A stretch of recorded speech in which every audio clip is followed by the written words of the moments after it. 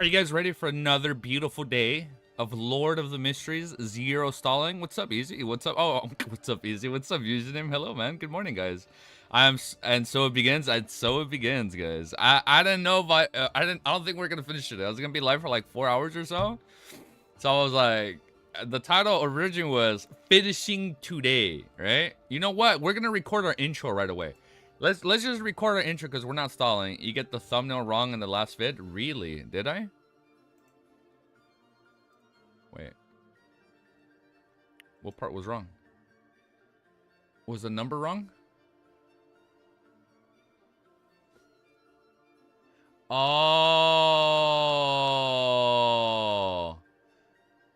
I took the screenshot wrong. Son of a bitch.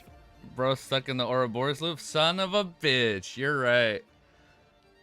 Damn, I thought you were trolling me, Clown Man. Yeah, you're right. I forgot to change the numbered part. I put 688 through 691 by accident. All right, we will fix that after this stream. But today, we are reading chapter 703 onwards. Not this stream, but we can only stream for like 4 hours. Maybe I'll stream later tonight. Maybe we'll do one more unannounced. But since I can't stream Saturday, we went live early. Cloud man. So I originally had it titled Finishing LOTM Volume 3 today, but I don't think I am. So we're gonna, I just put finishing today-ish, maybe not. But chapter 703 is where we're gonna be starting, okay? Oh wait, what's this? We need to react to this. YouTube?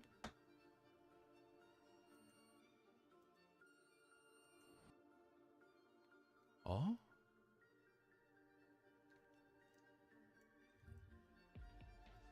Really?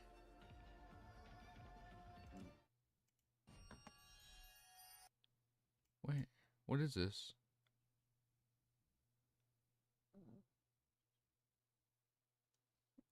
It's album up to Griselle's travels. Hey, what? I just went live. Why are you gonna be like that? Hey, what did I do to you? Hey, you guys want to watch that first? We can watch it first if you guys want. Yeah, if you want, we can watch that first.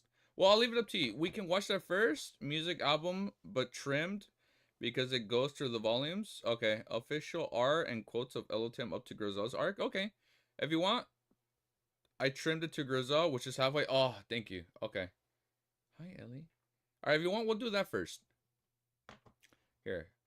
Let me full screen this bad boy. Make sure I'm not showing the chapter. I'm going to throw chat back up here. I forgot to show it to you after stream. No, it's okay. Here, let me do this. I'm going to throw chat up here. We're going to watch this first. All right. We're gonna finish it. We're gonna just cut the recording. All right, you guys sent me it. Well, not you guys. Username, right? I think username sent it to me, or D sent it to me, right? So you guys sent me what? An album. It's called LOTM album, up to Griselle's. I realize I'm really far away from my mic. I'll lean forward right now. It's what's it called? LOTM album up until Griselle's travels. And then you sent. I know. Thank you for censoring it, just because it doesn't show all the other parts. All right, here. Let's switch parts. Let's switch parts. Wow, this is such a scuffed intro. Wow, it's a little early today. Let's switch to here. I send it, but it's on username YouTube channel. Yeah, I saw he had it unlisted. All right. Wait, let's be careful.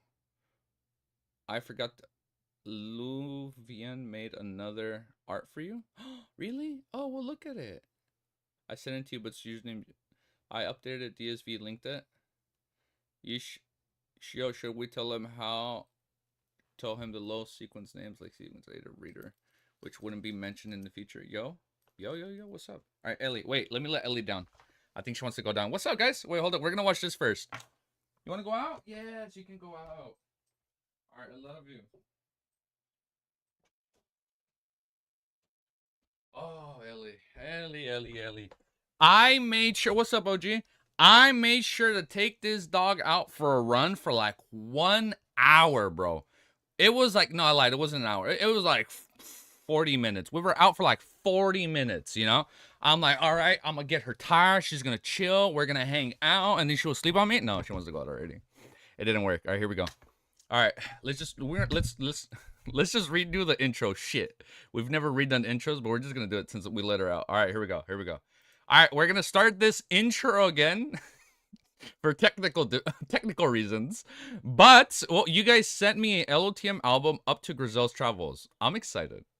I don't think I've never watched this because you guys know I'm always really careful for spoilers. I tried to, like, unless it's official artwork up until where we read 40 minutes, could read like 4 chapters in that time. How could you? Hey man, I was trying to spend time with my puppy. I was trying to get her tired so she wouldn't be interrupting today. I don't know, we're gonna pass. I don't know if the race is gonna be, I think we're gonna lose this volume. I'm not gonna lie. Yeah, I saw he's like at 7-11. Yeah, he's like at chapter 7-11. Ooh, that's loud. Hold up.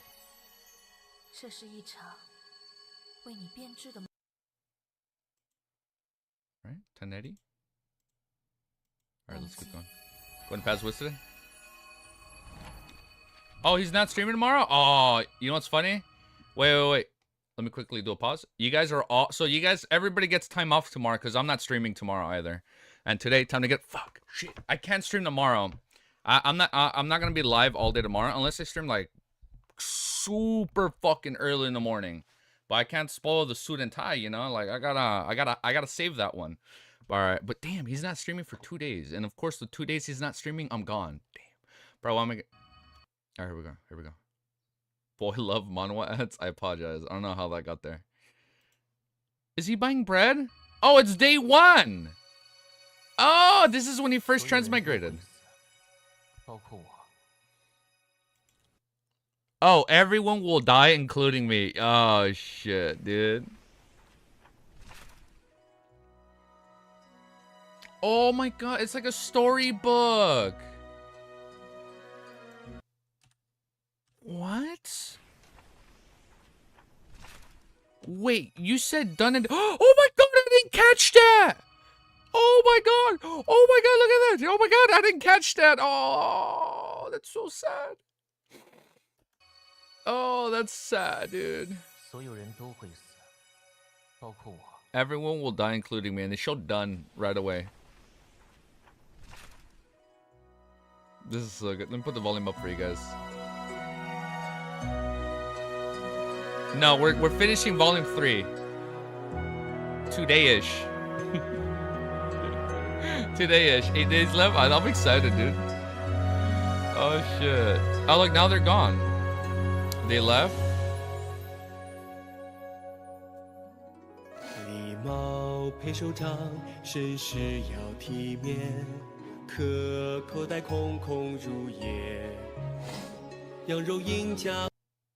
I got tears in my eyes. I don't know whether, I don't know how this series just makes me get a little emotional, dude. That's crazy. Look at all the good food. Is that Roselle? Damn, dude.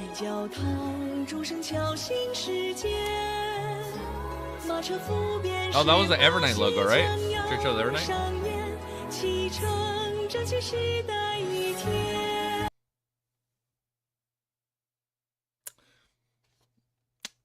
Is that...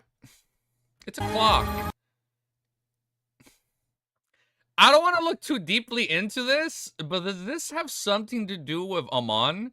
Because their family crest is a clock, and they said every line there's like a shadow in it. But unironically, they adapt Klein's shadow over the clock. I'm like, hold up.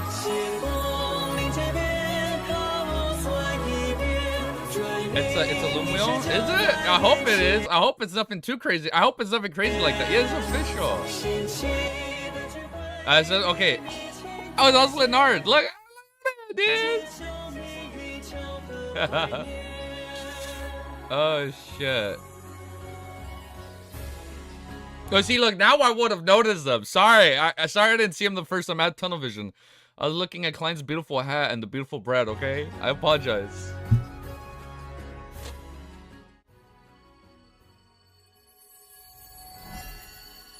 Dude, wait, yes, I was gonna say, this song needs to be added on the music domain. This is so good. This song is so good. Oh my god. Buying bread is the start of the steampunk world. Habitants Day, LOL. Yeah. Leonard's gonna fall off the stairs. Oh, no, we changed? We just jumped straight into volume 2. Oh, it's for every volume. Wait, what the fuck is this artwork? What is this?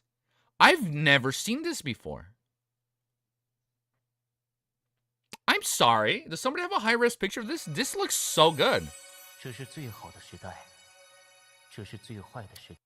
It was the best of times. It was the worst of times. Oh, it's the final quotes? Or like, okay, the first one, no, it was the first quote.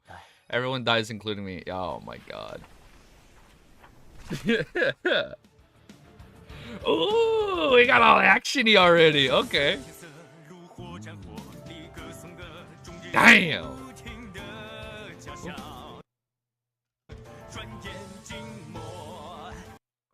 Is this supposed to represent like all the faceless people?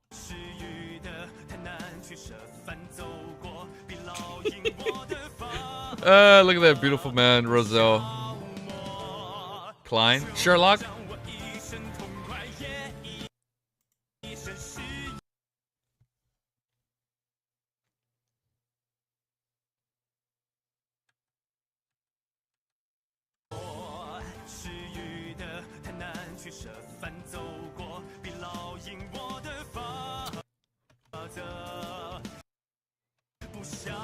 Who is this?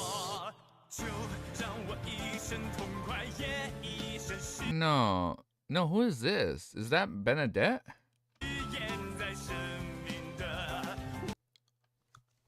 Force? That's Force?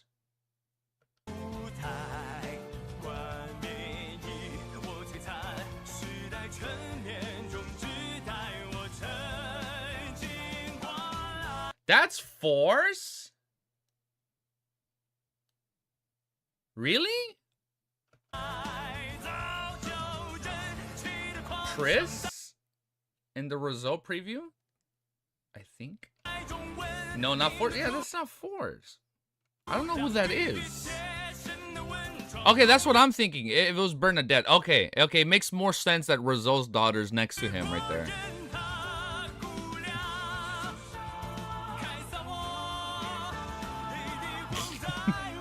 Oh, is that the train from when he leaves?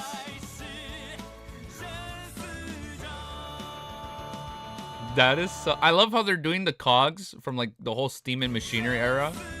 That's pretty cool. They look like little cogs, right? That's fucking sick.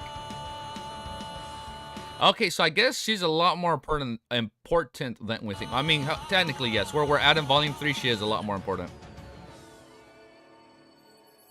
What is this artwork? That looks so good. I'm glad Easy can understand the lyrics. Oh, you're glad I can't? I know, it would have been spoiling something, man. Oh, I see why you guys blurred it. Okay. All right, I get it. 1, 2, 3, 4. Okay, so every volume gets one. Okay.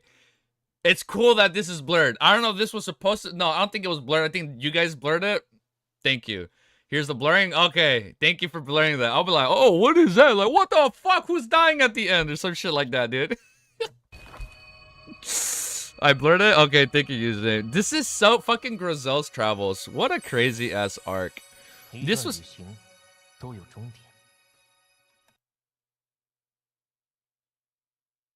Every journey has its destination? That's fucked up, man. That's fucked up. Because of literally how Griselle's thing ends.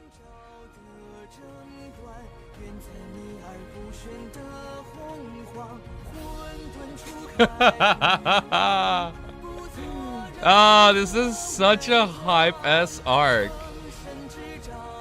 Like, this was like just straight up like... So far, that arc, Griselle's Travels, was like the most fantasy-esque arc in like all of LOTM. Everything else has been like era Victorian, Bloodborne, like Cthulhu, like all mysterious-esque. But this was the first time like it was just straight up like fantasy arc, or like they just fight a dragon, and it was just so cool. It was so like yes, it was so good. It was like it was so different from everything we've read up until that point. I'm sorry, is that the Nets just hiding? Oh, no, that's Anderson, right? Yeah, look, his fucking flame sphere or whatever. Damn, dude. Felt like a peak Ferta? It is, dude. I think that's why I like that arc a lot. I mean, we read it in like 10, 12 chapters, but it was so good. Oh, her Edwina's sword, right? Yeah, that's her sword. Yeah, and in the official fan art, she had like a rapier. Is John? Oh, the giant has broadsword, right?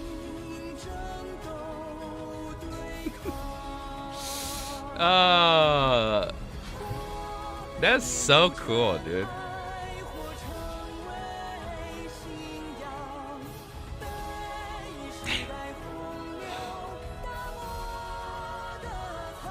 This was such a good fight.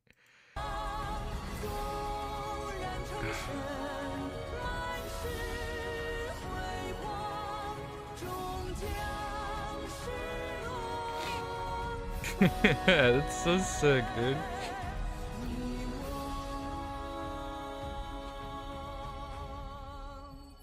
Damn, man. Oh, wait. Yeah, you paused it right before 4. That was so good, dude. I got a little emotional, dude. Oh, it has your favorite fights and moments. Oh, wait. I don't even want to know who fights. I don't know. Well, of course, Klein is going to be fighting somebody. But, dude, Volume 3 has so far, I think, been my favorite volume. And I don't know if that's a controversial thing to say, but I think the volumes have genuinely gotten better. And I know people can say, like, personally, I prefer 1, 2, 3, i.e., etc. I know. But, like, I really like how the fights have just gotten better. The stakes have gotten higher. And literally, Cuttlefish always mixes up the volumes. Like, literally, Volume 1, Volume 2, and Volume 3 feel so different from each other. Like unironically, like if he were to like change the title for Volume 1, 2, or 3 and like have like them being their own separate thing from LOTM, unironically, that's how different they are. And they fit so well together in like the bigger piece of the pie, right? But like by itself, they're such good independent volumes because like they're always so different. It's so good. I love it. Yeah.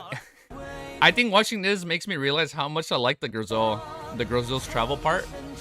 Easy, every volume, yo, is the best volume. That's a good take. Yes, every volume is the best volume. Spoilers, when we do a volume ranking tier list, they're all gonna be S tier and placed at number 1 because they're all number 1. Which honestly, reasonable reaction. I love it. This is sick, man. All right, I'm excited to now watch these like every volume. Every volume, I am excited to watch them. I'm ready. Every volume, I'm gonna rewatch them from like Volume 1. Like when we finish 3, I'm gonna rewatch it. I'm gonna rewatch this again from Volume 1 to 3. When we finish 4, I'm gonna rewatch it from Volume 1 to 4 and etc. until we finish it, man. It's cool. It's so fun. I love it. I love this series. There's no bad volume. From what I've read, there has been no bad volume.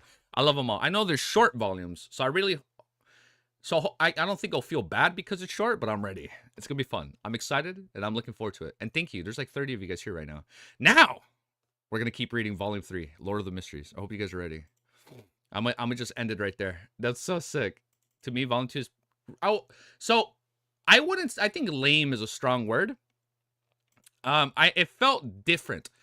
The slow parts felt a little bit slower for me because it was a lot longer compared to Volume 1. But I feel like all the other fights we got leading up to the ending, like, really made up for it. At least for me. And I really liked it. Like, the more I think about Volume 2, the more I start to like it. At least from my stance. The more I think about it, the more I start to like it.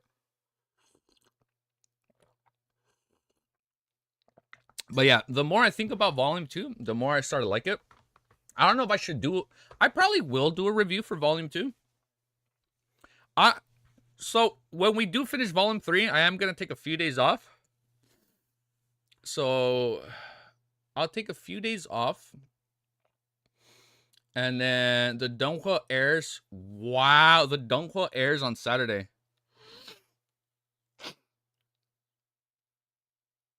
Damn. Oh my god, that's a week away. That's fucking wild. All right, let's keep reading, man. Let's just keep reading. We'll talk about that after, man. That's crazy. I hope you guys are ready. Because we're fucking taking the lead today, guys. We're gonna put Wiz in the dirt. Wait, no, that's mean. We're not gonna put him in the dirt. No, that's mean. We're not gonna put him in the dirt. Oh yeah, you should watch Wizvid. I watched it. Yeah, I did watch it. I actually watched that one off stream. It was pretty cool. I like this video. Yeah, so we're not gonna put him in the dirt. We're just gonna take the lead again. Sorry, I came off a little too strong. We're gonna take the lead in a race. We're gonna see how much we can read in like 4 hours. So if you guys are anticipating that, you guys want to, you know what? It's all right. Scuffed intro. You know who it is. You know what we're here to read. We're here to read Lord of Mysteries. We're here to finish Volume 3 and finish before Wiz. And the race shall continue. You're literally my text-to-speech with a lot of emotion. Hey, man, I'm glad. I'll take that as a compliment, clown man. Well, for now, we are on chapter 703. Thank you, present. Oh, that sounds fun. Wait, quick. No. You're not being rude. No, it's okay. Whoa. Thank you guys to everybody that's been watching. Literally every single time I go live. I know some of you guys can't make it because it's bad for people like on EU time. I know it's like pretty late in the day. Was a 7:16. Good luck. Ooh, we'll see how much we can read. All right, that's all right. We'll probably have to come back for another stream. But thank you to everybody that's been a members. We're pretty close to 30. Thank you for everybody that's been watching. Thank you to our beautiful mods. And for now, more Lord of Mysteries, Volume 3. Beautiful. I'm ready. I'm excited. I realize there's no music. Now, I realize how quiet it is when there's no music playing. That's so weird. I'm like, why do I feel weird? I'm like, oh, yeah, there's no fucking music playing. All right, I'm going to lock in right now, guys. All right? So I'm 26 chapters left.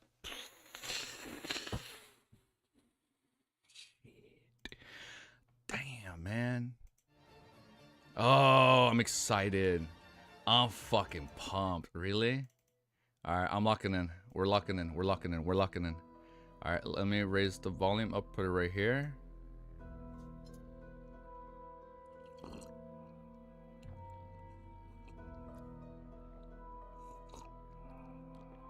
Just make sure 725 and on is by itself. Okay. Sounds fair. I assume that'll be like the final act. Okay, that sounds perfect. Thank you for the heads up. Read to like 720. We'll see how far we can get then in 4 hours. Chapter 703. It's called Thank You Present. Seeing it, I'm gonna put my mic up just so it's already kind of good. Seeing Edwina's gaze warm up, Anderson curled to the sides of his mouth and shook his head with a sigh. You're always so inflexible. That's why you aren't able to become an artist your entire life. After sighing again, he looked at the corpse in the chair. We can't keep watching. We have to do something. Doesn't Syatis wish to find her race? They'd bury her near an elven ruin in Sonia Island. The elven ruins. Yeah. From earlier in this arc. I mean, not from earlier in the volume. Mobet looks like he wants to be with Syatis. We should bury them in the same tomb. Doesn't Fronzira want to read? Wasn't... That's so sad, man. They're just all dead.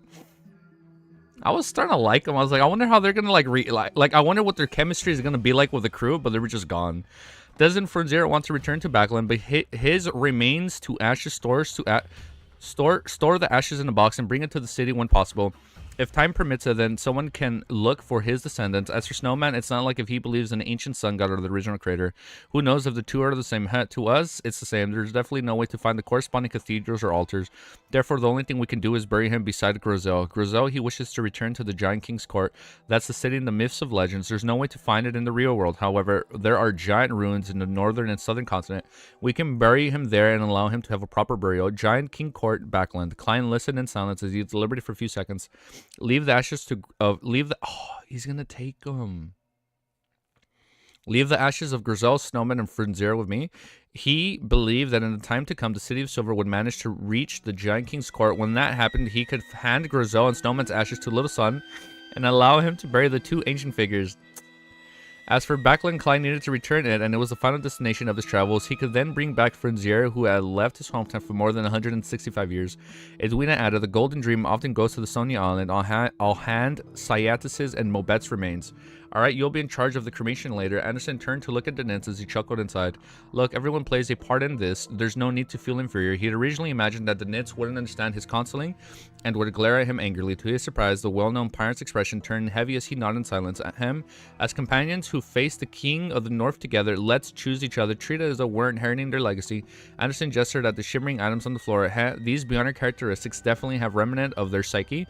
I wonder what kind of influence that would bring, be it concocting it into a potion for consumption or getting an artisan to craft it into an item.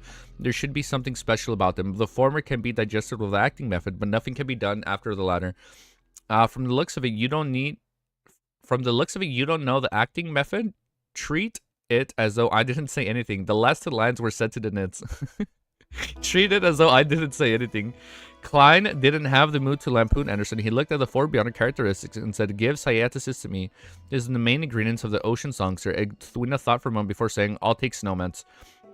It corresponded to the Priest of Light, which Klein already had one, hence he didn't choose it. Anderson glanced at the remaining 2 beyond characteristics as his gaze paused at a strange item that resembled a baby's palm. I have to say that this guy is very interesting. Perhaps it can be made into a mystical item that can talk to me. That way everyone wouldn't be too lonely. At that moment, wow, the music sounds a little bit loud. Let me lower it a bit more. At that moment, the giant's heart didn't have an owner. Klein glanced at the Nits and definitely said, it's yours. Mine. I didn't do anything. I didn't participate in the battle. The Nits was extremely surprised. Klein said simply, you scouted and took on a risk. To Klein, that was a form of compensation. This was because the Nits had chanted the fool's honorific name and knew that Gerben Sparrow's secret. Therefore, he had to force the faith of the fool on him. Otherwise, it would have only let latent risks. Although this was a risk which the Nits was willing to take, Klein still wished to compensate him. Of course, he hoped that the Nits would view it a bestowment from the fool. And regardless of the exchanging Griselle's beyond characteristics for money, using it to purchase the corresponding formula and ingredients, or making it into a defensive mystical item, all of them would be very useful for the Nits. Take it, Edwina said as he looked at the Nits. Alright, the Nits nodded after a few seconds of silence. After distributing them, Klein took a few steps forward and bent his back to pick up Cyadis's beyond characteristics. Looking at the azure blue seawater sloshing inside the translucent membrane, he could vaguely hear the elf's beautiful sighs. Just as he stood up, he saw the Nits nodding as though he was responding to a question. However, no one had spoken. Klein swept past Edwina's expression face and suspected the mystical magister was communicating. Oh, there you go. Okay, so it's saying it again. Don't worry, I for sure didn't forget. Edwina's sequence is Mysticism Magister. It was communicating with the Nits in a way that others couldn't hear. Seeing the Nits give an affirmative answer, Edwina reached out to pick up Griselle's travels from the desk and close it. She then handed it to Klein. This is a token of my gratitude. Without me, all of you would have defeated the Frost Dragon. Klein didn't reach out of his hand as he looked at the book composing of yellowish-brown goatskin. Now we definitely would have died. We have no way to defend against the King of the North's final frenzy. Besides, you were taking a huge risk entering the book. Edwina was like a teacher, explaining to him the reasons in a serious manner. My only request is that you will teach me the answers if you figure out its origins and principles. Klein was very curious about the secrets hidden in Griselle's travels. He could reject the offer as he reached out of the magical book. Okay, at this moment, the importance of the Giant King's court became more obvious.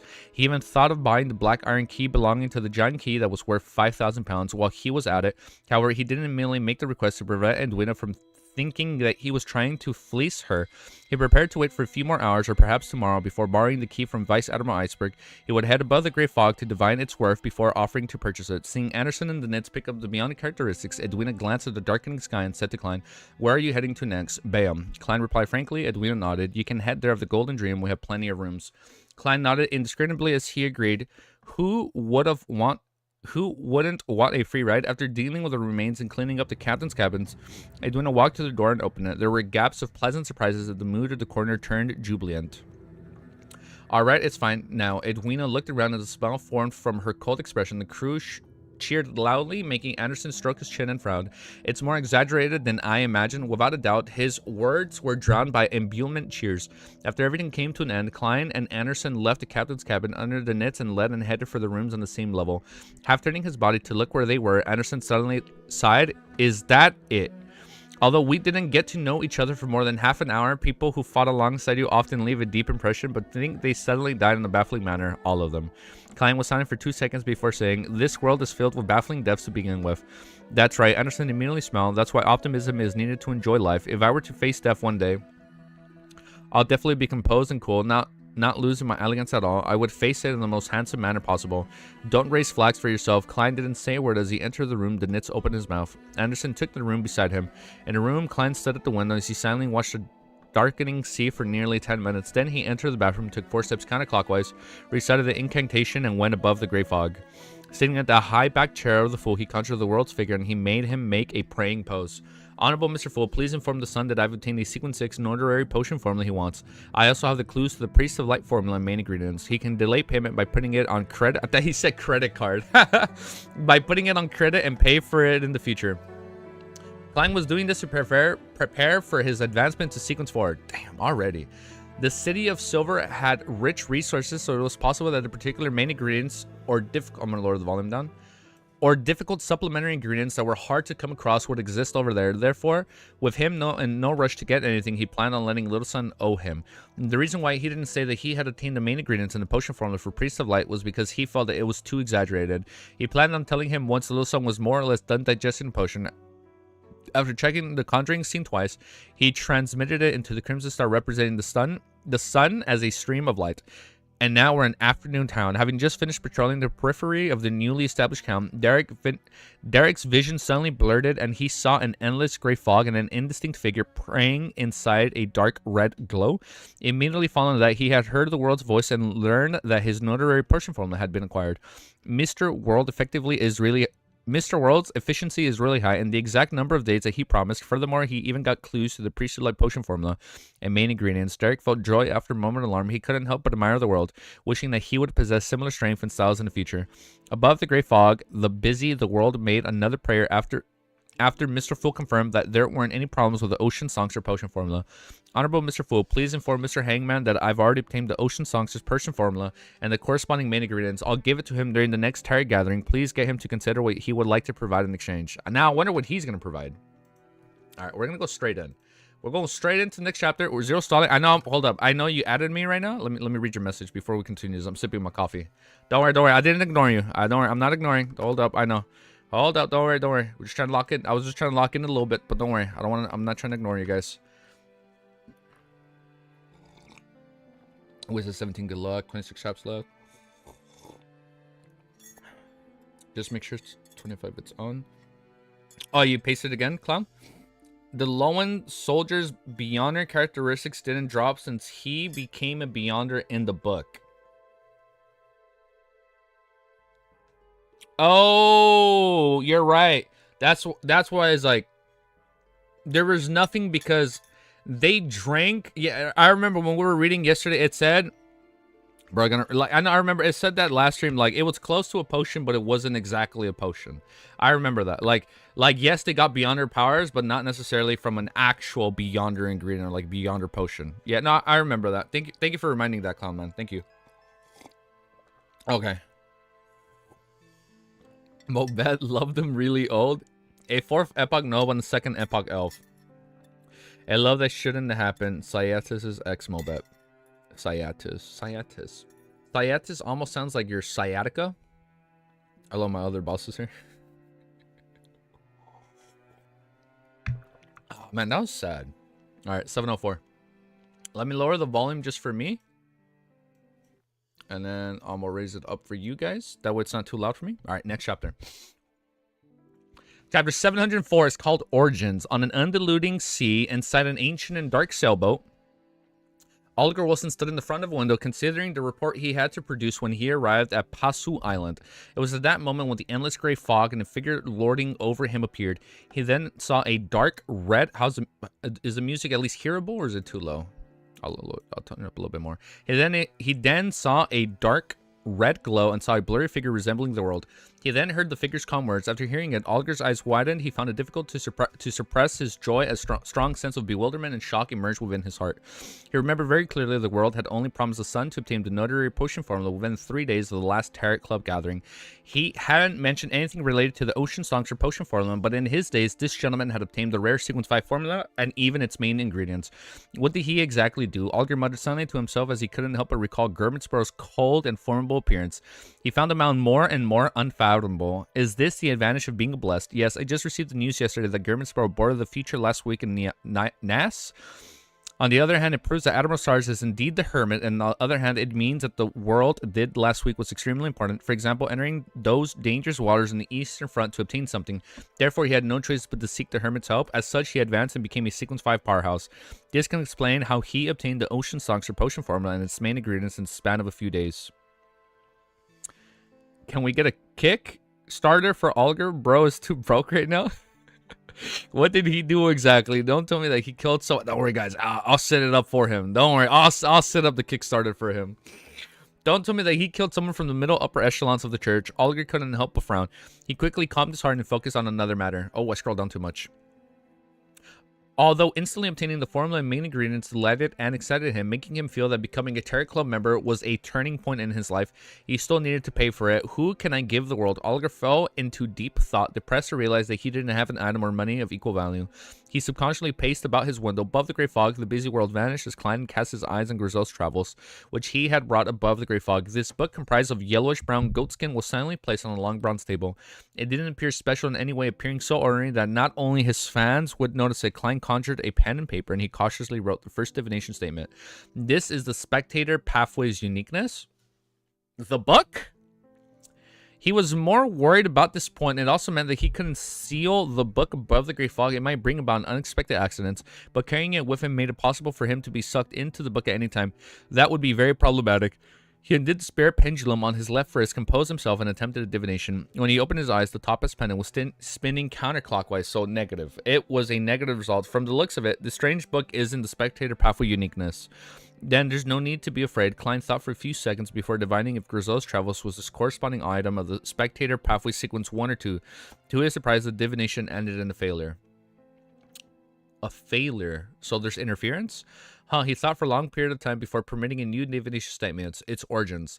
The reason why Clyde dared to do such a divination was because he knew very well that Spectator's Pathway Sequence 0 had long perished. There was a high chance that the uniqueness was in the hands of the Twilight Hermit Order, therefore the chances of him having to face a real god were negligible. Putting down the pen and holding the paper and book, Klein leaned back into his chair and recited the divination statement as he entered a dream cognition. The gray, hazy world cracked open as the sky turned extremely dark. Also be careful. On Twitter, they're sending big spoilers, even for you. Oh, okay, I'll be careful. They do pop up on my feed, so I'll be careful. It was as though strong winds were stirring the dark clouds. In the dark environment, a silver light appeared first along the horizon as it grew bigger and clearer. It was a floating continent. It was a huge continent that couldn't hold several cities. The continent's periphery was grayish-white in color. Huge boulders revealed their outlines, and above them there were dozens of erect 100-meter-tall stone columns. They either stood independently or propped up magnificent ancient palaces. Dragons of different colors, grayish, white, scaled, scarlet, red, yellowish, brown, as well as some made of ice, were flying over the continent, and the one-of-a-kind city. At times they would land on a stone column and rest as they overlooked the land. At other times they would enter the opulent palace and vanish from Klein's sight. Ooh, I'll be careful. Yeah, I'll be careful. I won't follow them. I don't follow them, but they have been popping up on my feed when Ultim World was posting like all the Dunquin news. So they were popping up on my feed at that time. Among them, the smallest one was about the size of King of the North Wuzlan. The biggest spanned 100 meters. The scene quickly zoomed in as a palace with a height of over 200 meters occupied Klein's vision. Its interior had stone columns erect, propping up the dome. The space was so large that it allowed any dragon to move freely within. The camera kept moving inward as soon Klein saw a book made of a yellowish-brown goatskin. Its cover was blank as it floated. It floated in mid-air. Composed to its surroundings, it was amazingly small. The quill also floats in mid-air. So maybe this shit is like a grade 0 sealed artifact. Because I remember the quill will float on its own when it write independently. So now this is doing the same thing where I know it's not writing, but it's floating. Right behind the book, a large shadow appeared. Just as the shadow silhouettes was outlined, Klein felt his thoughts instantly explode. His eyes spewed out with blood, and his ears were left with 2 black holes. His mouth and nostrils had white matter stained with blood spewing out from them. The mysterious space above the gray fog gently trembled as it pacified everything. Klein quickly recovered. So gross. Klein quickly recovered as he gritted his teeth and rubbed his head. It hurts, it freaking hurts. It's in no way inferior to the eternal blazing sun. I didn't even discern his looks or gain any knowledge. Was he the dragon of imagination, Enkwelt?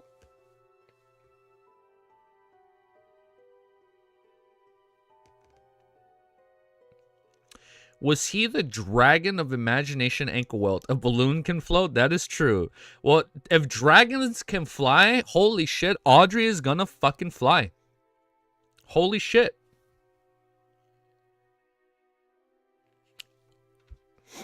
Audrey is gonna fly when she becomes a dragon or when she becomes a spectator.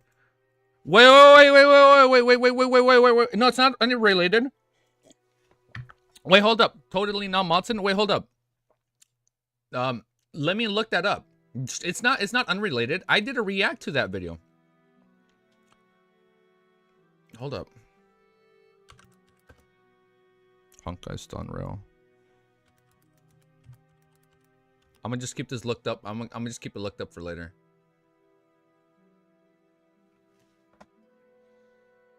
Is there a trailer with Kukulane? Is that Mange Kukulane? I'm sorry, is that Kukulane and fucking Arthur fighting Saber? What the fuck? That's crazy. Well, let's keep reading. What the fuck? Was there a spoiler? Oh, no, there's a spoiler I won't read just in case. No, it's okay. Wait, hold up. I will look. Oh, I'm actually look at that later because I love it and I have played Honkai Star Rail. DF, bruh, good? No, it's okay. New courting def sesh. Okay, you guys unsaid it. No, it's okay. If it was a spoiler, no, it's okay. Oh, no, we won't. Is Oda Nobunaga and the Fate crossover? Oda Nobunaga has been out. I mean, she's been in Fate Grand Order plus Wuthering Waves in. Freaking hurts. Let me find my place.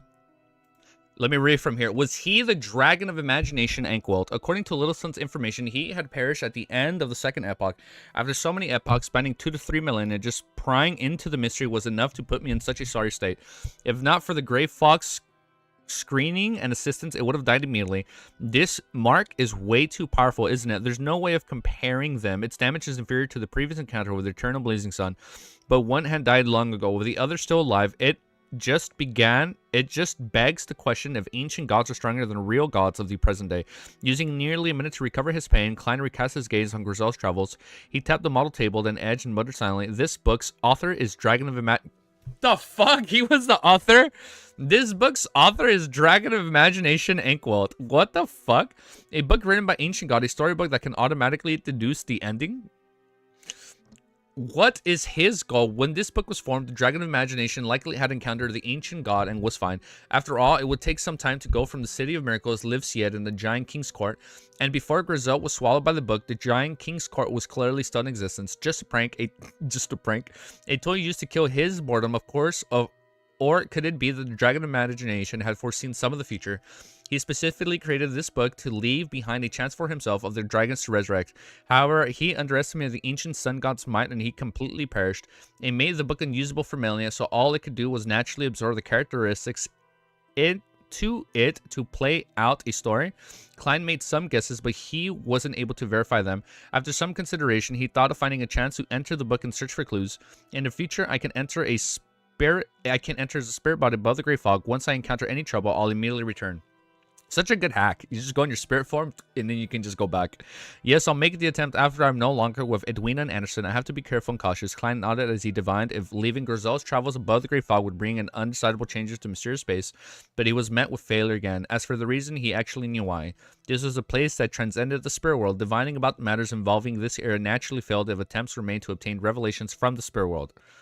Since it's not part of the spirit world, of course you're not going to get results. Got it. After deciding to frequently come above the Grey Fog to take a look at so as to prevent any accidents, Klein threw Griselle's travels into the junk pile. He then waved his hand, summoned a golden wine cup that he had been partly flaunted. This cup had complicated patterns engraved on it with the elvish phrase Calamity and Kokinim. Apart from that, there wasn't anything special. With it in his hand, Klein silently rubbed it for a few seconds. Knock, knock, knock. Klein politely knocked on the door to the captain's cabin. Is there something Edwina, who had let down her hair, looked at Germitspur and asked. Klein handed over the Elf Queen's golden wine cup. Put this in Sayeta's tomb. All right. Edwina fell silent for 2 seconds before nodding and before nodding and receiving it. She habitually studied the engravings and symbols on the cup before withdrawing her gaze in embarrassment. She then looked out the window and said, "They'll be organizing a bonfire party. Will you be participating?" "No." Klein shook his head. "Aw. I understand. I don't plan on participating either. Not everyone is like Anderson, who can quickly raise his spirits." Edwina said with pursed lips. "Actually, it's not necessarily a bad thing." Klein was momentarily at a loss for a response. And apart from giving lessons, Edwina wasn't good at socializing. Immediately, the two of them fell silent. About 10 seconds later, Klein silently inhaled and broke the silence. "Are you selling that key that originates from the giants?" "Yes." Edwina thought about it before glancing at her collector's room. She added, "I can lend it to you for studying. You can decide whether to buy it before leaving the ship." Okay.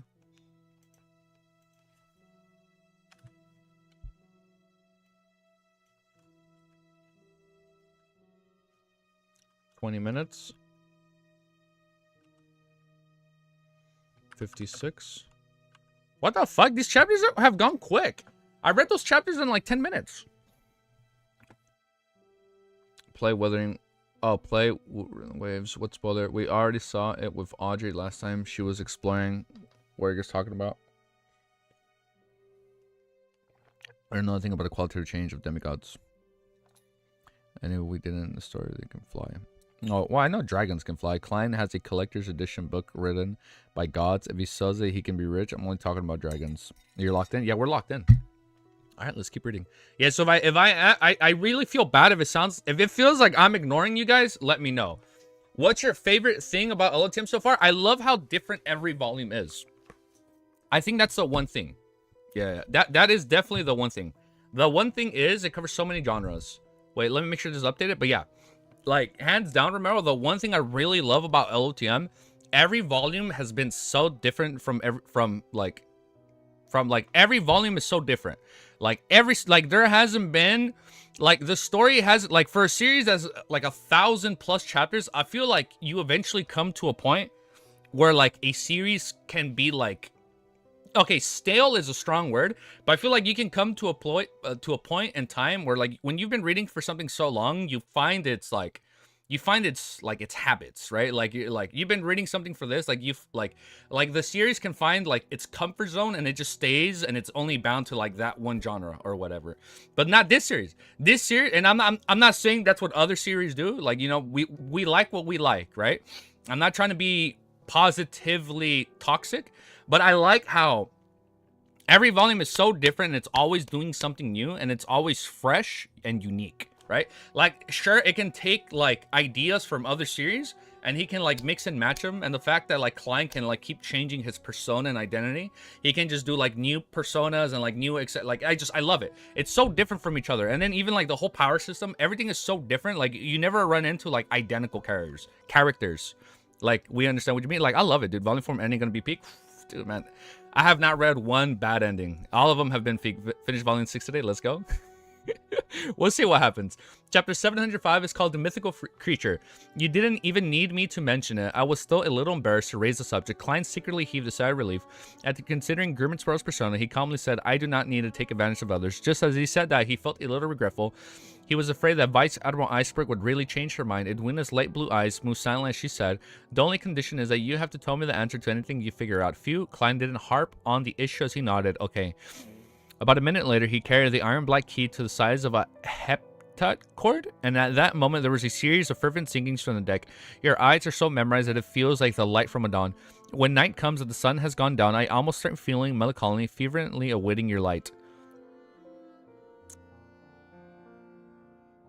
Let me read this. About a minute later, he carried an iron black key the size of a heptacord, and at that moment, there was a series of fevering singing. Oh, people are singing. Okay. It's the singing. Okay, I thought the key was speaking, the key was singing. No, it's the people singing from the bonfire. All right.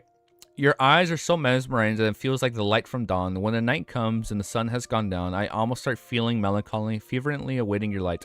Oh, your eyes are so mesmerizing that it feels like the light from dawn. Klein subconsciously went to the wind and looked out. He then saw the bonfire had already been lit. Yo, thank you, Romero. You have to sing this part. It's the thing of volume. Dude, what is volume 4 gonna be like? I think volume 4 is gonna go the fantasy route. I think Volume 4 is where Klein makes his journey to Hornicus mountain range.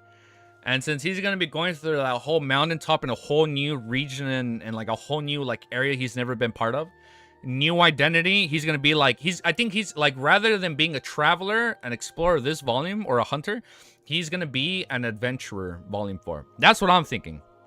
He's going to become a beggar. No, I don't think he's going to become a beggar. I like Klein role-playing as Grimmin's bro. His inner reactions compared to his outer. Yeah, it's cool. It's like there's parts where he's like, oh, wait, this isn't what Grimmin would act like. Hold up. And I love it. I think Volume 4 is going to be like the fantasy-esque adventurer arc. No spoiler, guys. Okay, we'll try to not do spoilers, but that's what I can see happening. Like, he has to go to Hornicus mountain range, and like he takes on like this adventurer persona. Klein subconsciously went to the window and looked out. He then saw the bonfire that had already been lit, and the Golden Dreams crew that had nothing to do on their hands were gathered around. They were either singing. Well, you know what? I know what song to play. Hold up. I know what song to play. This is such a beautiful scene. Let me loop this song. Sorry, I'm not trying to stall. I'll loop this song. This song is very fitting. I feel like this song is very fitting for everybody singing at the bonfire. Isn't this the adventure arc? I feel like this would be the... Yeah, I guess. But like now, like we did a pirate adventure arc. Like this was the Pirates of the Caribbean mystical arc. Now we gotta do like the free rent adventure arc, where like they're just exploring the world, you know, like on foot. Klein subconsciously went to the window and looked out. He then saw the bonfire had already been lit, and the Golden Dreams crew had nothing to do on their hands. Were gathered around here. They were either roasting meat or fish as they guzzled beer. Otherwise, they would be dancing a rather random but lively dance alongside singer Orpheus's singing. It was a very merry atmosphere. The oily roasted exuded a tantalizing aroma that wafted upwards. Klein saw that Anderson was almost among the pirates, drinking in a high spirits and eating happily. From time to time, he would shout a few words and say a joke, as though he was already a member of the Golden Dream. He was no longer ostracized like before. Instead, the nits didn't appear among them. At the very least, Klein didn't see him near the iron skin or the barrel. It's sad. As long as he didn't provoke others, Anderson is rather good at socializing. This might be the intelligence gathering powers of a conspirer. Anderson is rather good at socializing. This might be the intelligence gathering powers of a conspirer. Yes, he might have transferred the hatred onto me. I wonder if the Nits will work hard after what happened. If he can improve himself and acquire greater strength, then as the fool, I would have only have myself as a subordinate. I don't have to always appear as a trinity. This secret existence is mine finally. The secret existence of mine finally has a real believer, someone I can directly order to do things, even though it's only limited to the Nits. I have to say, it's still quite pathetic. Oh shit, I got a tear in my eye. Damn, dude. This is such a good arc. As Klein reflected over the matter, he prepared a ritual to sacrifice the giant keys above the Grey Fog. At that moment, his spiritual perception was triggered as he instinctively activated his spirit vision and looked to the side. White bones were thrown up as they materialized into the messenger with black flames in its eye sockets. Half of my messenger's body was in the lower deck, so it was nearly on the level of a Grimmin's Spur without tearing through the ceiling. However, the palm holding the letter remained huge, as though it could easily wrap it around Klein's head. Mr. Zick was quite quickly to reply this time. As Klein politely nodded, he received the letter and unfolded it. Just as he was about to read its contents, he suddenly realized the skeleton messenger remained standing there. It didn't vanish once it delivered the letter. Is there something? Klein asked in surprise. Just as he said that, an idea flashed through his mind, and he quickly added, if there's a need to reply, then I will summon you again. The skeletal messenger's huge head nodded as its body collapsed like a waterfall before returning to the underworld. Ma'am Renette previously waited for me to give a reply, same as for the skeletal messenger. This time, is this some kind of new regulation the messenger's world have enacted? Phew. There's no such thing as a messenger world. They're all individually summoned, and most messengers are just doing it part-time. Yes, the skeletal messenger gave me agreed feelings. Klein shook his head without much thought before focusing his attention on Mr. Zick's letter. To put simply, attaining the godhood... Oh, now it's really loud. Now it's the nits. To put simply, attaining godhood begins for the moment one advances to secret... Well, wait. Yes, the skeletal messengers gave me an agreed feeling. Klein shook his head without much thought before focusing his attention on Mr. Zick's letter. To put it simply, attaining godhood begins for the moment one advances to sequence 4. It's a slow process of evolution towards a mythical creature. A mythical creature. This process comes to an end at sequence 2. So 4, 3, 2. Therefore, there's a qualitative difference between an angel and a saint. In ancient times, the former are even called subsidiary gods. Damn. Oh my god, here we go. Every demigod includes saints. Wait, every demigod, including saints and angels, have their own mythical state. Like they have like a mythical beast form. Have their own mythical state. This is a non-human forge, which is a potpourri of complex knowledge, godhood characteristics, and secret symbols. Ordinary people will suffer tremendous damage from oh, don't look directly at God. Okay, so that's how it starts. Once you're in this form, ordinary people will suffer tremendous damage from a simple glance to the point of losing their minds. And as the demigod grows in strength, the damage only grows the more potent and irresistible. Therefore, creatures at this level have to constantly control themselves to not expose this form, or just from their very existence alone. No, I'm not gonna forget this. Don't worry. Once we finish Volume 3, I'm going to take notes on everything. It can bring about a what the fuck? Wait, therefore, creatures at this level have to constantly control themselves to not expose this form, or just from their very existence alone. It can bring about a catastrophe. Oh my god, I can't read. To their surroundings. To demigods, I thought like the whole don't look directly at God is like once you hit sequence 0. But I guess it starts once you're in this like non-mythical state form, non-human mythical state form. To demigods, one of the main traits of losing control is losing reason. When that happens, they will no longer be able to retain their mythical creature form. Oh! That's why... Oh, what the fuck? That's why all the Orthodox... Oh, what the fuck? All the Orthodox gods are in... They're in that state. So all of them have actually lost fucking control, and that's why they haven't descended, like, because they said after the 4th epoch, they stopped descending the world. The reason they all stopped descending was because they all lost their reasoning and lost control.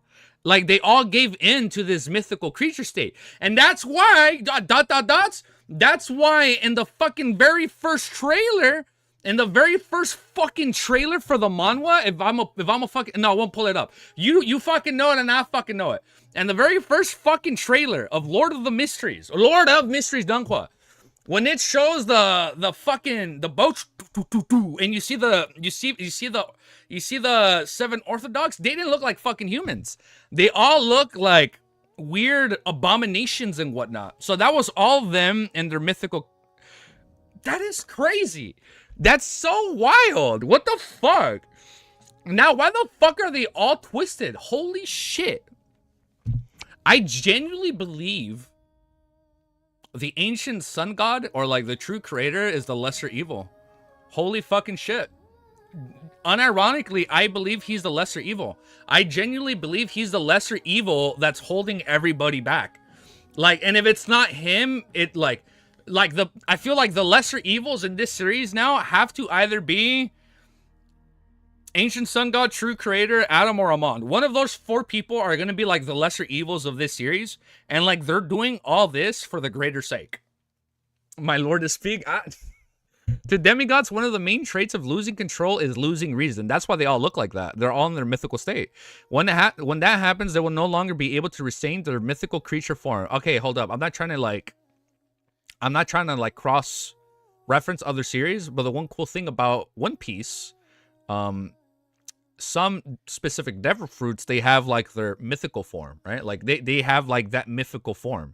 And I feel like this, it's cool. Like now, like, yes, they're gonna look different. Like now I can imagine Audrey being in like her dragon mythical form, and then she starts flying like an actual dragon or some crazy shit. And then that's like the easiest hack, where you can just digest your potion by spectating all of Backland from the skies. However, a saint mythical form isn't complete. There are clear characteristics of their original race. Strictly speaking, one is a true mythical creature after they reach sequence 2. He read Totally's message. Who's totally. Imagine watching the anime and you actually just die for real when you witness the mythical forms. He's like, ugh. We're like, we just pass out. And like we can't look at that. I wonder if the blood that Mam Hermit wants is the blood of a mythical creature, is the true sense of the phase, or is the criteria can be relaxed. That'd be such funny. Huh? I wonder if the placenta. What? I wonder if the placenta blood from Will Osterton's birth counts. He is a sequence 1 snake of fate as an absolute mythical creature, just not in the correct form. I'll accumulate more matters before writing it on the paper. Oh, so the white snake he saw was that snake of Mercury's mythical form. Oh, is Susie mythical form? Is she gonna be like a dragon dog? Yeah, she's gonna be like a dragon. She's gonna be like a dog with like dragon wings, just flying like wee. Oh shit. Oh shit. So that's why the snake of Mercury looked like that. That's like, now okay, I guess that makes more sense. Like they hit like their mythical forms. I'll accumulate more matters before riding on the paper crane to ask him. Yeah, there are only 2 more times, so I need to do it for a serious matters. However, I'll be returning to the Backland soon. With this in mind, Klein silently calculated when Will Ossipton will be born. He didn't make an accurate recollection, but based on his impressions, Will Ossipton had been conceived last November and was currently only the middle of April. Therefore, he will be born in July. Perhaps earlier, Klein thought without great certainty. After all, he didn't have a girlfriend or a wife in his previous life, much less having a child. He quickly threw those thoughts into the back of his mind and began setting up the ritual. He sacrificed the giant's key to himself. The reason why he didn't use his spirit body was to carry it, or simply because it was too heavy. Soon he arrived above the gray fog. He made the iron black key fly onto the surface of the bronze table as he seriously inspected it a few times. After confirming that there wasn't anything abnormally about it, he conjured a pen and paper and wrote the divination statement. The place this key corresponds to, Hornicus Flagera.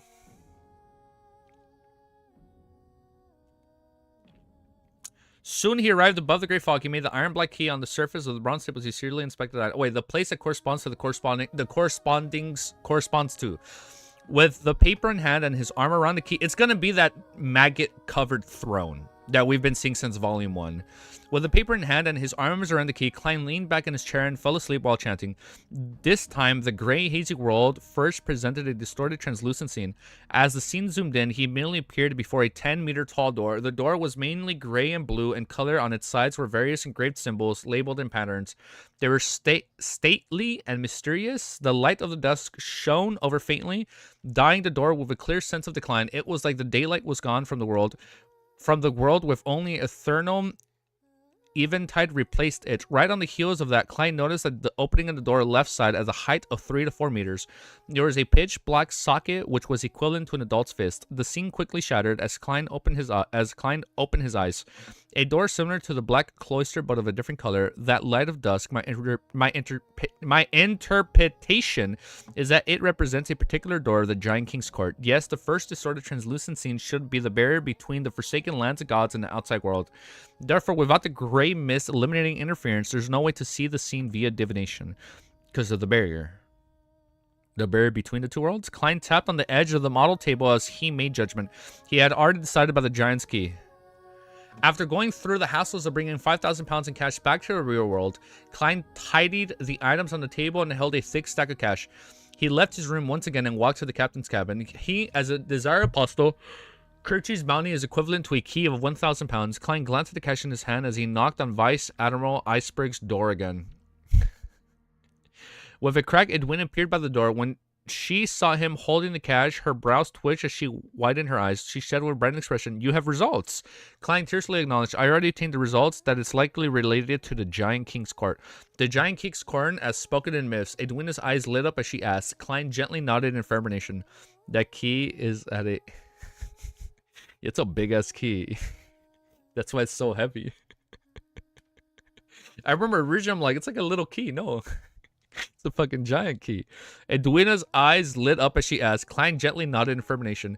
Edwina's lips quivered as though she wished to inquire further, but ultimately she didn't say a word. She took the 5,000 pounds of cash. She turned to the back of the rows of the bookshelves in the captain's cabin and fell silent. She finally said to Klein a second later, "If you're interested in the books, you can borrow them any time in the day. My only request is that Klein secretly predicted what Vice Admiral Iceberg was about to say. My only request is you can talk to me about the history whenever you're free." Edwina paused before she added, where her eyes appeared bright. It's cool, how much she wants to learn about the world. Klein chuckled inwardly and said after some thought, "All right, but I will not answer every question." Meanwhile, he silently cried inwardly, "Let's hope Vice Admiral Iceberg's collection has methods to create higher level charms." No problem. The corner of Edwina's mouth twitched as her expression became livelier. "See you tomorrow." Klein took off his hat. Damn, Edwina's falling for him, man. Imperial measurement systems on top. Caca, the bald eagle. Come on, man, you're gonna get people mad at me for saying that. Dude, it's like, and a chapter ago, Edwina said like, "Oh, she's very awkward, right? Like she's very antisocial or whatever." But look, now with German, not when they're talking. She's over here chuckling, like she's smiling. No problem. The corner of Edwina's mouth twitched as her expression became livelier. "See you tomorrow." Klein took off his hat and pressed down on his chest as he bowed to bid farewell. Edwina also seriously returned to the pleasantries. "See you tomorrow." Backland, Iron Gate Street. Outside Braveheart's bar, Emmeline White got off the carriage, pushed up. Damn, we haven't seen Emmeline in a cool minute, dude. Emmeline White got off the carriage to observe Leonard. Emmeline White got off the carriage, pushed open the wooden door, and walked in. He was then triggered by the mixture of smells inside as he pinched his nose in concept. He hadn't made such progress in the competition to hunt the primordial moon believers. Therefore, he planned on heading to Braveheart's bar, which Sherlock Moriarty often mentioned. He was there to find the rather informed black market arms dealer, Ian. Oh, look, we haven't seen Ian in so long, dude. We haven't seen Ian or haven't heard of him since, like, the ending of Volume 2. The latter's name was acquired by Emmeline through other means. Wait, what does that mean? Adapted? What was... Oh, wait, there's a translation note right here. Adapted from O Sol Mio? Mio? Like, is that a person's name? I didn't understand that. Okay. Well, next chapter. Hold up. Do my timestamp. Freedom units on top. Oh, that's funny. Damn, man. You know what's weird? When it talked about placenta and death, it reminded me of we went to go watch 28 Years Later. I got a little emotional watching that movie because the movie reminds you like, hey, man. Everybody dies, and like you must remember that we shall die. And I'm like, fuck, man, like that quote hits hard. And then, oh my, it's such a crazy movie. It's really different. It's not what I thought it was halfway through the movie, which is really good. I liked it. I've been seeing mixed reviews. I liked it though. Finish my coffee. Edwina likes culture, man. Griselle is helping Klein pick up smart baddies. I heard the ending 20 years later or something. I liked it. Oh, the very ending, I'm going to stay away from spoilers. No, don't worry, I won't spoil anything. It's very different. Oh, man, like 28 days and fuck, man, if you guys don't know, man, I grew up watching those movies. Fucking goated those movies. I watched them like when I was a child, man.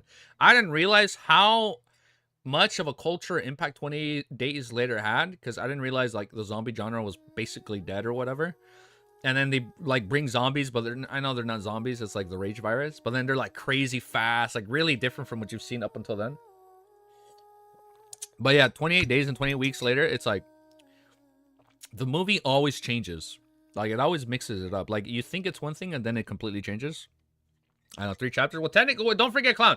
We did react to the other thing. We did react to the preview.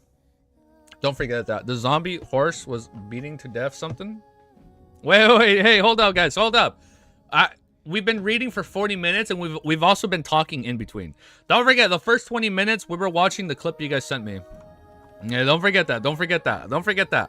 So technically, it's been like 4 chapters. 706. And let me change the music. And I was also searching up music. And it took me way too long to search up music. Let's just play from here. We'll start from Alicia. How can bro finish volume 3 today? And that's why I said today-ish, and then I put maybe / not. Was the stalling was justified. Thank you, Romero. Thank you for backing me up. Chapter 706. Yes, today the stalling. No. The stalling was justified today. Chapter 706 is called That Man. Turning his body to the side, Emlyn avoided a bulldozing drunkard while swatting his clothes with a frown. He continued jolting towards the bar counter. During this process, he didn't seem to do anything, but the surrounding customers would always fail to touch him, be it in terms of speed, agility, or the balance and coordination. He had reached a rather terrifying level. Finally, Emlyn arrived at the bar counter as he wrapped the wooden counter. I'm gonna lower the volume. During this process, he didn't seem to be doing anything, but the surrounding customers would... Oh my god, the music is way too loud for me sometimes. And it throws me off when I can't hear my own... when I can't hear my own, thoughts. Shaking my head. Why are you guys saying SMH? Wait, why are you guys saying SMH? What'd I miss? Alright, well, let's keep reading. Head my shaking. Head my shaking Titanic. Result be like SMH. Shaking my hip. Alright, let me find my place. During this process, he didn't seem to do anything, but the surrounding customers... Wow! Wow, I'm so out of it. It's way too early. It's way too early in the day for me to be out of it. During this process, he didn't seem to do anything, but the surrounding customers would always fail to touch him, be it in terms of speed, agility, or the balance or coordination. He had reached a rather terrifying level. Finally, Emlyn arrived at the bar counter as he wrapped the wooden counter. Where am I? Oh, where's Ian? The bartender glanced at him. Without a word, he kept his head low and wiped his glass cup. Emlyn stood there in surprise, wondering if he had done something wrong and earned him nothing. This angered him a little as he wished to reach out and yank the bartender out. However, he believed that such acts were lacking as a gentleman. He forcibly held down his emotions and looked around and discovered that everyone was drinking. Without a thought, Emlyn experimented by saying a cup of the Armir red wine. The bartender's actions paused as he looked up and gave the handsome black-haired, red-eyed man an odd look. We don't have that available. This is the finest red wine in the world. The price was staggering. Emlyn wasn't dumb, and he could tell that from the bartender's eyes, one had ordered something he shouldn't have. On careful thought, he said 1 glass of Salval beer. 5 pence. The bartender finally lowered the cup and the cloths. Emlyn took out a 1 solely note and said, keeping that change. Thank you. The bartender pointed left and said, Ian is in card room 1. Emlyn immediately smiled, feeling happy and proud that he had resolved an actual problem. He didn't take a cup of Salval beer and instead turned around and walked straight to card room 1. Knock, knock, knock. He politely knocked on the door. Please come in. A rather adolescent voice sounded. Emlyn adjusted his collar and pushed open the door, only to realize that this scene inside was unlike what he had expected. He believed that since it was a card room, there would be a bunch of people surrounding a long table playing games like Texas, but to his surprise, there was indeed about 8 people. I wonder if it's Marek's zombies playing. There were indeed about 8 people, but there weren't any poker cards. A piece of paper was placed in front of every participant as they seemed to be recording something. Apart from that, there were only fountain pens and multi-faced dice on the table. Emlyn instinctively cast his gaze on the youngest person inside. It was similarly a handsome boy with red eyes. He looked about 16. Ian, Emlyn asked. Ian nodded with a smile. That's me, sir. Is there something I can help you with, or do you wish to join our game? Game? Emlyn stared. Emlyn returned with a question. Ian chuckled. Yes, game. I don't enjoy playing cards or billiards, but something needs to be done when spending the whole day here. I gained some inspiration from Emperor Rizzo's biography. It is to organize a few people to sit down and attempt a tabletop adventure. A tabletop? They're playing D&D now, or what? In this game, as long as you abide by the rules, you can be anyone: a doctor adventurer who loves eating vegetables, a private detective who always carries a wrench and pipe, or an adventurer who enjoys radical ideas. Together, I wonder if this is teasing a future arc. Or an adventurer. You see, there you go. Maybe Volleyform is an adventurer. Together, they can head to some ancient castle and seek out the history hidden within. Literally, Klein has to go to like an abandoned castle and Hordicus Flagera. Look at that. And seek out the history hidden within, and he's going to find the history hidden within. I see what Cuttlefish is writing here. Battling all kinds of monsters along the way. What did I say about an adventure arc, Volume 4? He's going to be fighting creatures along the way. All right. Sounds a little interesting. It's going to be a good Volume 4. Emlyn had a feeling that this game suited him well. Huh? Do you want to join? We're currently embroiled in a ploy and are facing a powerful ancient vampire. Emlyn does not want to play this. He's like, what? We're killing vampires? He appears to have a handsome face. He's beneath the skin and a brows formed from his boiling blood. Ian warmly invited him. Sanguine, thank you very much. Emlyn's expression twisted indiscriminately as he directly said, I have a mission for you. Alright, let's go to the room next door. Ian took out his round hat and old statue and stood up. The billiard room next door had no one in it. The boy closed the door with great familiarity as he surveyed the area before looking at Emlyn. Sir, I don't know you. Might I know who introduced you? Emlyn lifted his chin and smiled. Sherlock Moriarty. He's back. What? The billiard room next door had no one in it. The boy closed the door with great familiarity as he surveyed the area before looking at Emlyn. Sir, I don't know. Oh, I'm stupid. Who introduced you? Wow. Sorry, I fucked up. I thought he just appeared there. My bad. Sir, I don't know you. Might I know who introduced you? Emlyn. Ah, bro. That's so funny. Yeah, dude, this is the first time they said Sherlock Moriarty in so long. I'm like, wait, what the fuck? Like, for a second, I thought maybe he summoned the world, because now since he's the fuck you mean he's back? Okay, I was like, maybe he summoned the world as a marionette. Yes, he's back in spirit, okay? Thank you, love. He's back in spirit. Negative reading. No, not negative. Positively reading, okay? He is not reading. No, I am. That was engagement big. I just want to make chat a little active. It's okay. Like, it worked. It worked. Sir, I don't know you. Might I know who introduced you? Emlyn lifted his chin and smiled. Sherlock Moriarty. Just as he said that, he suddenly looked left and right as he raised his hand to pinch his nose. Like, what?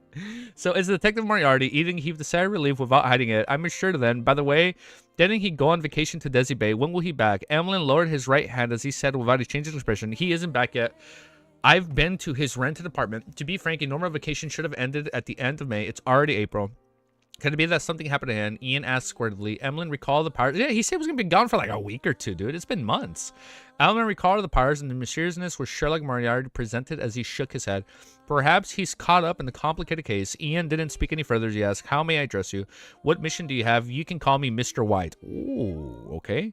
Emlyn took out a piece of paper that resembled a bounty notice. Help me find 5 people. Ian received it and carefully flipped through it for a while.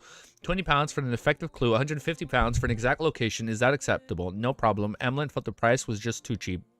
Compared to this, the prices seen at the Terror Club were way more exaggerated. Ian folded the piece of paper and said, Mr. White, how do I contact you if I have any clues? South of the bridge, Harvest Church. Emlyn had already thought of the answer. Upon hearing that, Ian gave him an odd look. You're a believer of the Earth Mother. That's rare in Backland. I'm not. Emlyn firmly shook his head. I'm only doing volunteer work over there. Without waiting for Ian to speak out, he asked, how did you inherit those red eyes? About that. This was something he had wished to ask when he first saw Ian. This was because red eyes were a trademark characteristic of sanguines in ancient times. However, there was a long period of time where humans and sanguines copulated in the fourth epoch. They were all residents of an empire, hence, with a widespread fellowship, many descendants were produced, and then they have the red eye characteristic.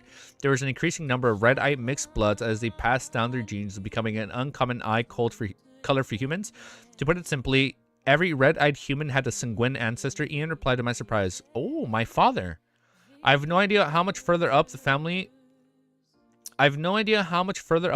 tree as I was a vagabond. I'm sorry, was his dad the vagabond that was introduced in Volume 2?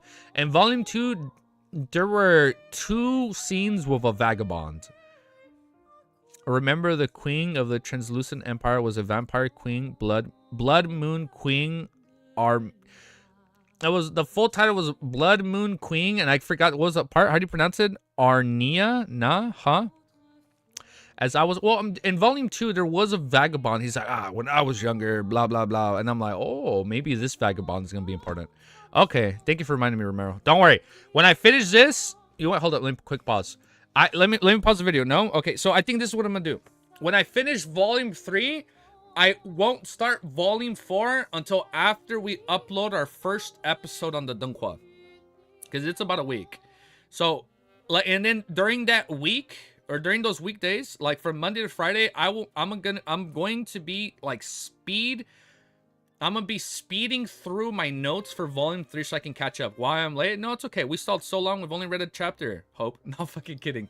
Like, so, after I finish Volume 3, from Monday to Friday, I am going to take that time off to update my notes. And then the first thing we're going to do, we're going to cut, and I'm going to practice clown makeup. Clown, it was Blood Moon Queen. Oh, it was Blood Moon Queen. Blood Queen, not Blood Moon Queen. Pretty sure. It was Blood. Let me check. Okay. If you guys can check then. Okay. But don't worry. After we finish Volume 3, this whole week, I'm gonna be updating my notes as quickly as I can. I probably won't stream taking my notes because I know I get distracted easily. No, we're not stalling. I'm informing you guys. I should have done this at the beginning of the video. I'm gonna do all that, but we finish today-ish. We're gonna put today in asterisks, and then we're gonna put ish in all caps. I don't think we're gonna finish it today. I think we're gonna have to come back on Sunday, man. Yeah, we're gonna have to probably come back on Sunday. But let's keep reading. From the looks of it, he isn't connected to the Sanguine. Emlyn handed over a 20-pound deposit, feeling somewhat disappointed before turning to leave the billiard room. After he left, Ian didn't immediately return to the card room. Instead, he closed the door and said into the air, Detective Moriarty hasn't returned to Backland. I'm a little worried about him. A figure suddenly appeared in the billiard room. He had a pale face with exquisite features while wearing a black bonnet, dressed in a... Is it Sharon? Today plus minus 3 days? Exactly. Thank you. That's what today means. We'll finish volume today. Today plus minus 3 days. Today to Sunday-ish, you know? I already know who this is. This is Sharon. A figure suddenly appeared in the billiard room. She had a pale face with exquisite features while wearing a black bonnet, dressed in a black gothic regal dress. She was none other than Rafe Sharon. I ship this. He's doing fine. Sharon replied without any perturbation in her tone. Her figure dematerialized before vanishing. You always say the same thing. Don't tell me that you've always been in contact with Detective Moriarty. Ian mumbled softly as he picked up newspapers in the corner of the billiard room. Placed on it was the Tussock Times, and beneath it was the News at Sea. The latter was mainly used to report the situation of different colonies of the Lowen Kingdom and matters at sea, but due to technological restrictions, the news at the sea that was reached Backland was severely outdated. It wasn't of much use to people who needed it, so subscription numbers were low and the business was floundering. Later was a suggestion from a new chief edition. The newspaper styles changed. It had more rumors out at sea, as well as sorts of strange matters revolving pirates and adventures. It appeared more like stories rather than actual news reports. To people's surprise, this change in style was welcome, as it involved ghosts, spectators, sea monsters, and treasures. It became a semi-literate people prime's choice to flaunt their knowledge to the illiterate at the various bars. After all, although the stories seemed fake, they were sufficiently interesting. Ian casually flipped through the newspapers without finding any content of interest. He only had a deep impression on the reports and the news at sea. According to our correspondent, on the night of on March 25th, the King of Immortality fleet attacked a ship heading for the east, bombed to the face-sick, and plundered all its goods and money. And living up to this title, Slaughter Kirchies finished a bloody massacre. These pirates are really preposterous. Ian shook his head and lowered the newspapers. He returned to the card room and continued his game. If only he read something on Gurman. Outside the bar, Emlyn boarded a carriage and leaned into the carriage as he watched the street lamps move past him. He pinched his nose again and silently muttered, "A Rafe!" The arms dealer... It is like, what the fuck was that actually, Rafe? This arms dealer sure is resourceful. Not bad. Emlyn cooled his eyes as he felt more hopeful about his entrusted mission. The sunlight shone in from outside, dyeing the captain's cabin golden. Edwina sat in a chair with a book in his hand as she looked opposite her. So you are a believer the Solomon, Turnstead, and Tudor empires all coexist. This is a necessary condition for the War of the Four Empires. Klein simply replied. He held his book title, Book of the Three Worlds? Wait. This is new lore. Let me reread this. Hold up. Let me reread the POV change. The sunlight shone in from the outside, dyeing in the captain's cabin gold. Edwina sat on the chair with a book in her hand as she looked opposite of her. So you also believe that the Solomon, Turnstead, and the Tudors empires all coexist? Yes. This is a few chapters. It was real that they were in. Yeah, what's up, dude? Thank you for joining. They did reveal that they weren't actually at odds and they were like a team. And I remember you guys did mention that and like why. So you are a believer that Solomon, Turnstead, and Tudor empires all coexisted. This is a necessary condition for the War of the Four Emperors. Klein simply replied. It's a study date. He held a book titled Book of the Three Worlds. It originated from a Life School of Thought member before it landed in Vice Admiral Iceberg's hand. It described the material world, the spirit world, and the world beyond rationally, and includes some information on charms with rather profound parts. Klein was seriously reading the information in a bid to better the use of the Sea God Scepter and the Worm of Time. Klein had actually discovered that the books collected by Vice Admiral Iceberg were various ancient texts that were rather unsystematic. This was quite different from the characteristics of the Church of God of Knowledge and Wisdom, which backed her. Therefore, he guessed that the internal orthodox semantic mystical knowledge of the Church was not public. He guessed that the internal orthodox systematic mystical knowledge of the Church was not public. Like the fucking Orthodox gods losing control and being in their mythical forms. That's also not public. Edwina was just about to ask him when she suddenly realized that the Golden Dream's cruising speed gradually dropped. Oh, we're home. She looked out the window. After a few looks, and said crisply, "We've arrived at Bayam." Oh, and this is where they part. This is where she parts with Gurman, and then this is where she confesses her love for him, and then that's where we get the badass picture of Gurman with all 3 baddies. Oh.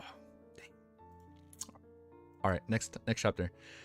Only Turnstead and Tudor were united empire. Oh, only the Turnstead Empire and the Tudor Empire were united empire. The delusion is crazy. Yeah, you never know, bro. Nah, I'm just joking. I know that's not gonna happen. I know that's not gonna happen. I read way too much. Whenever I see like 2 people like talking too much, I'm like, is there chemistry here or nah?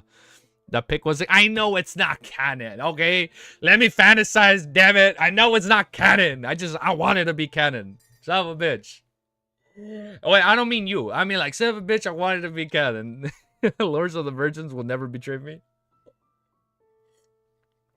Well, you know what? If Klein actually does have a sax scene towards the end of Volume 8, I think it will actually be a really beautiful, wholesome event. I actually, hold up. What? I'm talking about, like, I don't want to read chat right now, but I'm just saying, if there does come a point where Klein actually ends up with someone and they have a sax scene, a saxophone, and they're like playing a musical instrument together, if that happens, I genuinely think it's going to be a very beautiful scene, because like Klein has gone through so much and he feels lonely, and you know what? I feel like that's warranted for him. Yo, shit, you guys unsend a message? Someone said hell no. I'm like, all right, hold up. I don't want to know what happened, but if it happens, I think it will be a beautiful scene. All right, but let's keep reading. Now, I'm going to quickly change the subject before we talk about that more. We need the harem ending? Fuck yeah, we need... No. This series does not deserve a harem ending. You know what series I actually never finished that I find crazy that was actually turning into a harem and they were making it work? Without getting into spoilers... Mushoku Tensei. Like, I don't know how the... I remember reading, and I'm like... I was like at volume 20. I was like, what? Like, all 3 of them? I was like, what? We all know who I think will create his own... I'll create my own fucking fanfic. I'll create my own fucking harem if I have to. I'll create my own fucking harem if I have to, dude. Nah, MT. Just 3? You haven't read that much? Well, dude, like... I'm sorry. One more tangent, then I'm gonna keep reading. Dude, I remember playing... I'm not gonna get into spoilers for a game. I'll just... Slight hint. In Xenoblade 3... They made a harem work. And, like... When you see it, I was like, I hard paused the game. I was like, what the fuck? And then I'm like, what? And then fucking Donkey tweeted out that fucking picture like 2 weeks before Xenoblade 3 came out, and he like just spoiled it. And I'm like, brother, why would you tweet that? And I'm like, and I didn't know he was trolling or not. And MT, he watches. Yeah, I know. It's pretty gross. Not harem suck ass, rarely. Okay, well, we'll just do a huge side tangent. Just so we don't talk about that. But in Xenoblade 3, they confirmed the harem. He raging right now. I'll fucking make my own harem. I'm gonna be like, ChatGPT, write me a harem with Klein Moriarty and Sharon and like all the admirals. Like, we're gonna make it work. We're gonna make it work. Let me go. Next chapter. All right, we're gonna side tangent to the next chapter before we start losing control with the harem discussion. Every time I mention harem, okay, we're gonna drop the harem discussion. We'll just ask ChatGPT another day to write us a harem. All right, chapter 707 is called The Knit's Request. We've reached Bayam. Klein stood up upon hearing that and looked out. He saw a familiar residence private harbor. He didn't show his surprise as he commented calmly, faster than I expected. It was 3 hours faster than he had expected. It's faster than I expected as well. Edwina looked away and agreed with Oh, she wanted to spend more time with him? Agreed with Gurman Sparrow. However, these are all the unimportant details. Klein lowered his head, pretending as though he was browsing through the rest of the Book of the Three Worlds.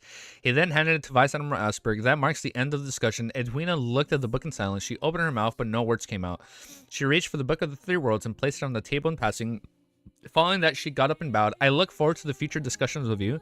Your expertise in ancient history is admirable. Oh, she in love. If Klein had been acting as himself, he would have said a few words of humility while praising Vice Admiral Iceberg for her breadth of knowledge. Unfortunately, he was a crazy adventurer, German Sparrow. All he did was nod and say, "We are collaborators." Damn. What a badass. Fucking oral farming. It meant that there would be opportunities in the future. He didn't speak further as he left the captain's cabin and returned to his room. He packed his suitcase with a relaxed mind, waited for the Golden Dream to dock, then he headed straight for the deck. At that moment, there were many crew members gathered on the deck and included Gourmet Brew Walls, Singer Orpheus, and Flowery Bowtie Jotson.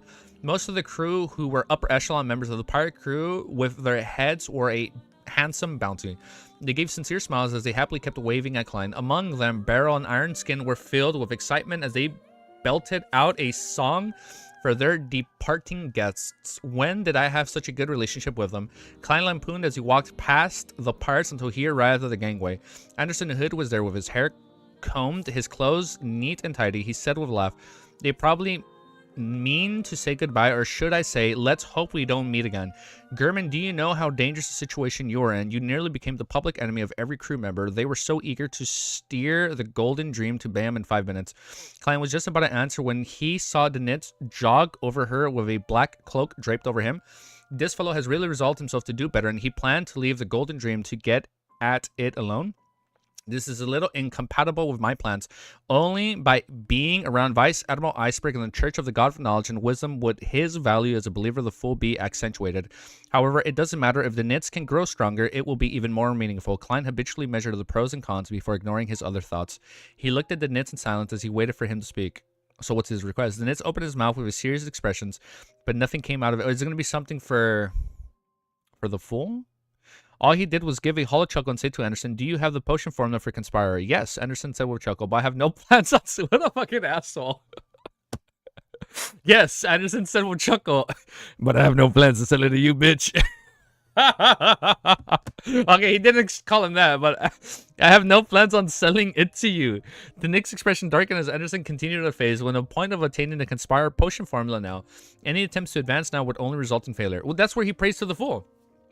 "Pal, it's best you redo your acting as a hunter." Oh my god. I thought it said redo healer. So if you know, you know. "It's best you redo your acting as a hunter, followed by provoker," and then I was like, what the fuck was that reference? "It's best you redo your acting as a hunter, followed by provoker, and then as a pyromaniac. It's best that you get an artisan to make the giant's heart into a defensive mystical item. Otherwise, I'm afraid that you will be killed by the others when the time comes. After you're sure about your chances, get the Conspirer potion formula from your captain. She has it. However, I believe that this will be the end of you." Conspirer has a very high requirements.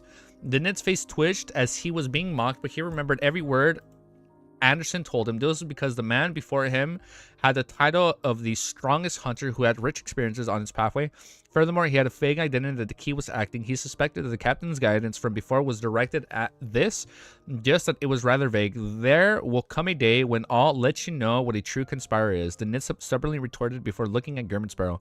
He cleared his throat and he said without darkening his eyes, "I've already made the request with Captain. In the future, I'll be in contact with the Resistance and I'll often be in Bayam. It means you don't wish to leave the Golden Dream, but you will find the opportunity to hone yourself." Why does it feel like you're reporting to your boss?"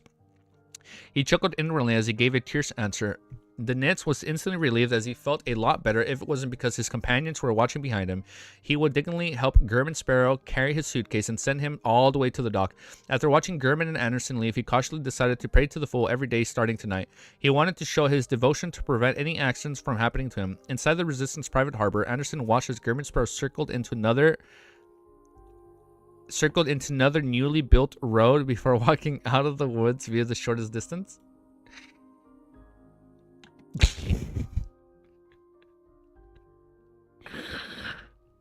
Yeah, I don't touch Reader here with a dude. I remember I watched the first episode on Crunchyroll. I was like, oh, I wonder what it is. Read of a Healer. I was like, it's probably an isekai. I was like, what the fuck did I just watch? And then by the time it was episode 3, Crunchyroll delisted the anime. I was like, well, where'd it go? And then they were only putting it on hentai websites. I was like, what the fuck? And then I'm looking, I was like, what the fuck is Read of a Healer? I was like, oh, that's what it is. Why can't you tag anybody on your phone? Getting advice from Anderson must feel like shit. Who said that? Crazy that redo has better animation than debate.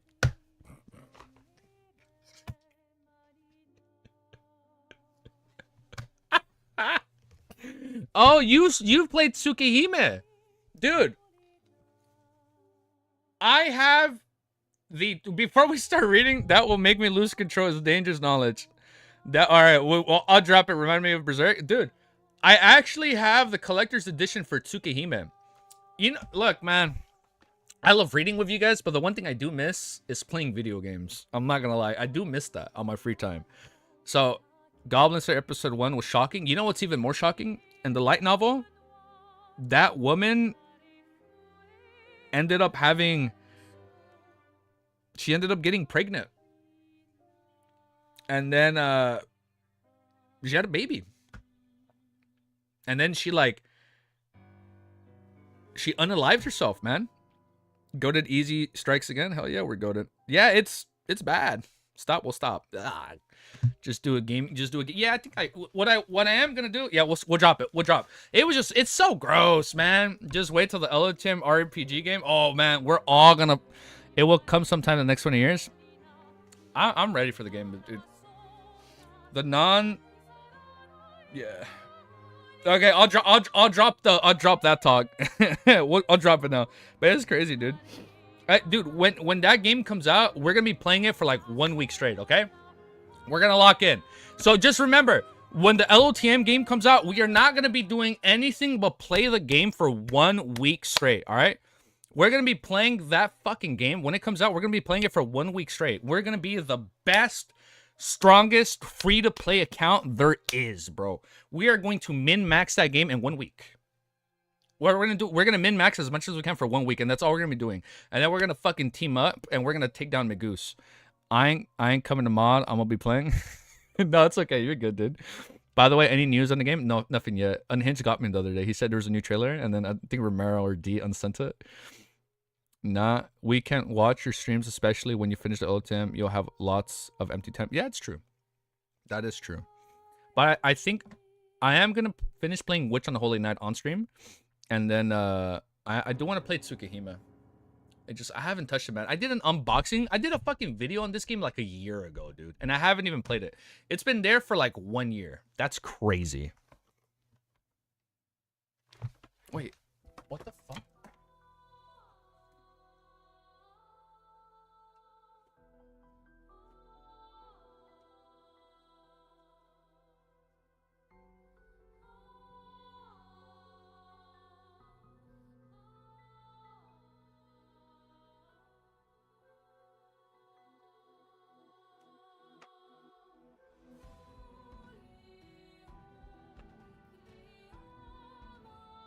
I just realized I don't have the game up there. I better be fucking in there. Holy shit. Don't worry, I don't want to stall, but let's keep reading. Easy Beyonder adventure. He is under attack from an unknown Beyonder. Oh, let's keep reading. We'll find out what happens right now. Wait, what do you mean? He is under attack from an unknown Beyonder? No, man. I don't know if I'm... no, Romero. I know. I would love to, but I think I have to... come on. I know you want me to play it, but I think I have to go through my backlog, man. I have such a giant... Look, all of those games right there are part of my backlog. All of these games right here are part of my backlog. And then all of these games... Actually, no, those are current games I'm playing. So look, all those are my backlog. All those are my backlog. And that's only on PlayStation. On my Switch... I have all my Switch games up here. That's like half of them are basically my backlog. And then all my Steam games are... I have such a huge backlog. I know. I'm sorry, Romero. But let's keep reading. So we'll talk about that, though. There will come a day when I'll let you know where the true conspirer is. The Nit stubbornly retorted before looking at Grimminsborough. He cleared the strut. He said without daring to look into his eyes, I've already made the request with Captain. In the future, I'll be in contact with the Resistance. I'll be often in Bayham. No, I resumed. Yeah, I'm resuming now. I'm resuming now. It means good catch though. No, we got it though. It means you don't wish to leave the golden dream.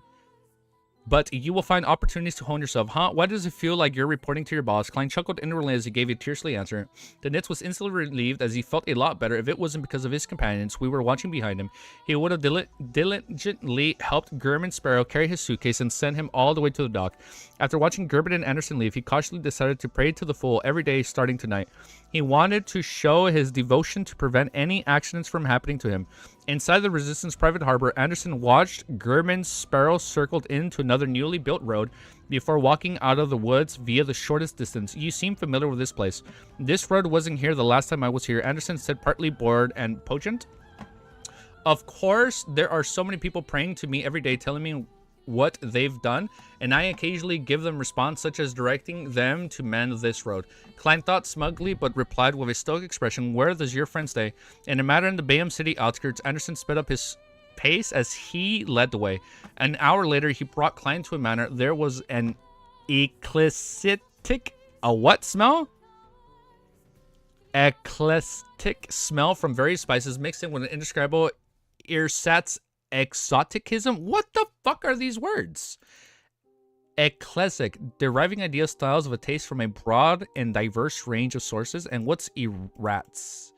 Erasts? Made or used as a substitute, typically an inferior one from something else. Okay, exoticism. After informing the gatekeeper of their intentions, the two didn't wait long before they saw a man of medium-sized build, less than 1.75 meters, walk over. By his sides were a butler and valet. The man's skin was somewhat sallow with a quite tan. His contours were gentle, but his eye sockets were much more recessed than most Loaness. To Klein, he could basically determine the man's background. He was a Highlander from the Faden part of Kingdom. To the man was already a little plump, with a rotund, amiable face. He immediately laughed when he saw the strongest hunter. Anderson, you aren't dead yet. I'm waiting to attend your funeral. Anderson replied without standing on ceremony. He then turned sideways to Klein. Ufta Koner Cheese, the doctor of my former team. He didn't introduce German Sparrow to Ukfa, and said with a grin, I've brought you business. That's a tricky name to pronounce. Ukfa. Ukfa instantly. Ukfa. Oh, that sounds like a bad word. Ukfa instantly understood Anderson and didn't ask in front of his butler and valet. He led the duo towards the main building in the manor. Along the way, Klein saw buildings like windmills, bakery, breweries, and militia training grounds. The entire manor appeared like a miniaturized kingdom. Apart from the lack of the blacksmith, it was completely self-sufficient. Most iron products were cheaper buying from the city than personally making them. Even if 50, yeah, it's going to be good. I think it is going to, like, knowing its audience, I think the game is going to be good. This is the pastoral lifestyle. Klein sighed silently as he followed Ukfa in the house and to his study. Ukfa didn't call the mistress of the house over, nor did he carry out his child to meet Anderson and Klein. Clearly, he didn't wish for them to have any contact with the mysterious world. Hence, after he closed the door, he went straight to the point. What's the business? Didn't you wish to sell the revolver? He has intentions. Oh, he was the seller. You're right. Didn't you wish to sell the revolver? He has intentions of buying it. Anderson pointed the gun. German Sparrow. German Sparrow. The powerful adventurer who easily hunted worm-tongued Mither. Ukfa said in surprise, but he didn't show any fear. He's like, oh shit, it's him? Although he had distanced himself from adventuring lifestyle, he knew that he couldn't be careless. Therefore, while in Bayham, he would proactively keep himself informed to prevent troublesome from happening. Okay, so you can't turn a blind eye.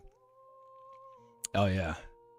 Oh yeah, it's going to be all that, Plague. It's going to be a big game. Anderson scoffed when he heard that. That's old news. This gentleman's achievement, including successfully hunting slaughtered Kirchis while living to this day.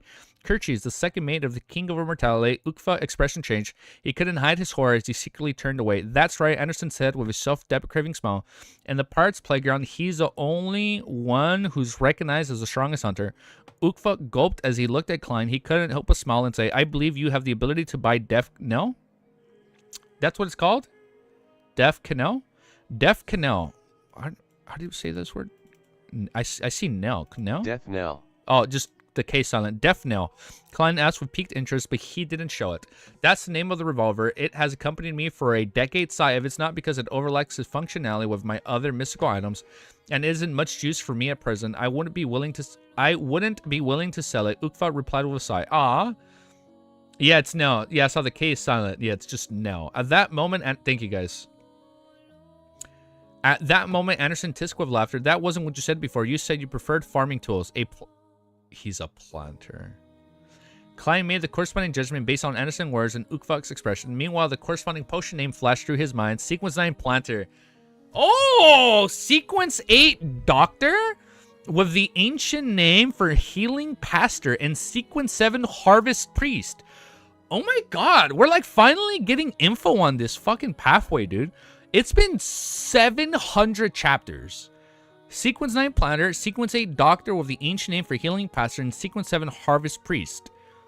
It's no wonder Anderson introduced him as his former teammate's doctor. Oh, it's no wonder Anderson introduced him as his former team's doctor because he was acting as a doctor. Klein thought for a moment. Oh, no, was doctor? I don't know if doctor was revealed.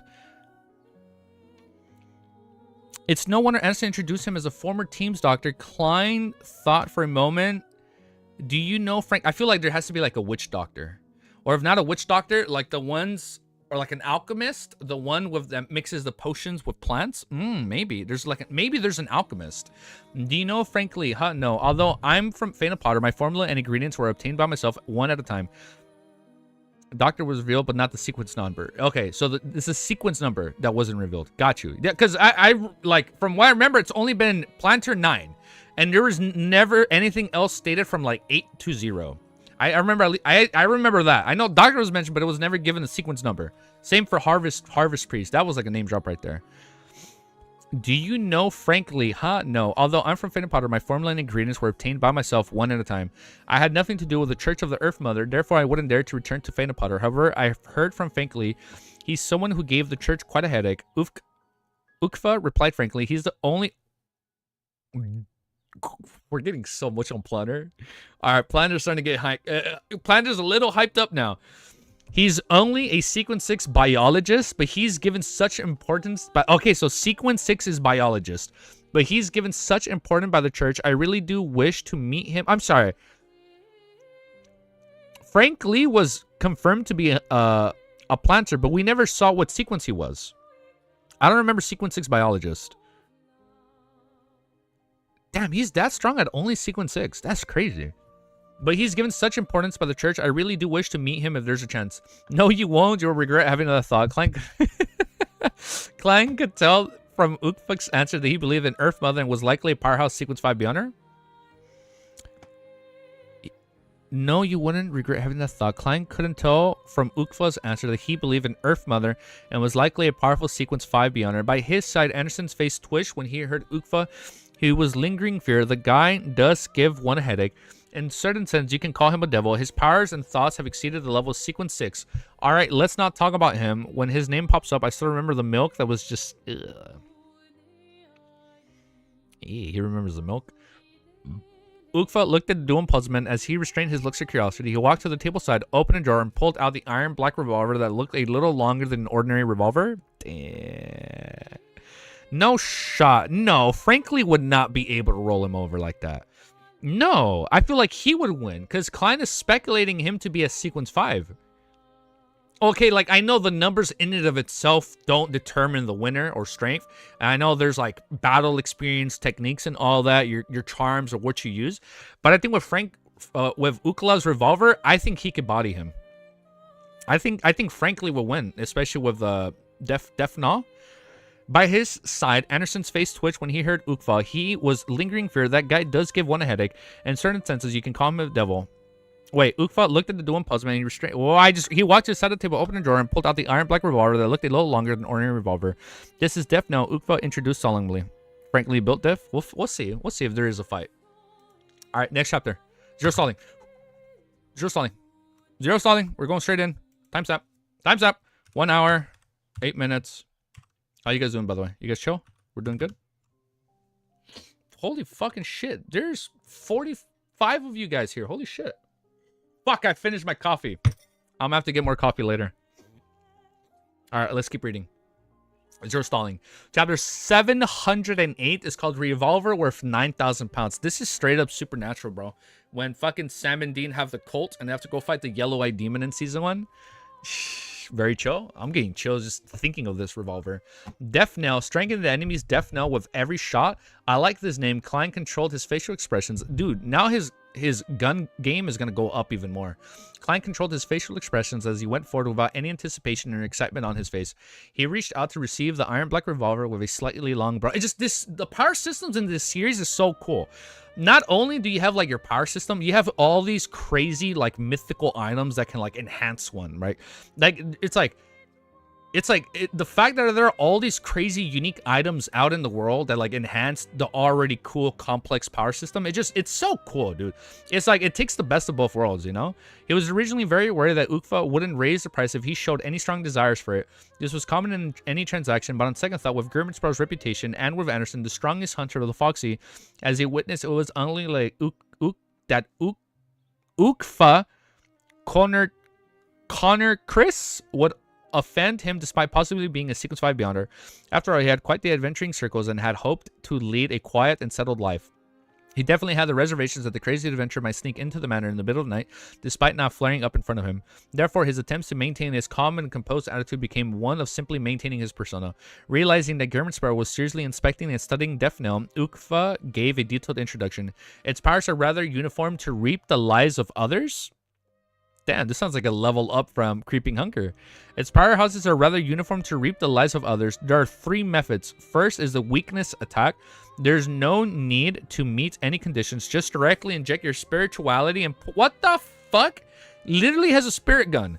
There's no need to meet any conditions. Just literally, like, your spirit bullets are now going to be even... Like, literally, we went from a spirit rifle to a spirit cannon, or like from air bullets to air rifles to air cannons. Just directly inject your spirituality and pull the trigger. It will allow you to discover the target's weakness from a mysticism angle. In other words, it would be the aspects where defenses are weaker, and it would provide you with the corresponding accuracy, thus resulting... Fucking, he has auto aim? Thus resulting in extraordinary terrifying damage. The second is lethal attack. So you do weakness attack, lethal attack, and then there's gonna be like finisher attack. Well, because in Yu Yu Hakusho he has like the spirit gun, right? But now that he has like air bullets, his air bullets were enhanced to like a rifle bullet. So now it's like air bullets, but now he's gonna have like air cannons at this point. Like they keep getting stronger, dude. The second is lethal attack. You have to cock the hammer before shooting. Its distinguishing feature is that wherever you hit the target, it will be equivalent to an attack on their weak spot. Literally auto aim. And if you really do strike the true weak spot, it will be capable of dealing a lethal blow to an enemy. Ooh, so then the weak spot is even... It just turns lethal. Oh, that's what's called lethal attack, duh. To targets who are good at defending, 3 shots would be able to resolve the matter. This includes Guardians, of course. What the this sounds so busted. To targets who are good at defending, 3 shots would be able to resolve the matter. This includes Guardian. Of course, this is under the premise that 3 lethal blows aren't spread too far apart. It's best not to exceed 5 seconds, like, oh, back to back. The third is slaughtering on the foundation of a weakness attack, providing more than twice the spirituality. On top of that, when imbuing ordinary bullets with grape shot effects, simultaneously when aimed at a group of enemies, it will result in the area of a... This is a fucking AoE gun. No, I remember it. Sequence 5 is Guardian. Wait, I lied. I was thinking of Father Rutroski as a Dawn Paladin. My bad. My bad. Different pathways. Different pathways. Different pathways. I do apologize. Even Elotim has cheat mods now. Dude, this is wild. This is such a fucking hack. Well, in a good way. Like, this is such a good, like, hack. I don't mean hack as in bad, like bad connotation. Like, he literally found a hack. That's crazy, dude. He, like, installed, like, such a, like, OP mod. Look at the Defno art. Yeah, I know. I want to look at artwork. It looks like a black cult. Damn, it's cool. The third is slaughtering on the foundation of weakness attack, providing more than twice the spirituality. On top of it will imbue ordinary bullets with grape shot effects. Simultaneously, when aimed at a group of enemies, it will result in an area of effect damage. To increase the damage, it will need to meet the conditions for lethal attack as well as provide more than thrice the spirituality. This strain will be quite a burden on the user. Ah, okay, so you can't just spam this. It can also be... Oh, yet. It can also be combined with bullets with different characteristics, allowing you to target different kinds of enemies. This sounds like it corresponds to Sequence 5 Reaper of the Hunter pathway. This... How? Because of Reaper? I forgot what it was. I forgot what was revealed. Yeah, and I do apologize if we are bedooning. Did I say Death Note art? I meant Death Note. My bad. When I get excited, I do that a lot. I do apologize. It can be combined with bullets with different characteristics, allowing you to target different kinds of enemies. This sounds like it corresponds to Sequence 5's Reaper of the Hunter Pathway. Klein glanced at Anderson and asked, seemingly in thought, if the target's physical condition reaches that of a Sequence 4 dragon, how many strikes of the lethal attack will kill it? Ukfa was taken aback as he shook his head in a daze. I've never met a dragon before. Damn, reaping the life from your prey? Oh, as a reaper. Thank you. Thank you, clown. Thank you. Okay, that makes more sense. Sorry, tunnel vision. I was like, how? I've never met a dragon before, much less a dragon whose physical conditions has reached that of a demigod. I wonder how it would have turned out if he had the gun from the very beginning. When he was in Griselle's Tales. Does Grimmertsboro plan on using this gun to slay dragons, and a demigod dragon at that? Isn't that way too crazy? Ukfa suddenly felt that the adventures these days were completely different from the ones he met back when he was still active. Like, what the fuck are these guys doing now? He didn't even consider the possibility of death. Anderson coughed before clearing his throat. That'll depend on your luck. For real, trust me, luck is extremely important. Luck. Klein needs to be luck. Klein needs luck in his life. Holy shit, he's gonna go monster. He's gonna go monster, right? He's probably gonna go like that Wheel of Fortune route for like Sequence 0. He's gonna need some. I feel like he's gonna need some luck later on. Luck is extremely important, which is why he needs luck. If you encounter a dragon that has been beaten to a state close to death, that one shot would be sufficient. Otherwise, I suggest you run. Yes, it's more important to stay alive. Of course, if the demigod dragon doesn't defend and stay there for you to hit, 5 or lethal attack should be enough to kill it. It is interesting. There's a little bit. Ukfa looked at like maybe what if Monster's compatible? Monster has been kind of hinted at for a while. I don't think we know Sequence 0. I would guess it's Sanguine. In some crazy twist of revelations, Sequence 0, Sanguine, or Sequence 1, Sanguine. Uka looked at Anderson before looking at Gilbert's. He decided not to purse the topic as he changed topics. Anderson has told you about the negative effects of death. No, right. You will receive a weakness. You will receive a weakness that originally didn't exist, or it will enhance an already existing weakness, making it become more extreme. This effect will be maintained for 6 hours. Wait, what? Anderson told... Let me read this. Anderson has told you about the negative effects of death now, right? You will receive a weakness that... you receive a weakness that didn't originally exist. Yeah, you will receive a weakness that didn't originally exist, or it will enhance your already existing weakness, making it become more extreme. This effect will be maintained for 6 hours. There was once a time when I became extremely afraid of cats.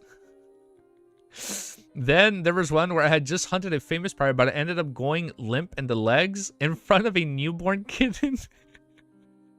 I knelt before him, wailing and crying for him to spare me. This is straight up supernatural. There's a part where like Dean is scared of everything. He sees the case. Like, ah, that's so funny. I knelt before, like, that was scary. Wailing and crying for it to spare me. If you carry it around, the problems aren't great. It will only make you easily thirsty. Just drinking more water and heading to the washroom more often would solve the problem. Why does it feel like the negative effects of an additional weakness will bring me more trouble? However, it is something acceptable. Klein deliberated and said, name your price. 9,000 pounds. Anderson should have mentioned it. That's my bottom line. Ufka looked at Death Note and German Sparrow's hands and said, this is already cheap enough. If it wasn't because I was worried of getting to know more Beyonders would affect my present life, I would have actively promoted it. I'm sure I can sell it for 12,000 pounds. Indeed, a mystical item at this level can be sold for a sky-high price if the negative effects aren't too serious. When meeting a suitable buyer, normally speaking, 10,000 to 12,000 pounds is a reasonable price. Although Klein had the intention of bargaining, the price was already low enough that I felt embarrassed to try and take the event like 5,000. Try and take the advantage of him. With a tear's acknowledgement, he said, I'll give it a run. I'll complete the deal if there aren't any problems. Of course, he didn't really try the gun, as if it would give him a weakness for nothing. His method for inspection was to use his spirituality to probe the gun. Along with testing it for credibility, Ukfa would, via divination, he did it rather openly without minding Ukfa and Anderson's gaze. The real bishop is Rotek's creeping hunger. Klein is perfect for a second weakness. He has already got the bathroom. He goes to the bathroom so often, he's good. Death Now as a top tier grade 2 artifact. It's already top tier. I'm loving it. Did I just say a McDonald's thing? I'm loving it. I love it. I'll make confirmation later above the Grey Fog. However, Ukfa likely doesn't dare lie to me. He's definitely afraid of a crazy adventure seeking revenge on him. Like, this is such a high tier artifact already. Like, for whatever its rank, it's already high tier. However, how much longer? We can still keep going for a few more hours. I think we're good. Klein placed Deathclaw on the table and lifted his suitcase and took the 9,000 pounds out from it. The money had been removed from above the gray fog to air it ahead of time. After Ukfa received the money, he did a quick count and confirmed the authenticity of the money. As expected of a recently famous adventurer, few people can produce 9,000 pounds in cash at once. Even a tycoon doesn't have that much liquidity, he said pungently as he put away his stacks of cash. I even spent 5,000 pounds to buy a key not long ago. Klein felt his heart suddenly turn empty as he saw the ninth. Now he's kind of broke, right? He's pretty broke now. He had like 13,000 something at one point, right? I even spent 5,000 pounds to buy a key not long ago. Klein felt his heart suddenly turn empty as he saw the 9,000 pounds enter Ukfa's drawers. I've been out at sea for so long, saving up so much money, but in just moments, it's all gone now. Now I'm left with 2,683 pounds and 6 gold coins. Ooh, he has a new gold coin. I can't even afford a relatively decent manner. Klein sighed as he took out the ordinary revolver from his underarm holster and removed the bullets inside and stuffed them into Death Knell. After Anderson watched the entire transaction, he said with Tisk, Ukfa, you've changed in the past. You would have checked the authenticity of each note. If you find it troublesome, I can help you. It's totally fine, but I'm worried that Germansborough will shoot you. Ukfa clearly knew the strongest hunter's talents and provocation. He could imagine the scene of Anderson posing in a way that was beginning to be beaten, counting each and every note while verifying them against the light in slow motion. Well said. Klein silently pressed him. He then stuffed the iron black longbow revolver into the underarm holster. The original revolver was thrown inside the suitcase. Oh, his old rifle. Thanks to you, I no longer have to fret over this matter, Ukfa said with a smile as he pointed at the door. I'll get my valet to send you out. Anderson opened his mouth as he chuckled. Ukfa, aren't you going to keep us here for dinner? When you're married with kids, I'll treat you to the best food at the best restaurant. Ukfa said with a smile, completely unfazed by his accusations. Aw. Yeah, no, I remember that. I remember when somebody did the math, like 1,000 pounds was like 100,000, like US dollars. Something like that, right? Maybe? Out of the manor, Anderson looked up with squinted eyes. At the sight of a setting sun, he chuckled. Back when I knew Ukfa, he was a doctor who was good at planting all kinds of strange plants on the ships to improve everyone's lives.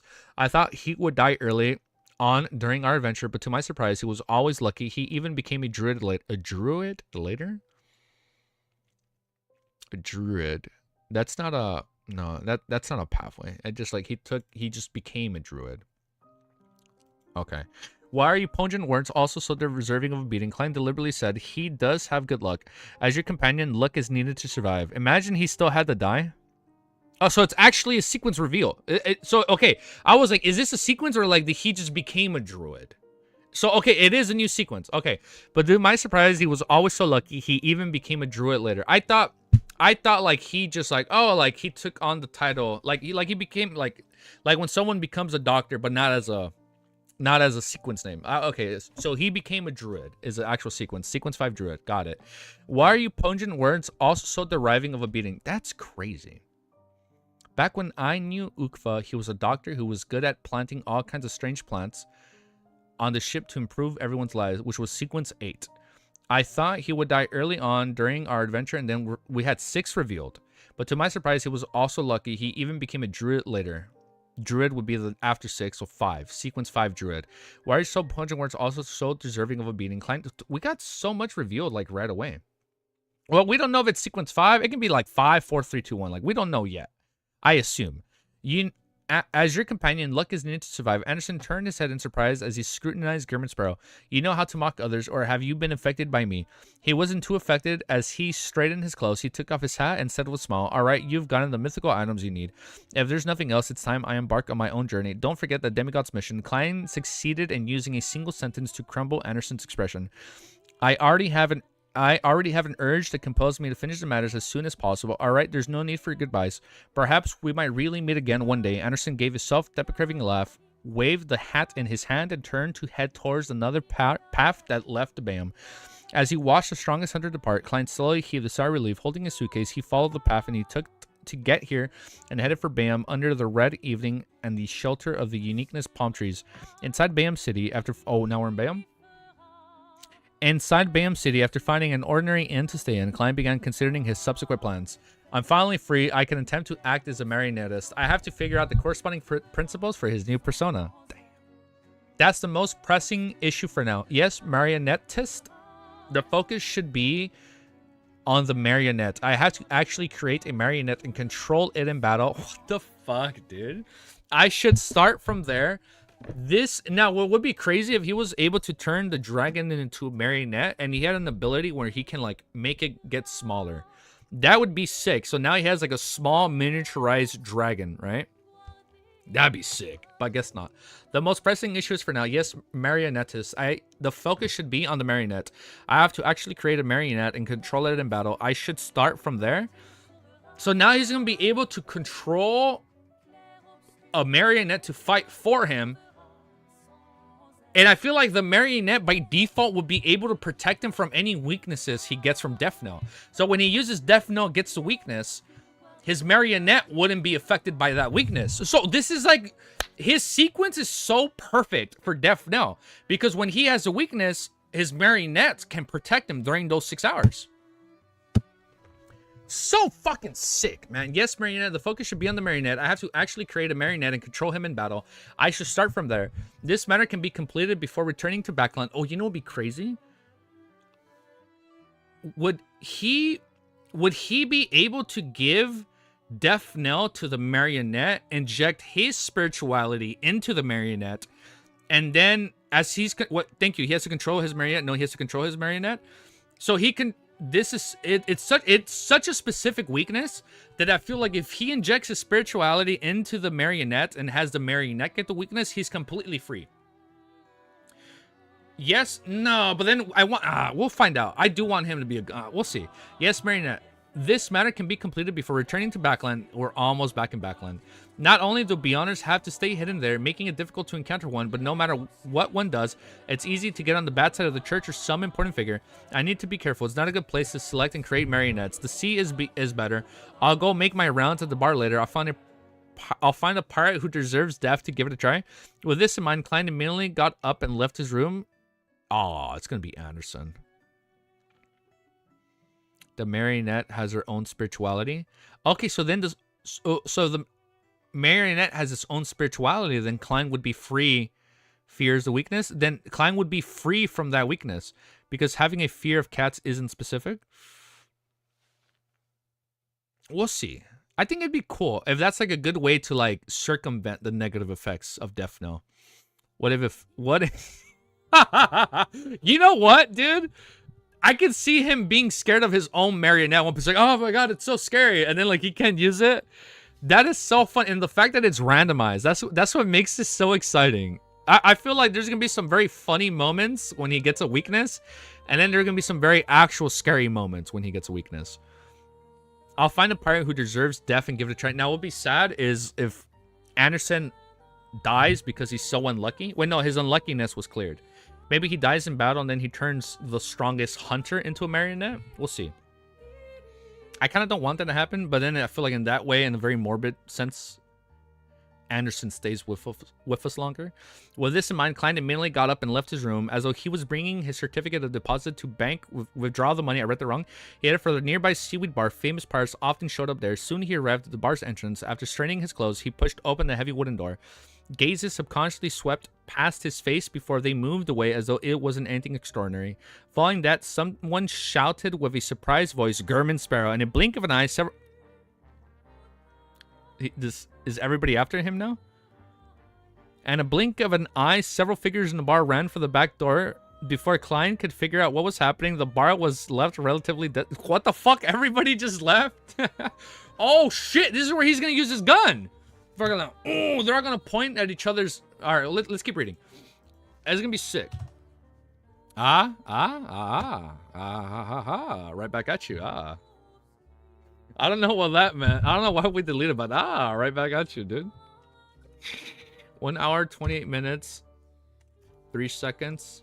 Copy paste. Ellen's warning. All right, a warning. I guess that explains why everybody ran away. If it's Ellen. Okay. All right. Next chapter, 709. All right. Next chapter is 709. Ellen's warning. As Klein looked at the bar, which was so silent that he could hear breathing, he was taken aback. Only then did he step in and walk straight to the bar counter as though nothing had happened.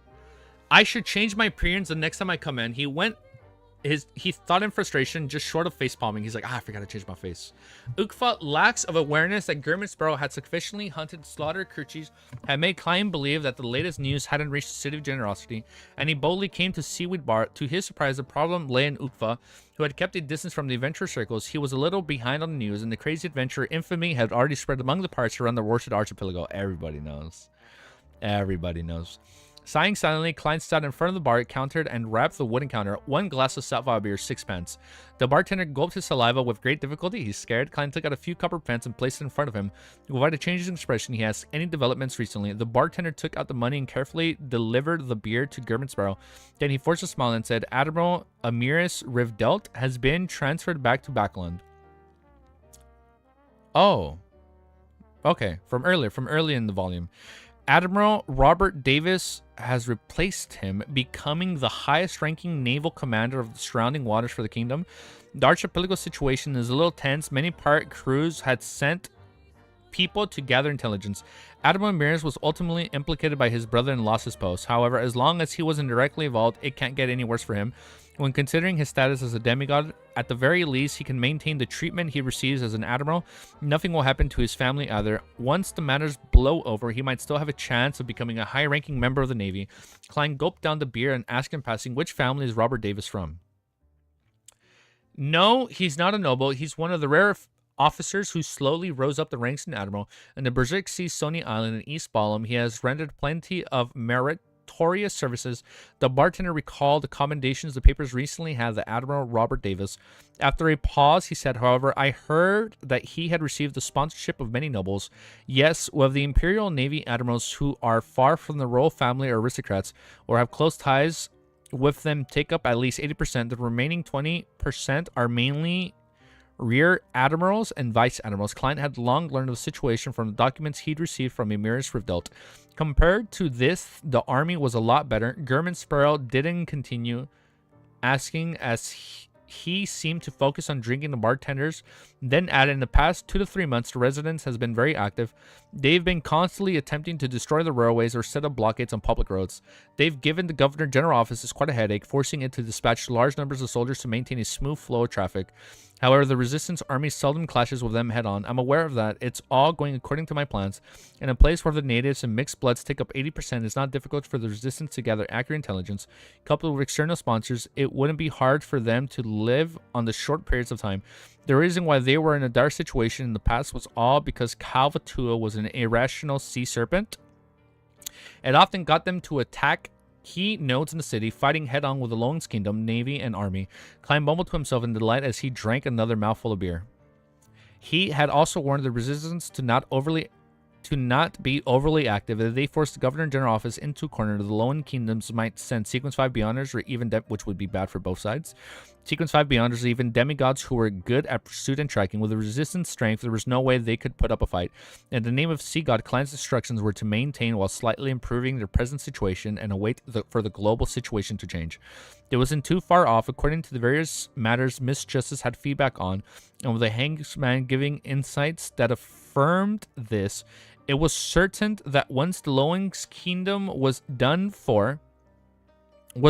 with its internal reforms and making the originals and newly added ironclad warships becoming its main force in combat, a war against the southern continent colonies was inevitable. Another war. He silently drank his beer until... Sorry, I kind of like scuffed that paragraph. He silently drank his beer until the bartender was done. He then wore his hat, got up, and left the bar, heading straight for his inn. Along the way, he saw bronze-skinned children with curly hair and native with brown jackets and pantaloons. These people either made way in horror without even looking up, or they were hunched in the corner, looking at Klein with a complicated look in their eyes. Klein helplessly curved the ends of his lips as he silently returned to his room. He didn't immediately change his appearance and head for the various bars to seek out pirates. This was because he was certain that they would hide the entire night or not appear again. Just as Klein was planning to enter Griselle's travels to explore it, there was a knock on the door. Wow, he's gonna go back in? There was a knock on his door. Without needing to ask, all he did was grip the knob with the visitors appearing naturally surface in his mind. It was a middle-aged man dressed in a black-red coat with white slacks. He wore a ship-shaped hat. Is it a Navy guy? The corners of his eyes and mouth, as well as his forehead, had clear wrinkles. He was none other than the captain of the Whitegate military personnel, Just Elland. Impressive news of my appearing in Bam just spread, and he managed to find where I'm staying. Of course, it's wait, whilst closing. Wait, no, wrong guy. Oh, okay. I was like, what? What do you mean? What do you mean already? Good evening. I'm very glad to see you in Bam. Elland took off his hat and entered the room without any. I'm sorry. Who is Elland? I don't remember who's Elland. Just Elland, captain of the Whitegate. This is from earlier. No, fuck. I'm mixing him with the Navy admiral. Good evening. I'm very glad to see you in Bayam. Elland took off his hat and entered the room without any reservations. Owner of the ship Klein and the Nets took. Oh, in the beginning. Oh. From the beginning, the first ship, just Ellen. And I remember Klein was like, he's not just Ellen. Okay, got it. From the beginning, just Ellen was a retired adventurer that was being a bodyguard. Got it. The first ship at the beginning of the volume. Damn, look at that. Full circle.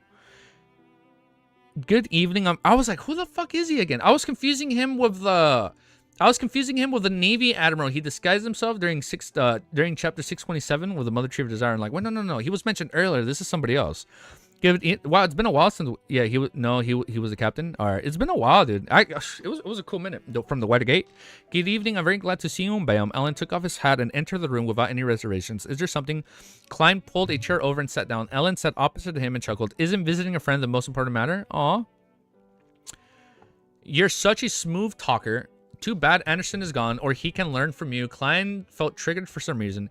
He maintained his usual state and looked into Ellen's eyes. All right, you've made your visit. Ellen seemed to have expected such results. He smiled and said, do you still remember Donna? Of course, she and her brother are adored. Oh, they're missing. I was going to say earlier, did something happen to them, or is he still being their bodyguard? Of course, she and her brother are adorable. I wonder if they've recovered from the fright I gave them the last time and have given up any curiosity towards the mysterious world. Klein calmly replied, I don't have amnesia. Forgetting unimportant matters and aids our mental health.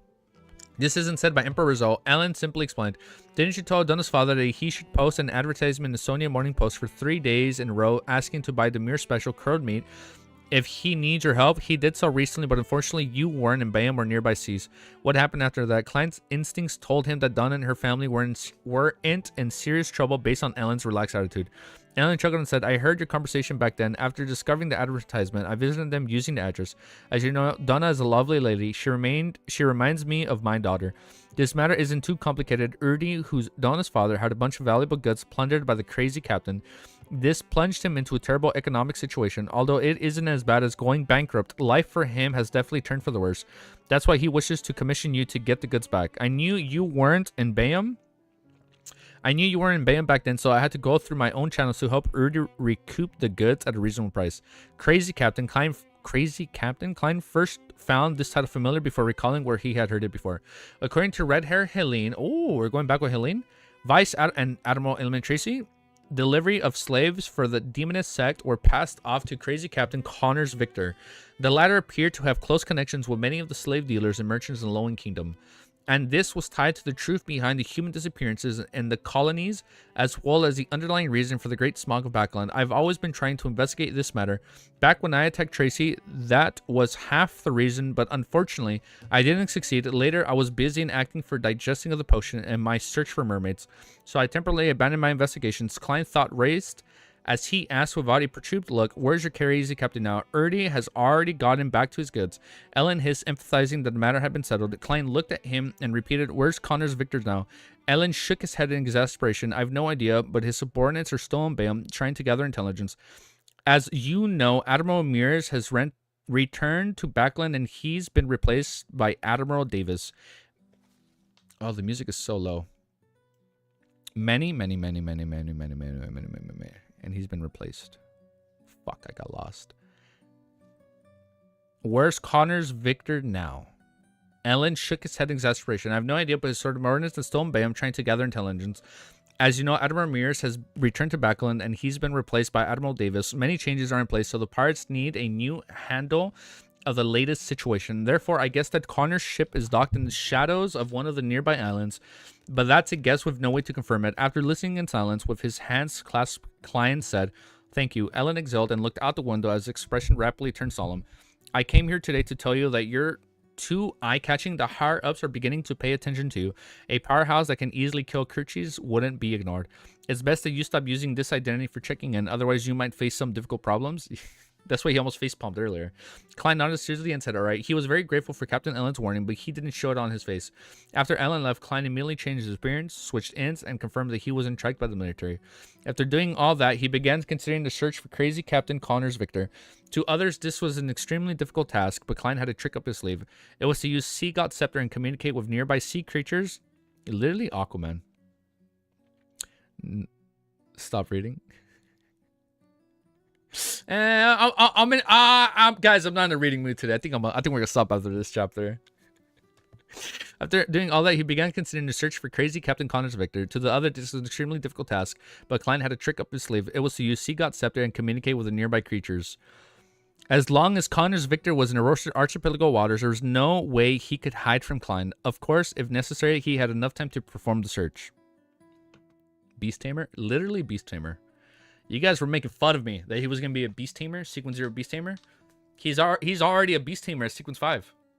He has a marionette. He can control it.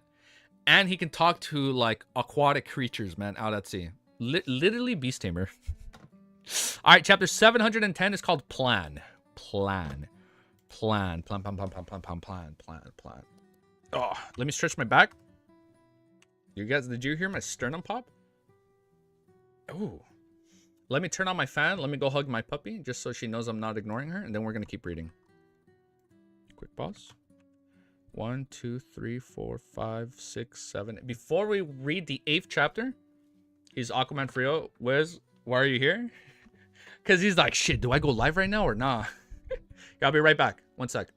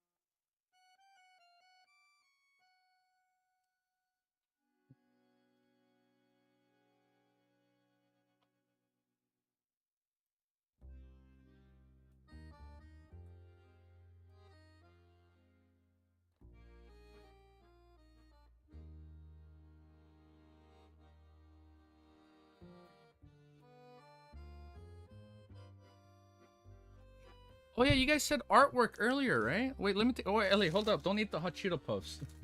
You're definitely gonna sick if you bite that. No, no, you can't eat that. You guys said there was artwork, right? Wait, here before we read, let me see. Oh look, my Tsukihime wallpaper popped up. Hey, hey, hey. Ellie, come on, chill. Chill, chill, chill, chill, chill. Hi, Ellie.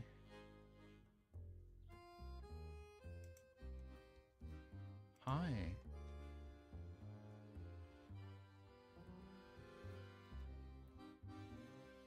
What the fuck?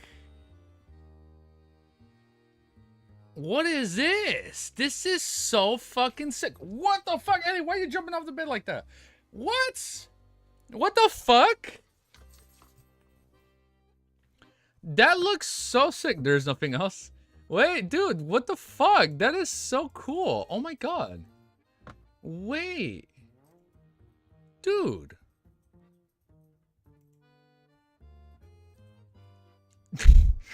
Dude, that's amazing.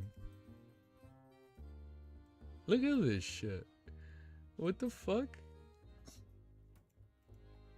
Why isn't it visible? Oh, I'm moving the wrong thing. Ellie. Why are you why can't I click on it?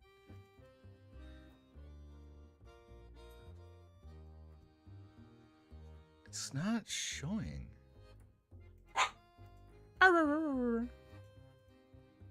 What the fuck? My screen isn't showing. Discord art server. What? I can't show it. Dude, it's I can't show it on screen. It's starting to piss me off. Why can't I show it? That is so cool. Wait here, let me quickly add that. Wait, hold up. Let me add that. Let me add that right here. That way it pops up. Oh my god, this is so cool. Oh, that's the revolver? Def now? Oh, I love the little fucking grip on it. That is sick. Wait here, let me add it. Let me add it. Let me add it right here to the fan art. Dude, look at this shit when it pops up. Add files. Wait, look, let me add it. Alright, I added it and it's all randomized. But pop, which side are you on? What the fuck is this? Wait, the race is on. Okay, who was going to win? But I'm sure I'm joining the reads through in the banter between Easy Geek and Quizlet. Fuck him! Who does he think he is? Reading ahead of me? I'm fucking joking. No, I love him. I'm fucking joking. I love him. I love that guy. We love the rivalry. Hi, no. Look what she does. She barks for attention and she rolls over. Hi.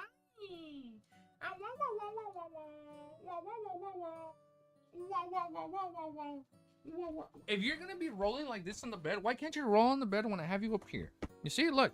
Now we both win. Now we're so now we're perfectly hanging out right here. Wick 6 easy. Dude, Ellie, I'm not trying to brag, but she's one of the cutest puppies ever, man. I'm not trying to brag. All right, let me turn off the quick break. Hi. Look, look, look. She's still on her period, so she's kind of cleaning herself. Hi. Hi. Ellie. Here, just give me one more minute with my beautiful little daughter, and then we'll continue. I'm corrupted. Ellie. Ellie. Oh, I think she's sleeping. Hey. You should teach Easy to remove backgrounds for emojis.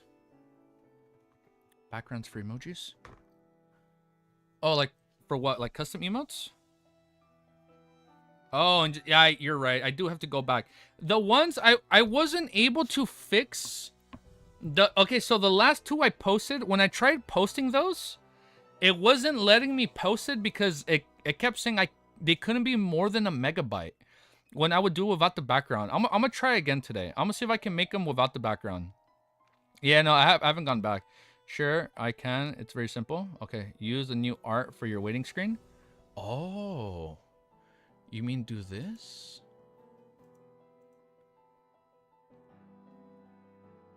Are you? Oh, wait. You want me to do this? Let me see.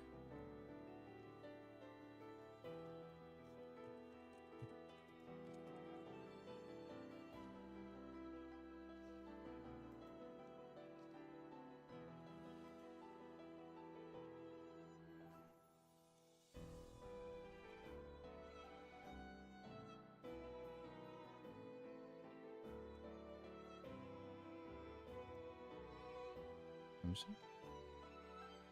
Okay, I'm gonna crop it just a smidge.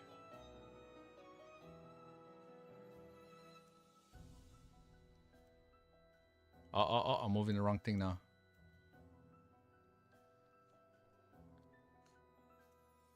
Okay.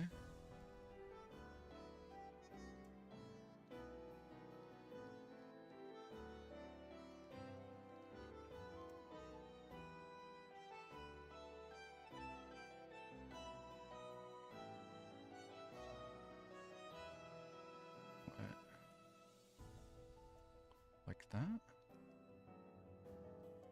That could work. Ow, Ellie.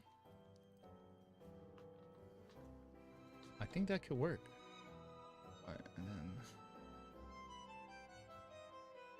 I think that could work, yeah. I think that works. Oh, that's sick. Then maybe... I'll just put the... And I'll just put... Wait, hold up. Now I'm blocking him. I don't want to block him. Hold up. Wait, let me try to not block Wiz. Then I can probably keep it up here. Arr, why are you barking at me? What did I do to you? I think that can work. Over Wiz. Let us see your majestic head. Yo, what the fuck? No, I wasn't trying to hide you. I thought we were friends. No, I wasn't trying to hide you. Hi. Okay, I'm gonna keep reading before they say I'm stalling, okay? I know. Wait, hold up. They've already said I was stalling, but when I'm with you, it's not stalling, okay? Hey, I'm gonna keep reading. Okay? I love you. You gotta go out. Oh, look at you. You're so cute. Can you kiss? Kiss? No? Give me one kiss. Please? Are you still being moody with me? Hey. Hey, I'm gonna stream, okay? Bye. Can you rest? Why do you treat me like that? What'd I do to you? I show you nothing but love and support. Betrayal always comes for the ones you trust, Wiz. Who needs enemies when you have friends? Put subs on the bottom of the waiting screen. Subs on the... Oh. Can you do that? Wait, what do you mean put subs on the bottom of the waiting screen?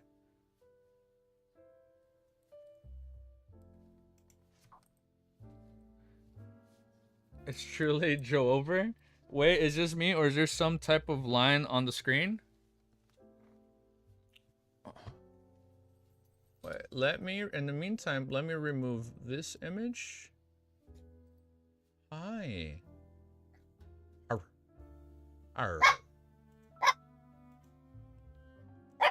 Arr. She wants to go out. So our art is better seen? Okay. Wait, one sec. Let me let her out.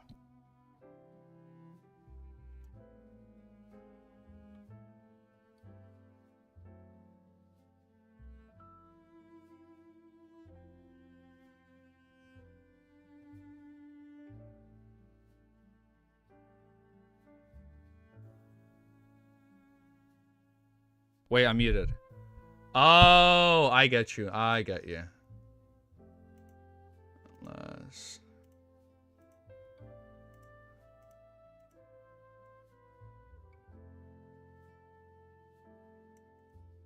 I could put it down here.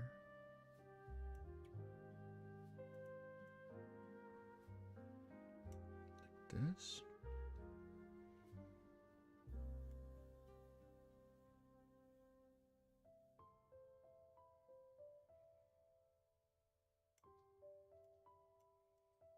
But like, I can do this.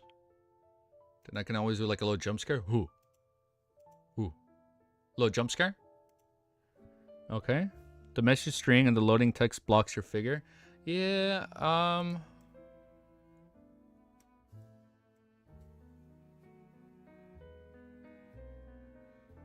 think it might be a little bit better this way.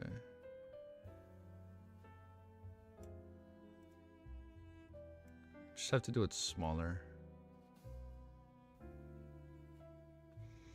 That...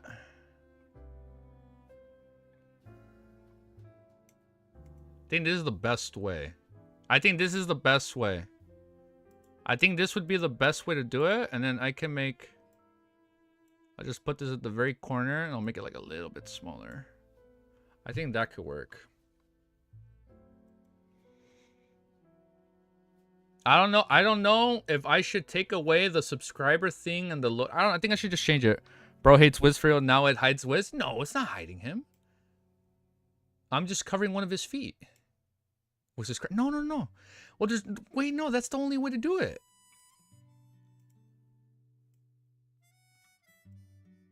Wait, it's all this is trial and error. Don't worry, trial and error. We will work on this. We will improve. It's either that or remove everything on the side. I think it can work like that though. Yeah, the script probably needs. Yeah, we'll adjust this. Well, don't forget. Don't listen to him. It looks great. All right, but all right. Well, you heard it from Wiz. Well, don't forget the only way for my only free time right now is like when I'm streaming. New ship fanfic? Probably not. I don't know how to feel about that ship. But I think that works. You know what's funny? I have a 4K camera and I only output my videos at 1080p. Even though this is a 4K camera, I only output at 1080p because it makes the recordings easier and quicker to upload, at least space-wise. Better get close to easy and then backstab him, am I right? He's like, once he catches up and ends, he goes live right away. Make the chat and sub count separate section. Wait, make the chat and sub count a separate section. There's some sort of lines on screen. Was it like a red line? Oh, was it a red line?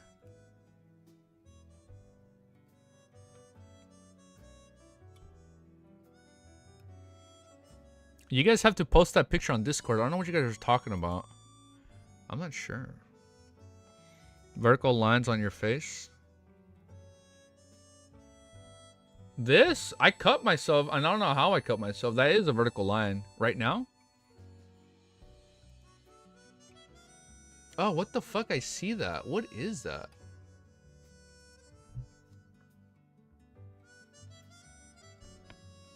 Oh, I see that. I think OBS bugged out. So there's something right here.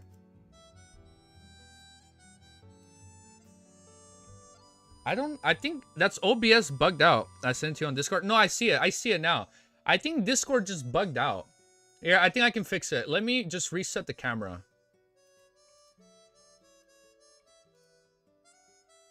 I think it's gone. No, it's still there.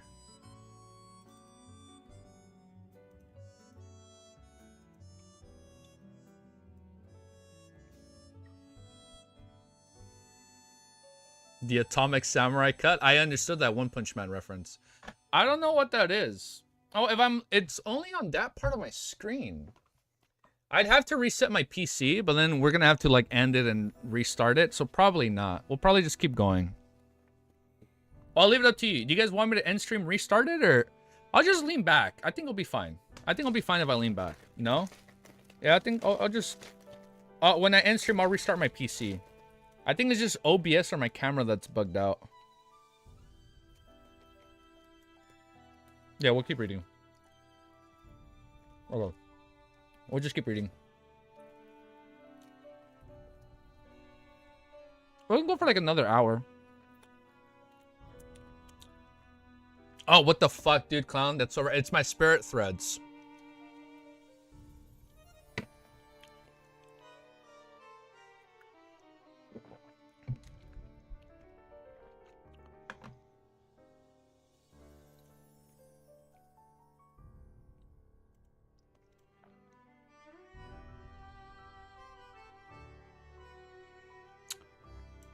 It's still there. Oh, I think I know what it is. I think it's Discord. It's fucking Discord. It's fucking Discord. Oh, it's fucking Discord. It's fucking Vegeta's fucking hairline. Oh, that's what the fuck that was. I'm like, because when I kept turning on Discord, bruh, I was like, I kept turning on Discord. I'm like, where the fuck is Discord? Well, we solved that mystery. I'm like, why the fuck isn't Discord showing on screen? I don't even have Discord open. Oh, I do have it open. Oh, who is Discord? I am too strong. Dude, that was so fucking funny. I'm like, what the fuck is that? That's so weird. I was like, because I kept turning on Discord and it wouldn't show. I guess I accidentally just trimmed it too much to like this. So that's why I was showing that line. Okay, now I figured it out. Well, let me leave it at the proper aspect ratio. So I think when I turn on Discord now, I'll just do this. That way I can have Discord like just to this aspect ratio. One sec. Okay. Then I'll turn it off. Oh. Problem solved. We figured it out. Vegeta shot through dimensions. Well, we figured that out. Good thing. Good thing. Oh, and I resetted my camera, so I think my exposure went up. Oh, no. That's okay. My powers are beyond your imagination. Maximum power. It's over 9,000. The price of the guy. Richie, we said that at the same time. It was over 9,000, dude. Dude, that was funny. Crisis averted. Lord of the mysteries. Mystery solved. The mystery has been solved. Yeah, it was weird. I was like, what the fuck was that? All right, after that huge tangent sidetrack, I don't know what that was. We're gonna keep reading. Yeah, we finally solved that OBS mystery off stream. So if you guys want to see that, you guys can watch the VOD, or a quick plug. You guys can watch it if you're a member for the first 3 days. That was such a crazy mystery. Only people that are watching the live stream would understand what just happened. All right, let's keep reading. Chapter 710 is called Plan. Above the great fog, Klein extended his hand and summoned the Sea God Scepter from his junk pile. He began browsing through the countless points of light swirling above the sealed artifact. Every point of light corresponded to a believer's prayers. The glow swirled with ethereal holiness. Soon, Klein did a preliminary screen as he focused on the waiters instead of the archipelago.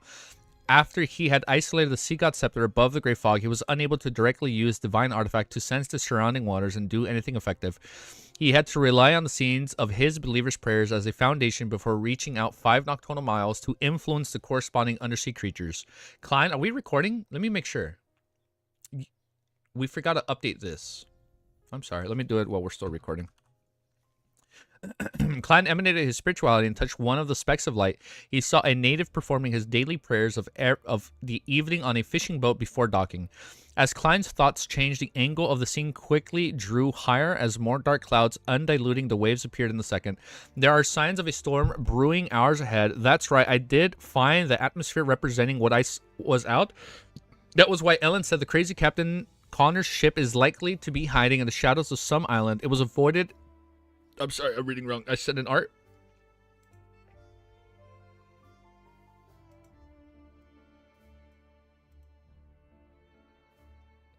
Oh.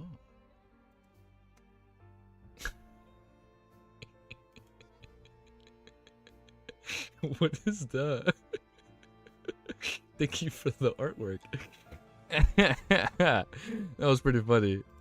That was a funny piece of art. All right, we'll keep reading. I have it open right here. Oh wait, I can show it on stream now.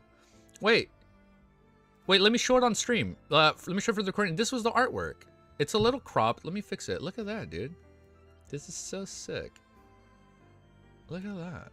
That's so awesome, dude. That's so freaking cool, man. Thank you guys for the amazing artwork as always. That's cool, dude. As Klein's thoughts changed, the angle of the scene quickly drew higher as more dark clouds and undulating waves appeared in the scene. There are signs of a storm brewing.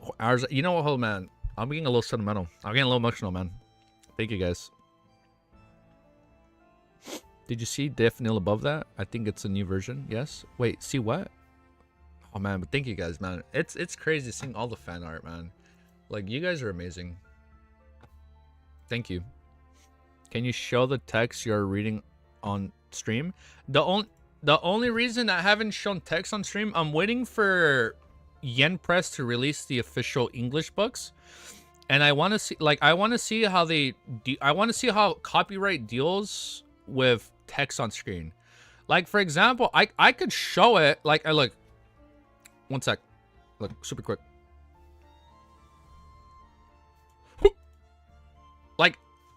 Like, I see it on screen, right? At least for my end. But I want to at least wait for the official English release to come out. That's the only thing I'm waiting for, Ascend. Like, because I know Lumien posted like they're cracking down on the trailer reacts. Let Wiz be the scapegoat. No, I don't want him to be the scapegoat. I'm being very wary because I'm worried if anything bad happens, right? Like the last thing I want, let Wiz try it first. Like the only thing is, I want to be safe. You know, better safe than sorry. What I want to do is, this is what I think Yen Press would do. What I think Yen Press would do to boost themselves, because at the end of the day, it is a business. Yeah, some reactors got hit too. Like, at the end of the day, when they release the books, Yen Press, it is a business. And I was like, fuck, he's right. It's like, at the end of the day, Yen Press, they are a business. And what the last thing they want people to do is have like some YouTubers show the entire text on screen, and then that's gonna take away from the sales, right? Like, I get it. So what I'm thinking is, fucking hit my knee. What I'm thinking of doing, I wait until they release the physical volumes, maybe like after the first volume. If they really do crack down on YouTubers showing screen, I feel like it'd be after the physical releases come down, or like the week leading up. And if nothing happens, then I think we can show it. I think it's either that, or we pull this bitch out. Let me show you. Or we pull this out. Oh, I didn't put the blur. I just fucked up.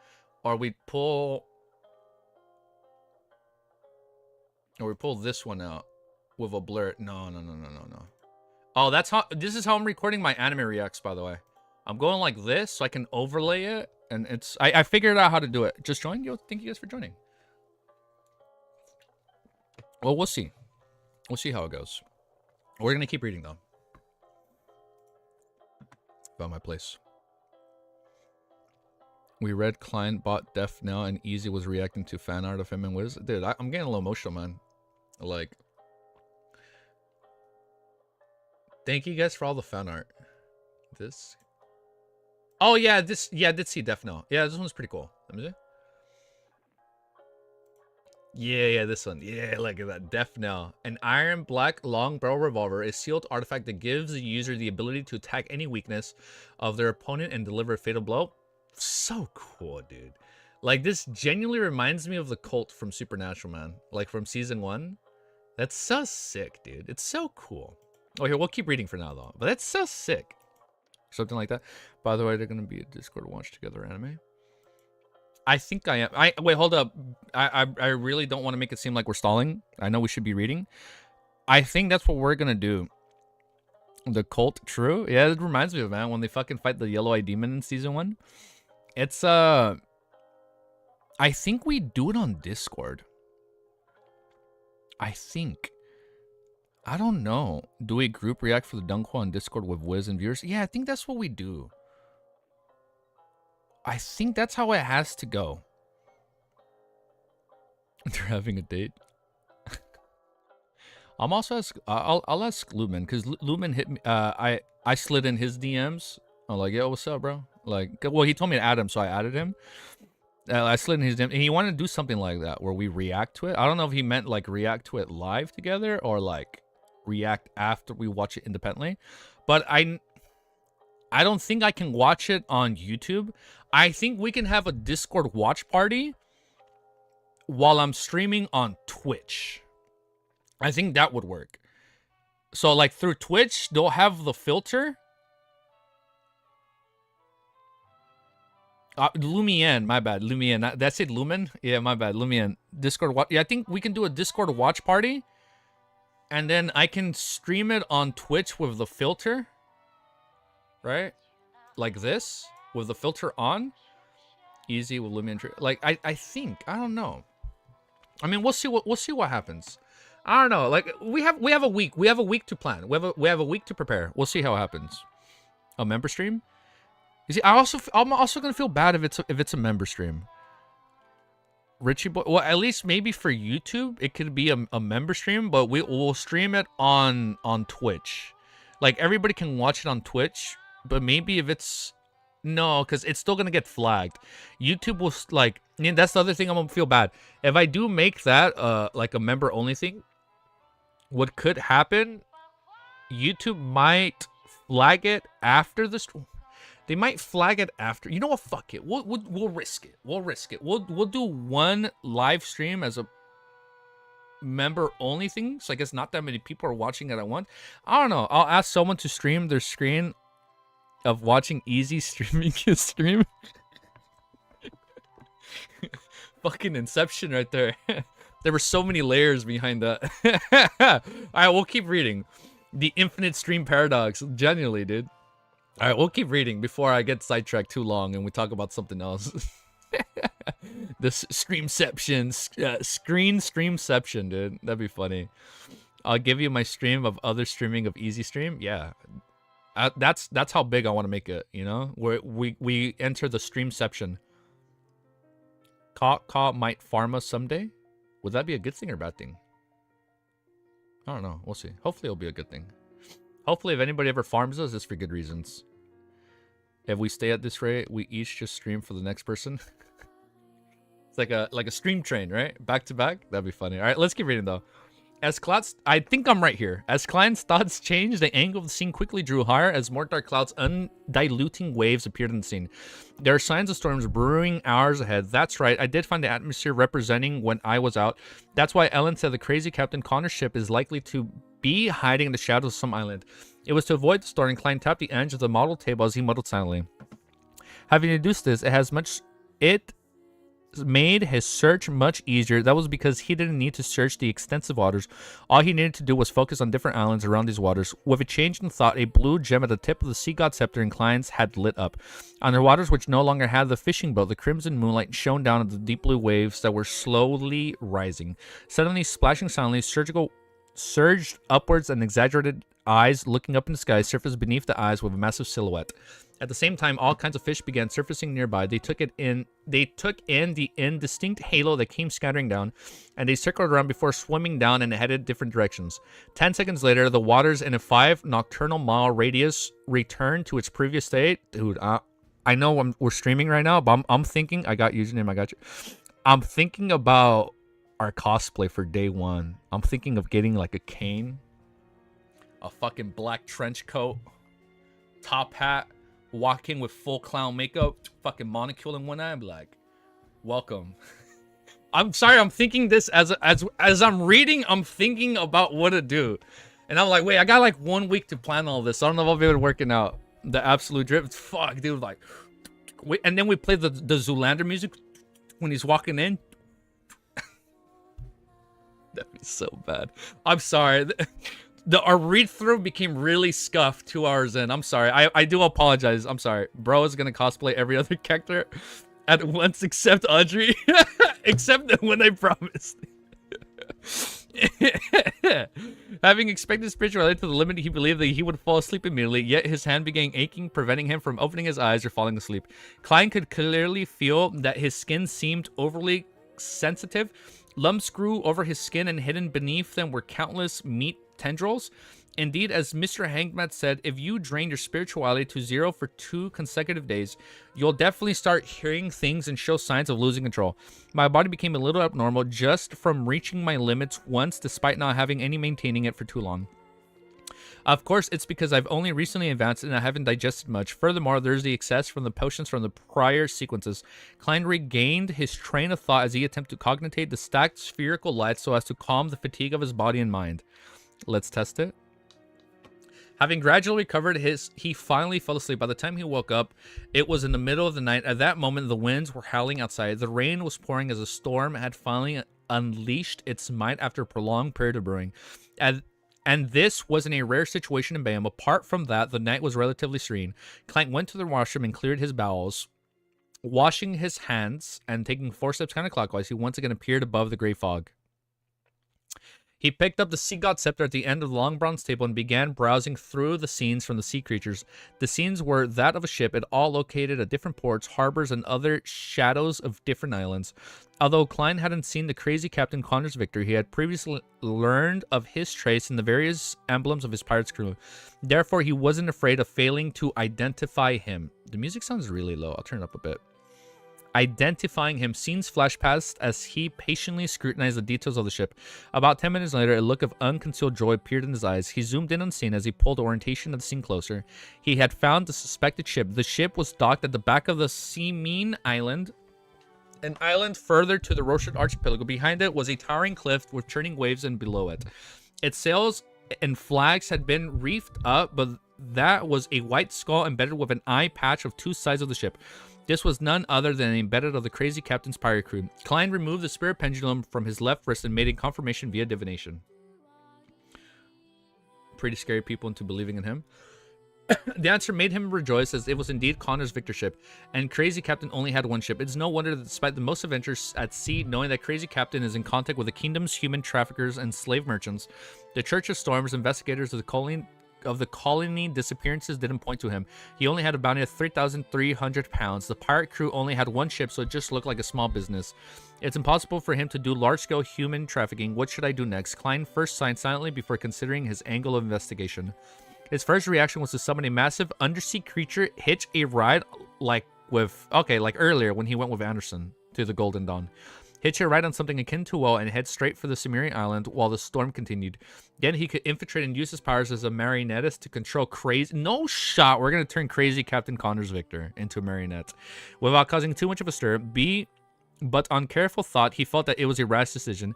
It wasn't a problem dealing with other pirates who weren't at the pirate admiral level, but since crazy Captain Connor's Victor was involved with a terrifying matter, like the Great Smog of Backland, he had to consider the Connors... I'm sorry, how was he involved with the Great Smog of Backland? I don't remember this. And if it was revealed, I completely forgot it. He was involved with terrifying matters like the Great Smog of Backland. He had to consider that Connor's normal actions were just a disguise. Well, he was the one supplying the people towards Aurora Order when they were like down there in their like hidden lair, right? In consideration of how he might have it with, right? Maybe. I forgot how he's involved. How he might have another identity with the ship concealing some secrets. There was a high chance of their ship to be a trap that could deal with Pirate Admiral. I read that wrong. Kidnapping people. Yeah, okay. So he was involved with trading. Got it. And vice versa.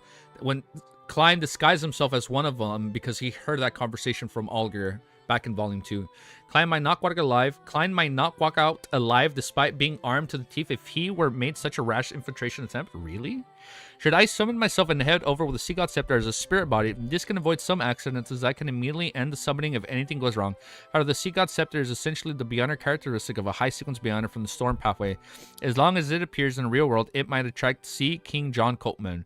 This will prevent the situation from developing and if he uses the Sea God Scepter on land, he wouldn't be able to appear. This will prevent, to some extent, right? This will prevent the situation from, if he were to appear, then he'd be at disadvantage. This will prevent the situation from developing as I expect it to. Klein looked at the storm and the scene as he came up with a preliminary plan. Before that, he conjured a pen and paper and wrote the divination statement. Dealing with Connor's Victor is very dangerous. Picking up the silver chain and spirit pendulum, Klein reined in his thoughts and focused on divination. Soon he opened his eyes to see the topaz pendant turning clockwise at a high frequency and large amplitudes. This meant that dealing with Connor's Victor was very dangerous. It's as I expected. Thankfully, I didn't rashly rush over. Klein picked up the Sea God Scepter and decided on executing his plan he had just thought of. It was to use the prayer and scene of a strike Connor's Victor ship with a Sea God Scepter from afar. By using the cover of the storm, he would rouse the nest and force out its secrets. After grasping the relevant situation, he would end the attacks before St. John Cutman sensed the abnormality and arrived at sea. Klein wouldn't feel disappointed if Connor's Victor unfortunately landed in the hands of the Sea King. This was because he would have to think of its means to pass the information to the three churches after he figured out the truth of the Great Smog of Backland. If Crazy Captain successfully escaped, Klein would have pried into his secrets by rousing the nest. He could then subsequently formulate a plan of attack. Klein slowly... he's so cunning, dude. Klein slowly exhaled as he watched the ship bob about with the dark crushing waves before raising the Sea God Scepter high in the air. At the tip of the scepter, the blue gems that circled around it had begun to emit a bright light. I'm sorry, so is he gonna follow through with this? Let me update this and let's fucking keep reading, dude. We're at 7-11. Alright. Sequence 8 of Sailor Drunk If a person with anger became a sailor, would he digest it faster? Bedtime thoughts? Bedtime thoughts. 151. Oh shit! I also have to remind myself to update the chapter title. From Griselle's travels, I do have to update that. You know what's funny? I was actually just gonna post a picture of Jumanji as the thumbnail, I'm not even lying, dude. I was actually just gonna have Jumanji as the thumbnail. Do you want me to show you what was gonna be the thumbnail? Let me quickly show you. I really don't want to make it seem like I'm stalling, but I know we're kind of just hanging out today. I do want to like keep it chill a little bit. Jumanji. This was gonna be the cover for this volume. I'm not even lying. I was gonna make this the cover.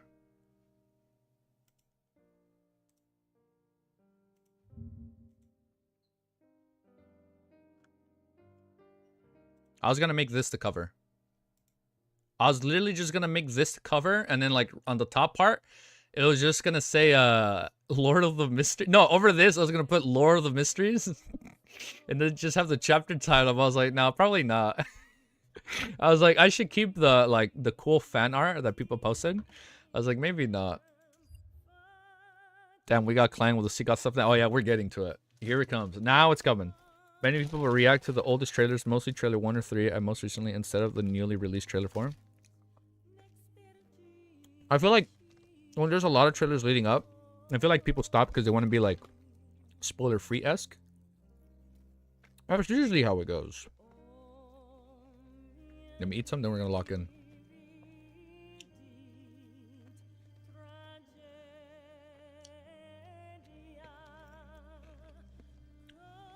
Fuck, I need to go back to the gym, dude. This is so bad. You guys aren't gonna believe me, but I was pretty chiseled at one point. I'll probably show you gym pics another day, but I was pretty chiseled at one point. I'm not even gonna lie. But since we've been streaming a lot more, I've had less time to go to the gym, and now I haven't been that consistent before. You know, our 9 to 5 and whatnot. So I've been kind of out of the gym loop. But that's gonna change after tomorrow. All right, now we're gonna keep reading.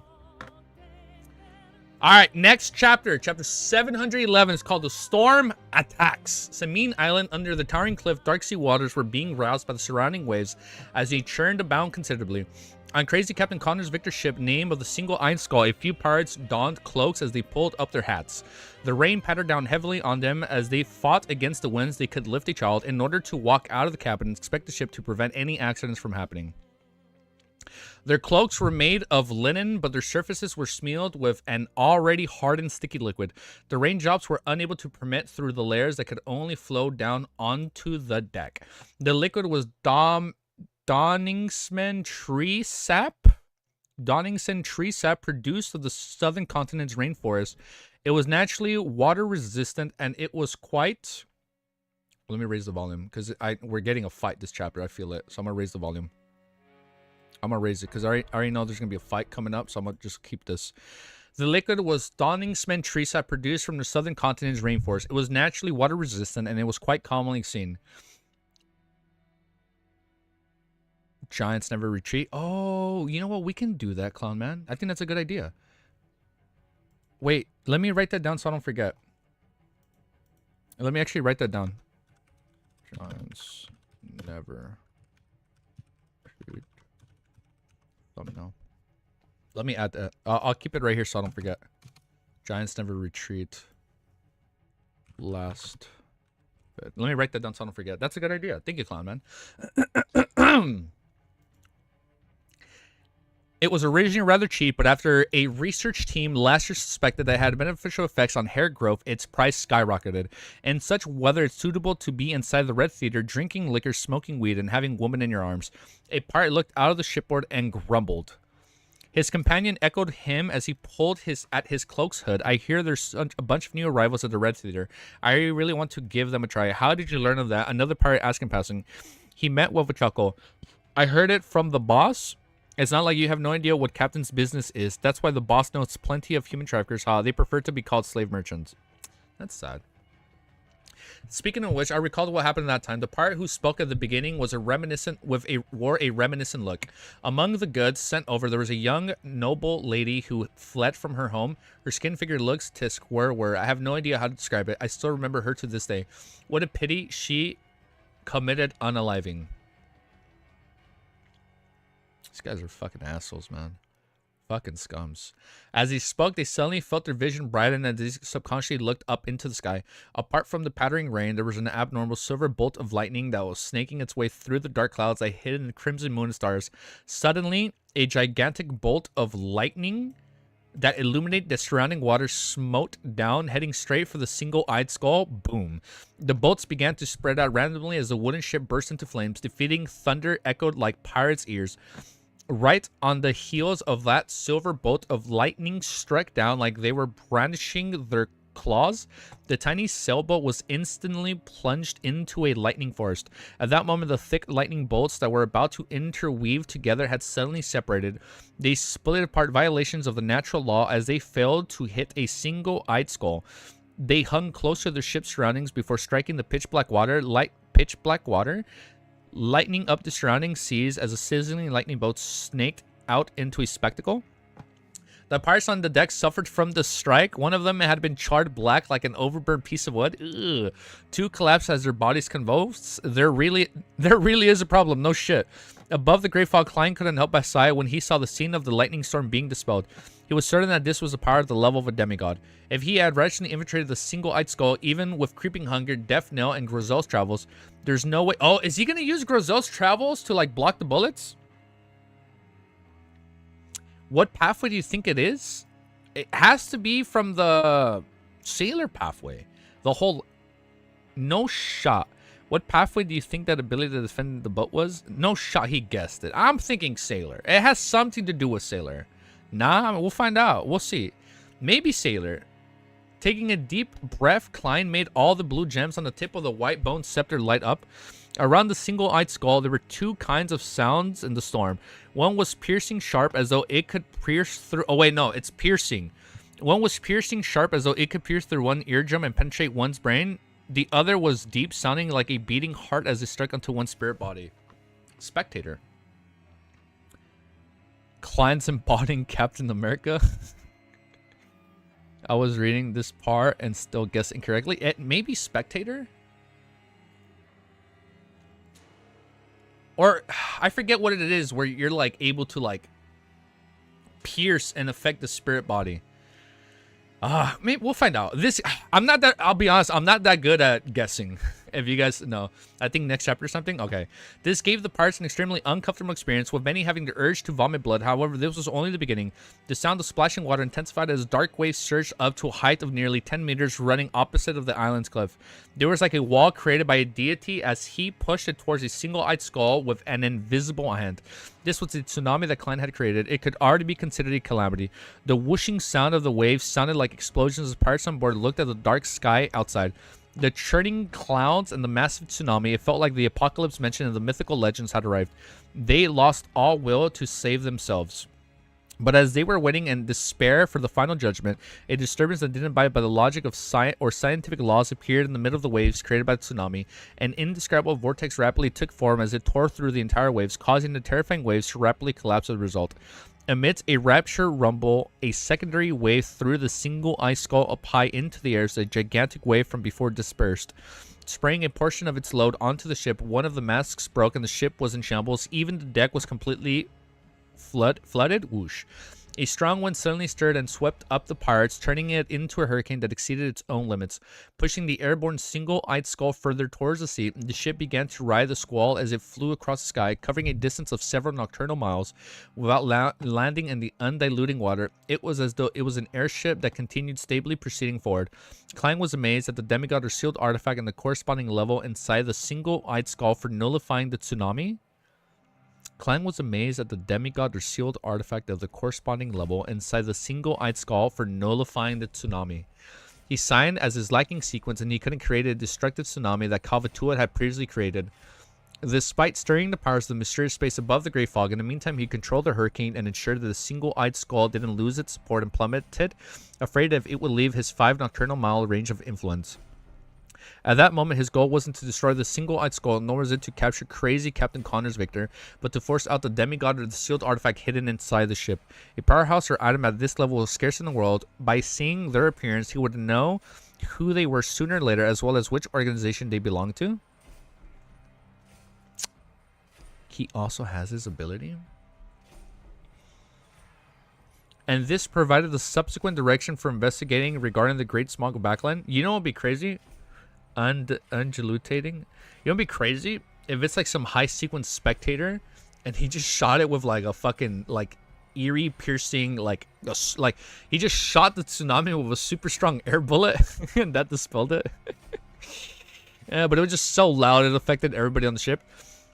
And this provided the subsequent direction for the investigation regarding the Great Smog of Backland. I hope it's not from the sheer I hope it's not from the sheer pathway. Otherwise, who knows if it's true, if it's his true face or not.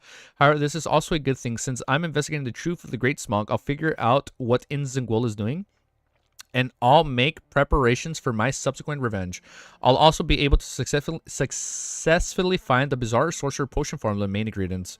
As Klein silently sighed, he made the gem on the tip of the sea god scepter emit a pure azure light. With a hum, the single-eyed skull's flight expressions changed. Undulating. Thank you. Sorry.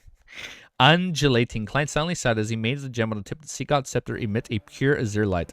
With a hum, the single-eyed skull's flight experienced a change. It plummeted like a roar and didn't even manage to glide. Suddenly, it turned very, very light, landing on the sea surface like a feather caressing a human's face. At that moment, Klein, who had exhausted plenty of spirituality, was just about to muster his remaining strength to create another tsunami when he heard an explosive boom from the scene.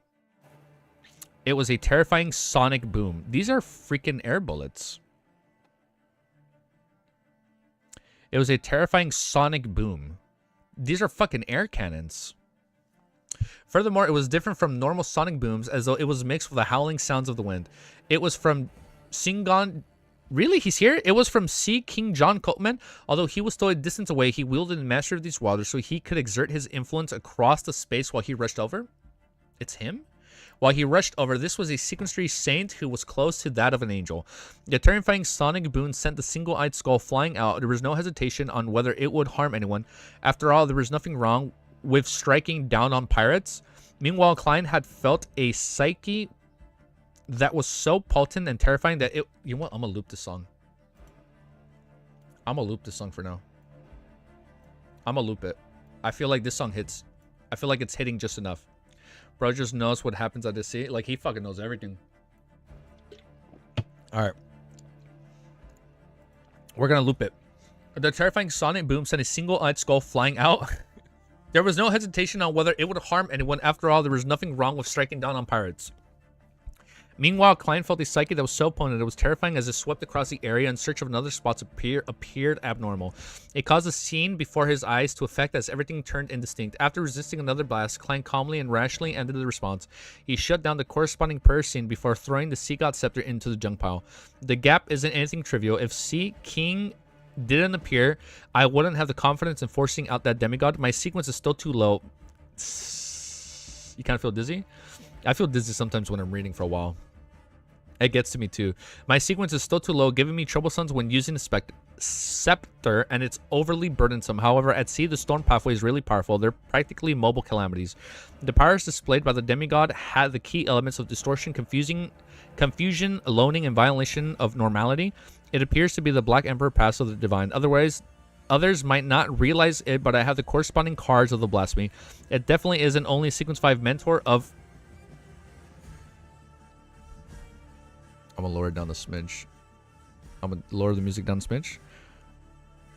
The powers displayed by that demigod had the key elements of distortion, confusion, loaning, and violation. Loaning and violation of normality? It appears to be the Black Emperor pass of the divine. Really? For Black Emperor? Others might not realize it, but I have the corresponding card of blasphemy. It definitely isn't only Sequence 5 mentor of disorder and Earl of the Fallen. The military has a portion of the potion formula from the Black Emperor pathway, but it seems to be limited to 5 sequences. They lack sequence 4 and above. Your guess was wrong. It was clearly wrong. How the f did Wiz figure that out? What was the hint that made him say, Black Emperor pathway? Like, how did he figure that out? They lack sequence 4 and above. Although Klein failed to force the demigod or corresponding sealed artifacts out, he had gained a certain number of clues from their reaction. He suspected that a particular faction in the royal family wasn't only cooperating with the demonist sect and instant will, but it was also a secret in cahoots with a faction that wielded most of the sequences of the Black Emperor pathway. Yeah, like, what was his thought process? That, like, Black Emperor. And he got it right. The descendant of the Solomon return set is the king of the five seas Nast involved in this. Clang was in serious thoughts when he heard overlapping prayers in his ears. He was deflecting the attacks, and now that I think about it, yo, you gotta eat more, Moon. That sounds scary. Hold up. We need some protein, man. It broke his train of thought, and he instinctively emitted his spirituality and touched a rippling light beside his chair. Then he saw the nits. The nits? Where did he come from? This well-known pirate had his eyes closed as he piously prayed to the fool. Oh, he's praying to the fool? Klein took out his pocket watch, and something's happening to Edwina. Klein took out his pocket watch in a daze and took a few looks at times to confirm that it was almost 3 in the morning. Is he nuts? Why is he praying in the middle of the night? Does he not want me to sleep? Klein watched carefully in exasperated amusement and discovered that the nits looked tipsy. There was an even faint singing echoing outside. The crew's members of the Golden Dream has arrived. Another bonfire party as they celebrated the department of the German Sparrow. To think they celebrated all the way into the middle of the night, Klein instantly understood why the nits was praying at that moment. He took a deep breath as he emanated his will into the halo, saying in a deep voice, "Those who say my name are on my mind." See, King John Coltman arrived at Simine Island as he began searching for abnormal tsunamis that had happened here, as well as the ship that belonged to an unknown pirate crew. He was certain that there was a demigod on board that ship. This tall and brawny cardinal of the Church of Storms, with his thick dark blue hair, a high-ranking deckhand of the Mandated Punishers, clenched his fist as the dark clouds in the sky cracked open, sending crimson sunlight scattering across the seas. After identifying the positions of the stars, John Coltman flew in a particular direction. Suddenly, his speed slowed down because he saw a pirate ship with a flag floating with a single-eyed skull emblem. The ship wasn't manned by anyone as it drifted in the wind. Scarlet flames were everywhere on it, along with charred corpses. In the middle of one of the masts, a middle-aged man was tied to it. He wore a triangular hat and in the middle of one of the masts, a middle-aged man was tied up. He wore a triangular hat and a black eye patch. His exposed eyes was widened and filled with horror. A wooden pole had implanted him at his chest. His blood dyed everything. His life and spirit body had completely dissipated. What the fuck just happened? Wait, let me read that. Let me just do my timestamp and then we'll keep reading. Oh, were you explaining it, Clown? Oh, wait, hold on. Okay, let me read this. Let me just do a timestamp. 2:05, 51. Let me just paste the loyal Olger.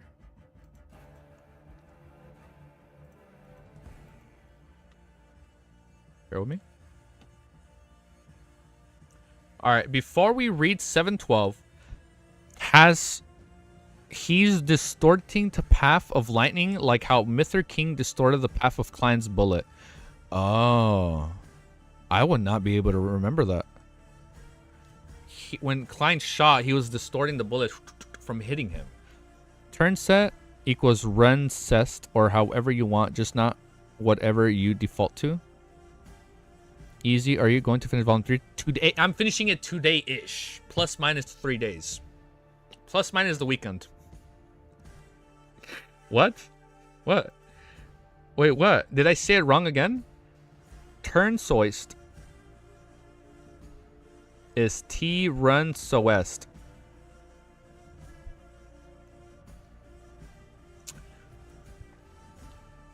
Oh, T run soest. T run soest. T run soest. Trun. So I've been saying truncest. It's turn soest. Turn soest? So why isn't UR flipped? English is such a English is such a tricky language sometimes. Like, you read it one way, but it's pronounced a different way. That's the only thing I don't like about English. Sometimes you read a word and I'm like, or it's like night. Night has like several meanings spelled the same way. Well, no, it's not spelled the same way, but like you say night and it can be spelled different ways. It means different. It's not turn, it's trun, isn't it? No, it's trun. Truncent is crazy. Did I say truncest? In Spanish, it's so easy to say names. Truncent. It's not turn, it's trun, isn't it? Trunsoest. Trunsoest? Let me just take turn soest. Turn so east. Eastern times. Turn so east, isn't it? Turn so EST for Eastern time. Fuck. Wait, does Easy know how far close? Yeah, I know the volume ends around 7:30. Just say 10 cent now. 10 cent. 10 cent. This is the last. The last one was RT. No. Whatever, as long as you're following the letters a little. As long as it's around. Huh? I was always saying turn. I was saying turn. You see, I'm saying turn a set. Turn so est. This Lord of Mysteries English is like another type of English level that I've never reached, man. Like some words are just like the old English, you know, like old English, like oh here he, and like some words are kind of hard. I can't wait I'm ready. I'm excited, dude. Every volume has been so far. It's like volume 3 is only hyping me up for future volumes, man. Turn so est. Let's go with his version, all right? Yeah, there's high vocabulary level to be. It is, man. Thank you for backing me up. Soul. It's hard. Like soul. You can say soul, but like, which soul do we mean? Because he has 3 souls in his title. The T is followed by an R, not a U. God damn it. I know, FQ. Lampooning. Turn, not turn. I'm trying to. I know. I'm not purposely saying turn like when you turn left. Like I'm trying. It's Trunacest. Oh my god. Trun soest. I said it right. I said it right. Trun soest. I'm not low. Hell, what the fuck do you guys mean? Hell no. Someone said yes. What the Truna? No? Point is, Lord of Mysteries has complicated English words, okay? You can't tell me I'm wrong, alright? Alright? God, I swear to God I'm not trolling. Look, man, I've taken English. Ain't, like, this is like some high-ass English vocabulary, not Tron. Okay, is it like Tron Legacy? Like Tron? You know what? Just hold up, please. Just I'm actually pulling up text to speech right now. So wait, can you just type the word normally, without the asterisks? Google. Wait, no, not Google. Text to speech. Text to speech. I'm opening up. Trunsoest? Do we really care about the pronunciation? Just leave you know what? Yeah, guys. Do we? Hold up. Google. Okay, turn so as. We're just gonna copy and paste this word without the little asterisk to space. There we go.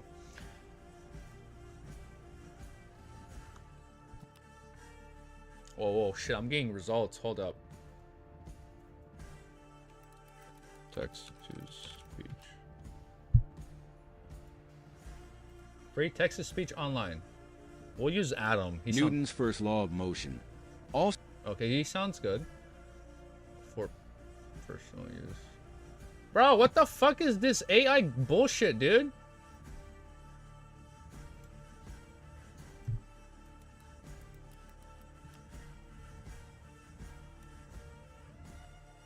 I'm having an aneurysm right now. I'm gonna just stop.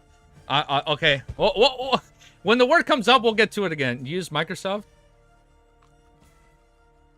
Just use Google Translate, bro. You know I'm stupid. I'm on Opera GX, not Google. No wonder. Here we go. Oh my god.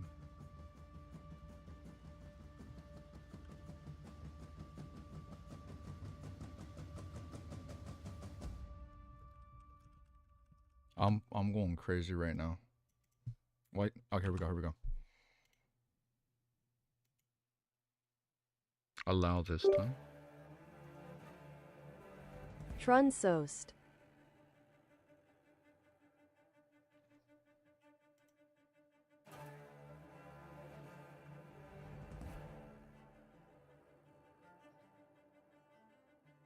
Was that right? Trunsost. Trunsost? Yes, it's that. Trunsost. Trunsost. I've been saying soest. Trunsost. Trunsost. Is there a right version? Trunsost. Dude, I'm going crazy. My eye is twitching. Trunsost. Okay, Trunsost. As long as we know it's Trent. Look, I literally just read Turnacest. Trensost. You see, it's like if I'm not like using mental fortitude, it's like I just read what the words say, and I just. This took almost 10 minutes to say a word. We're just gonna stop. Let's keep reading. Let's keep reading before I have an aneurysm on stream. I'm going crazy, dude. I'm hearing the man ravings. I already forgot how to say it. It's cool. When it comes up, it comes up. Next chapter, chapter 712. After struggling to say what word? Trensost? Situated beyond the storm, the golden dream had crimson red moonlight shine through the thin clouds and onto its room, which was dark and unlit. So everybody's already dead. Danitz was standing beside his bed, motionless. Oh, now we're with Danitz. Danitz was standing beside his bed, motionless, as though he had encountered the beyonder powers that resembled Medusa's petrifying gaze. He couldn't help. No, I remember. So yeah, when Seekong Jung Kopman, wow, when the Sea King came up, everybody was already dead. Yeah, and he was like already impaled and like dead. The Nitz was petrified. Medusa's petrified in gaze. He couldn't help but grind his teeth loudly as his feet indiscriminately trembled. And Lila's grayish white fog and an indistinct figure that stood high above everything, saying an awe-inspiring word. Those who say my name are on my mind, filled his mind. There really was a response. The Nit's lips quivered as he muttered silently to himself. He felt that his calves had gone soft. This was the first time he had received a response from a prayer. He was frightened out of its wits. He long knew that the fool was an unknown existence, the figure whom secret organization backing German Sparrow believed in, and that he had already made a connection due to the chanting his honorific name. If he had any actions of disloyalty or betrayal, he would immediately die out of baffling death. But this knowledge stemmed from the knowledge of Vice Admiral Iceberg Edwina had taught him. He had never encountered similar situations before, and he had never imagined that an unknown existence would respond to him. When the fog figure and voices suddenly appeared before his eyes and ears, he learned for the first time that the mighty existence wouldn't directly respond to his believers. Yes, deep down, the Nitz had unknowingly changed the unknown existence into a mighty existence. Oh, so it was then. Now the Nitz. The crazy POV changed, right?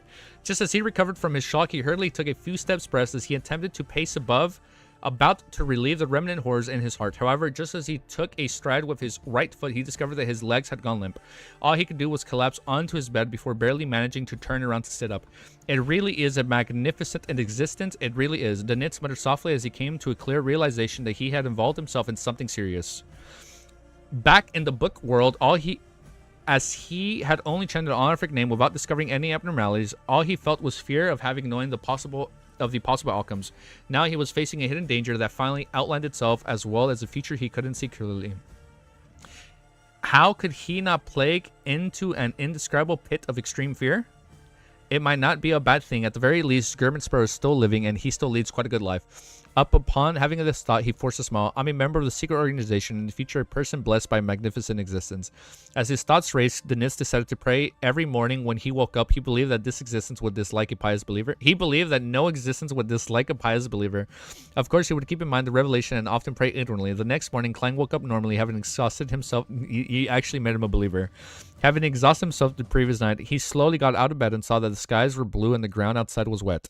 The entire world seemed to be cleansed by water, making it abnormally fresh. However, the distorted leaves, broken branches, and all sorts of trash were an indication that it was a peaceful night. After washing up, Klang wore an ordinary low-ness face, ordered a cup of gurney sap, something that originated from the Simin Island, and a rather heavy choice for breakfast. Tea time to make up for his previous nights extended as dark as he drank the beverage that resembled lemonade with sugar and milk. He ate the fresh, fragrant meal that mixed mutton and his fish together along with the sweet and slightly sour flavor of the fruit. Klein held the newspapers provided by the inn with great pleasure as he read through the paper staring with the Sonia Morning Post and news reports. At the end of breakfast, he flipped open the strange cases, the paper that was rather popular among adventurers, and he saw a striking article headline, Bloody and Fighting Amidst Storms. According to the source, there was an intense infighting on crazy Captain Connor's Victor's single-eyed skull. The pirates executed crazy Captain and killed each other, and reports say that no one survived. All of them are dead. All of this evil was concealed by the terrifying storm last night. No one was aware of the conflict until Single-Eyed Skull was found drifting around Simin Harbor. This article attached an unclear photo seemingly captured from the harbor in secret. The photo's Single-Eyed Skull's characteristics stood out at once. It was heavily damaged and many spots were charred black. On a single mast remained intact, while the middle of the mast had a huge figure with a triangular hat pinned to it. It's Connor's victory. He died just like that. Klein's pupils constricted as he seriously contemplated. It can almost be confirmed that there was a demigod on that ship last night. When he saw that the crazy captain was targeted or was seeking in pursuit, he could only care for himself. Unable to bring Connors with him, he decisively silenced him and destroyed all evidence. Klein, who had plans on continuing his pursuit of the crazy captain, felt dejected, and now he's gone. He's like, all right, next target. He realized that although the trail of clues hadn't been completely cut off, there was a little of it left. The only matter he was aware of at that moment was that the demigod likely belonged to the Black Emperor pathway. From the intensity of the storm last night, the single ice skull was likely sent to the harbor by Sea King John Cutman so as to do an follow-up investigation. I wonder if they will have any additional findings. Yes, I can get Mr. Hangman to keep an eye out for the Church of Storms. There was no need to inform him since the Tyrant Gathering will be its afternoon. The world can directly commission him to do so. Klein quickly made up his mind before downing the rest of the gurney sap. Then he returned to his room and planned to retrieve the radio transceiver, which he placed above the gray fog and extended the period of time to contact the roads.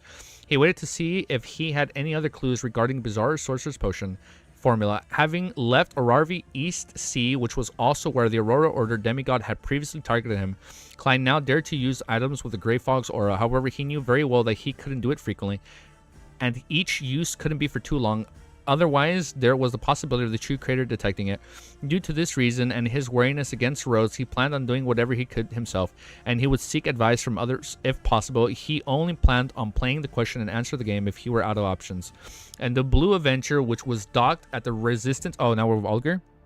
And the Blue Avenger, which was docked at the Resistance Private Harbor, Arger planned on getting one last resupply before he returned to Pazu Island. After instructing his crew which items to purchase, he changed into a local clothing and he went straight for Bam.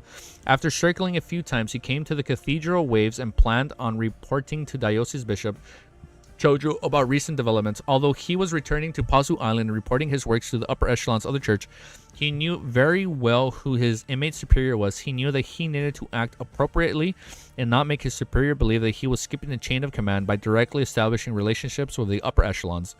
Chojo remained hale and hearty as he was very pleased with Alger's proactive reporting. After he heard that, he said with a brisk tone, "There's no need to worry about it.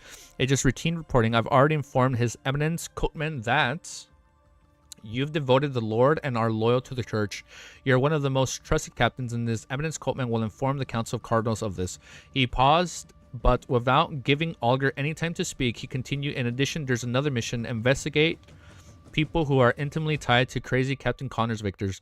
This is a mission directly issued by His Eminence Coatman. You have to take it seriously. Investigate people related to the crazy captain." Alger was puzzled, but he didn't question it. Instead, he struck his right fist on his left breast and said, "Yes, Your Excellency." The grizzled Chojo nodded and thought for 2 seconds before asking, "Do you know German Sparrow?" The question sounded like a bolt out of the blue. It left Alger's pupils constricting and he nearly lost control on the spot. Thankfully, he was mentally strong and allowing him to barely maintain his normal state.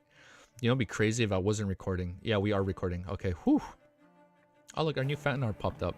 Staring in his heart, Chojo made a tearful acknowledgement. "You're at sea, so you're a little behind on the news. German Sparrow killed Kirchis at Toskarder last week and obtained his bounty." Huh? He's a pirate.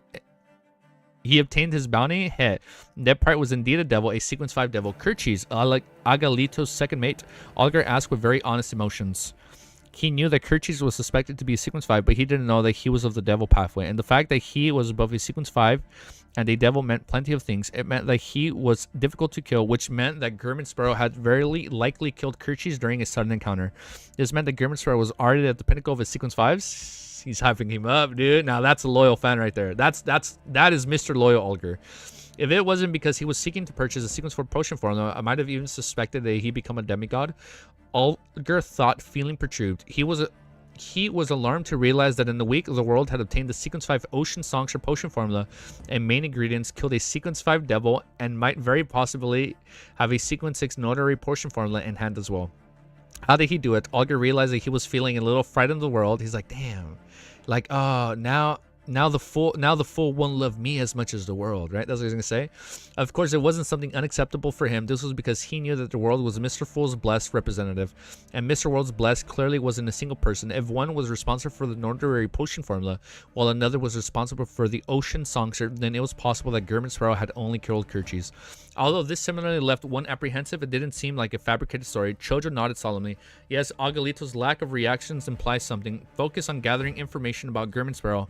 All right, you're excellent. Oliver bowed reverently, having already decided to be perfunctory with the mission as much as he could. Inside the inn, Klein placed a radio transceiver on the table. Before long, rushing, clacking sounds were heard. Oh, it's a Rhodes. All right, now we're going to be with a Rhodes. All right, this chapter. Timestamp? 2:16. 15. What the fuck? 2:16.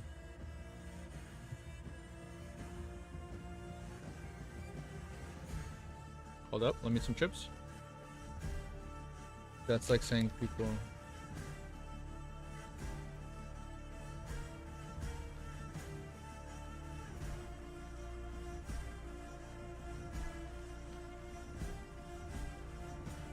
Arena 716.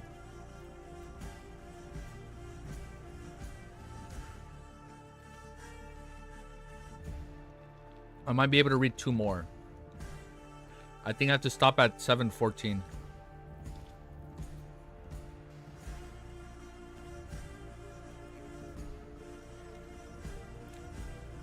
I feel like we could have read more, but we did get a little lost in the sauce today, I'm not gonna lie. I feel like we could have read more, but it's okay. It's okay. We could have read more. I haven't, dude, I'm doing this for you guys.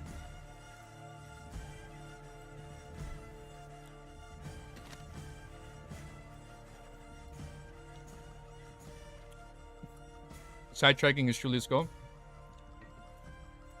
All right.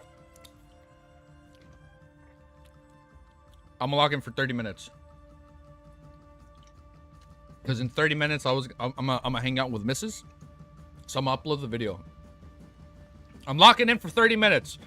Now stop this chapter. Better place to stop. Okay. Well, if you want, we'll stop. If you want, we'll 30 minutes.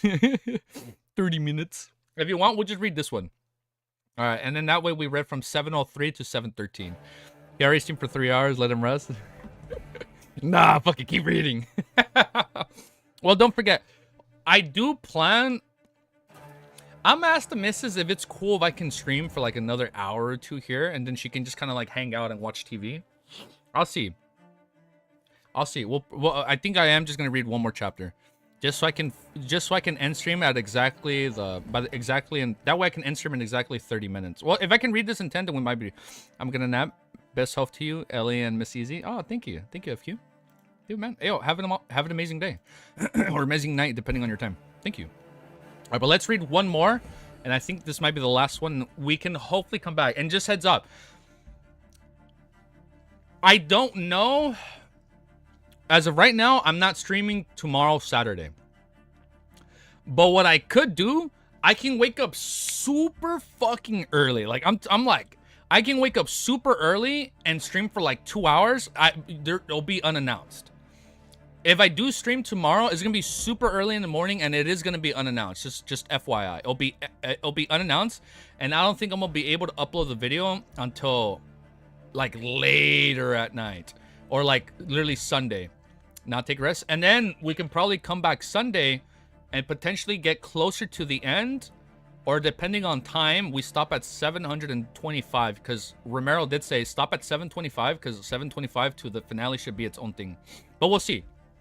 We'll see. We should be done hopefully soon. I'm telling you, we should be done hopefully by Sunday, if not Monday. We'll find out. But chapter 713 is called 3 Questions. Amidst the clacking sounds, radio transceiver spewed out of the illusionary paper. On the paper were words composed of low and S. Great master, your loyal and hopeful servant, Rhodes, has finally caught up to you. There's no need to be so excited. Oh, the way Rhodes speak is as professional as always. He didn't express his bitterness about not being able to contact me for the prolonged periods of time. Nor did he question me about why I haven't been looking for it. Ed directly blamed himself for claiming that it hadn't caught up to me. It makes me feel a little guilty, but I still need to be wary. Klein was momentarily at a loss for an answer. Rhodes didn't wait, as it used radio transceiver to produce an emoticon of carefully peeking out of the illusionary paper. Great master, the ruler above the spirit world, your servant has sensed that you are one step closer to returning to your holy throne. Am I right? What? This fellow has evolved really quickly. He's already using color text to form a nascent form of emotions.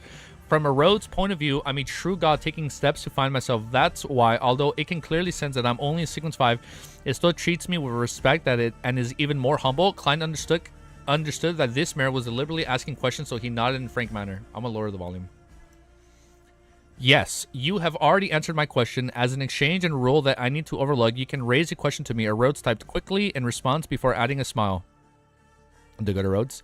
Klein didn't hesitate as he asked, where can the potion formula for Bizarro Sorcerer be found? Hornicus Mountain Range. The illusionary paper spat a long paragraph of complicated symbols before turning into a mirror as it represented a realistic scene. This chapter has a lot of lore. Okay, I'm gonna take it slow. It was a dark cathedral. Hornicus Flicker. Hornicus Mountain Range. I already know what this is. Dark cathedral with a throne-covered maggot. All right, hold up. Here we go. I'm gonna read this slow.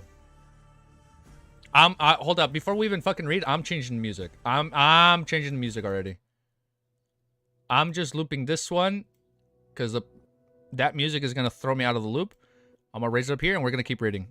You guys can hear it, right? You guys can hear the music? All right. Please. Yeah, we're gonna read carefully. We'll read carefully. I know, I'm not gonna rush it. All right, I'm gonna read carefully. We're gonna be nice, calm. We're not gonna speed read this. We're not gonna read just to read. We're gonna read and digest. It was a dark... It has to be the Hornicus Mountain Range. Cathedral. We'll find out. It was a dark cathedral without any natural light source. Inside it was a bunch of squirming things that were also blurring, translucent worms.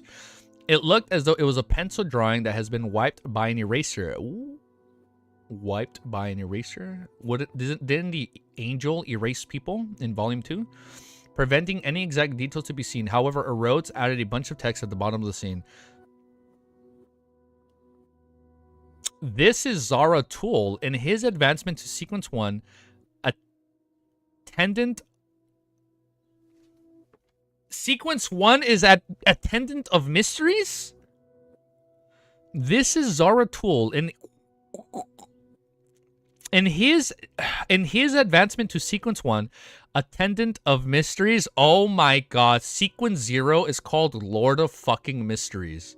Holy fucking shit, dude. Sequence 1 is called... Sequence 0 is called Lord of Mysteries. What the fuck?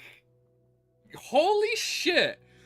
Like, after you've been an attendant, what's next? You're you're an attendant of what? You're an attendant of your lord. Oh, what the fuck, dude? That is so sick. Yeah, it's gonna be so fucking cool. Oh my god. Okay, wait. Sequence 1, attendant of mysteries. Holy fucking shit, he lost control.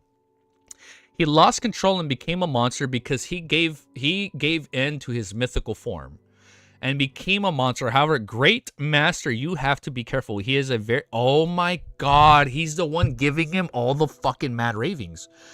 Zaratul literally is the one saying Hornicus Flagera. He is a very crafty person. Perhaps everything about him is just an act with a purpose. I'm unable to... How would you even act as an attendant of mysteries? Maybe losing control is part of the act? Because then that's very mysterious. I'm unable to look at him directly, as it will bring me harm. Aside from him, you will be unable to obtain the portion formula from any demigod from the secret order. That is because Backland Zartu will directly provide high sequence potion formulas, and there's almost no ways to use any beyonder methods to reverse divine it. What a detailed answer. So you can't go through the secret order. So we have to go to the Hornicus Mountain Range. What a detailed answer, and it even gave me the additional knowledge that the sequence 1 corresponds to the seer pathway is attendant of mysteries. Does it mean that being an angel that serves upon mystery? Does it mean being an angel that serves upon mystery? Holy shit, man. Oh my god.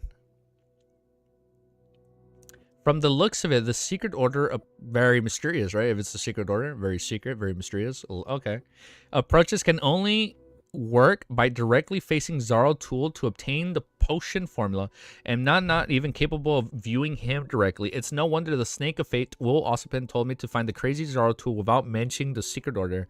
Klein was moved by Rhodes' attitude. If he didn't feel that he lacked the level of strength to commandeer this sealed artifact, he even planned on truly treating it as a servant.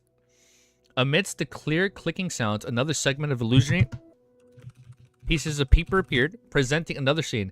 It was a towering mountain peak. Holy fucking shit. Hornicus Mountain Range. Okay. It was a towering mountain peak. On it was a swath, a I can't read. Dilapidated palaces. Inside it was a gigantic stone chair. Oh my god, volume 1. Klein was very familiar with the scene. Without a Rhodes footnotes, he knew what it represented. The Antigonus family's treasure hidden at the main peak of the Hornicus mountain range. Oh, volume 4 is going to be so crazy. Oh, volume 4 is going to be so good, dude. White paper continued being spat out as the new scenes was presented just like a movie. It has changed into the camera angle. The first scene that appeared in Klein's eyes was a lofty Gothic-style bell tower and beautiful palaces around it. The former represented the Bell of Order, and the latter represented the Sodella Palace. They were landmarks built in Backland. The scene changed soon. There was a new building on the paper. It was a pure black cathedral with 2 symmetrical bell towers. The scene of the cathedral's interior grew longer as soon as it presented the entirety of the interior. It was then fixed at a pair of iron black doors that swung open. The door was abnormally heavy, and on it were 7 dark separate.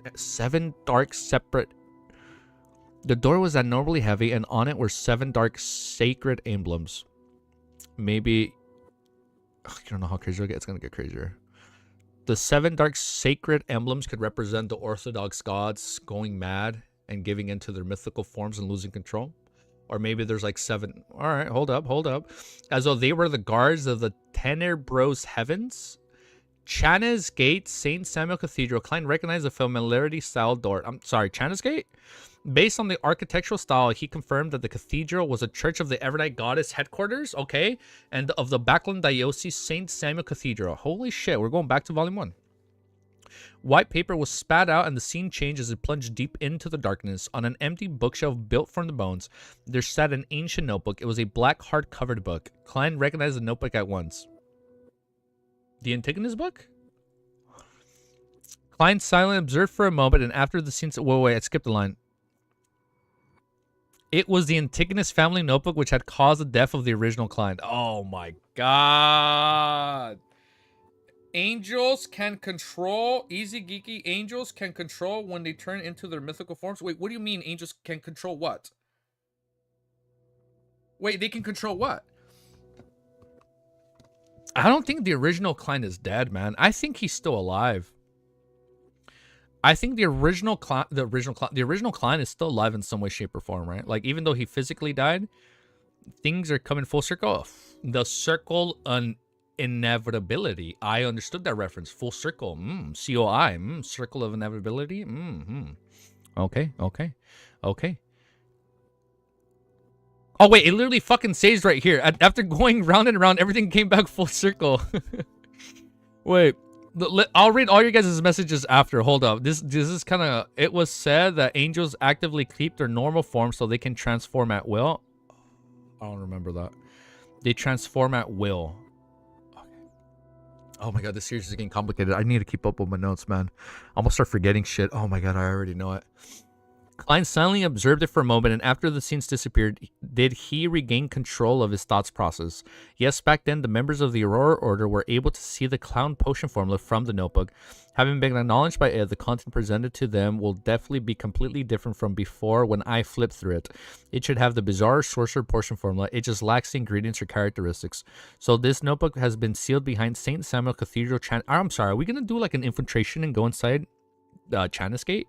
Samuel Cathedral's Chana's Gate all the time. To get it from there, the difficulty in doing so wouldn't be luring than finding Zartul and facing him directly.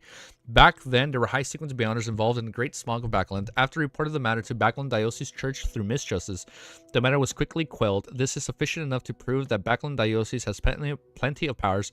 They have no lack of demigods or sealed artifacts. Bizarro.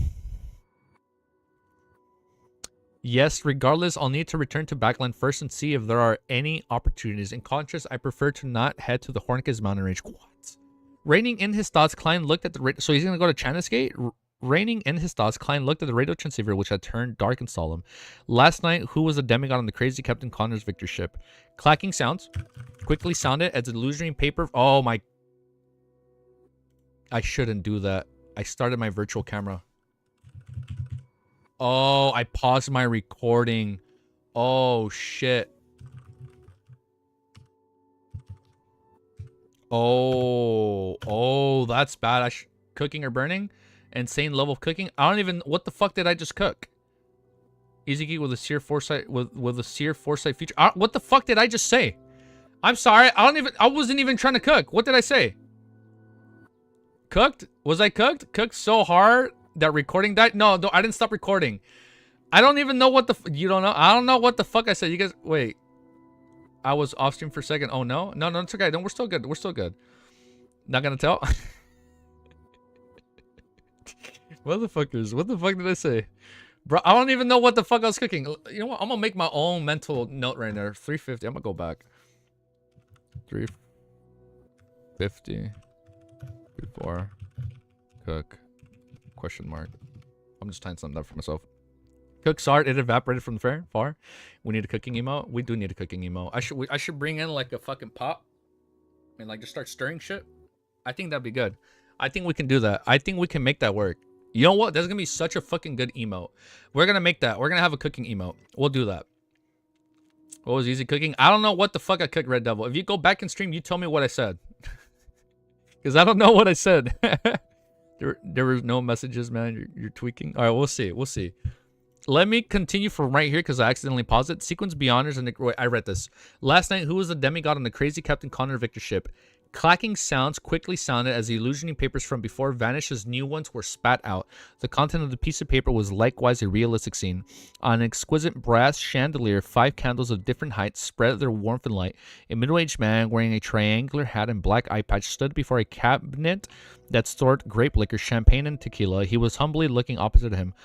Opposite him was a tall figure in a black cloak. Its face was completely hidden beneath the hood. The figure didn't seem to have a real head, only a blob of heavily distorted darkness that was embedded above the neck. Thanks to the portraits from Bounty Notices, Klein recognized the one-eyed man from the crazy Captain's Connors. His disheveled and oily hair cascaded down and happened to cover his neck. Opposite him is likely that demigod, but he deliberately disguised himself and did the corresponding anti-divination preparations. For Rhodes to be able to produce a scene of this level is already impressive enough. Klein wasn't too disappointed. Instead, he carefully memorized the figure's build. More than 1.85 meters tall, but less than 1.9 meters tall. Rather long arms, and when hanging his hands down, it almost reaches his knees. The broad shoulders prop up cloak. The feet are face outwards to a certain degree. As an expert in disguise, Klein believed that when a person disguised himself and prepared a certain level of anti-divination measures, there's a high chance that he wouldn't take note of disguising his build, especially when one's body didn't have any particular traits. Therefore, this can provide a certain amount of clues. This allows Klein to find the person familiar when he sees the target. Very good. It's your turn to ask. After keeping that in mind, Klein stopped scrutinizing the figure as he waited for Rhodes' question with piqued interest. He was curious as to how Rhodes would continue breaking through his image of him. The typing sound slowed down as it seemed to appear hesitant. Bit by bit, the illusioning white paper spat out. Great master, can I say something to you? Of course. Yes. Oh, wow, that was his question. Yes, Klein answered the question puzzled. He began to look forward to what a Rhodes... Why does he sound scared? To what a Rhodes had to say. The sound of typing hasn't hastened as it exuded an obvious sense of warmth. On the illusioning paper, a single line appeared. Great master, happy birthday. Oh. This is belated. Your current body was born on March 4th. Oh! That's why trailer 3 came out 3 months ago. It was on his birthday. This is belated. Your current body was born March 4th, 1327. I originally wanted to wish you a happy birthday at midnight of that day, but I failed to keep up with you. It's a topic that's really exceeded my expectations. I even forgot about my own birthday. The corners of Klein's lips twitched as he was at a loss for words. He had received the original Klein's memories and fragments and received parts of his emotions. He knew the birthday, but a far person who led a solitary life would remember such things. This fellow is actually the first person to wish me a happy birthday. Benson Missa must be feeling more upset today. This interview should have ended in February. I wonder if Benson succeeded in becoming a civil servant. Oh, I'm gonna cry. Klein felt pungent as the way he looked at the radio transceiver warmed up. Damn it. Happy birthday. Happy birthday. He thought for a moment as he calmed asked. Third question. Your origins. Ooh, that's a deep question. The typing sound paused for 2 seconds before sounding out again. A white piece of paper was spat out with a new scene surface. Large amounts of black, sticky liquid spewed. Ah, that's gross. Black, sticky liquid spewed out from the ground as they spread outwards in a distorted manner. They grow different numbers of arms and legs before becoming strange monsters that charge the head. During this process, a speck of light was shot out along with black liquid before landing on a rock, to which it rapidly fused together, turning into a mirror with ancient patterns and black gems eroding its two sides. What kind of strange scene is this? This was how Rhodes was born? Let me reread this again. Do you understand why I say Rhodes is the fool's #1 believer now? Wait, let me reread this first. Yeah, but I get why you guys say he's his first one. He's such a huge fan. So large amounts of black sticky liquid spewed out from the ground as he sprayed outwards and distorted. Oh my god, it's crude oil. Is it oil? Large amounts of black sticky liquid spewed out from the ground as they spread outwards in a distorted manner. No, wait. They grew different numbers of arms and legs before becoming strange monsters that charged ahead. During this process, a speck of light shot out along the black liquid before landing on a rock, which it rapidly fused together, turning into a mirror with ancient patterns and black gems surrounding its two sides. What kind of strange scene is this? This was how Rhodes was born. What was that speck of light? Oh,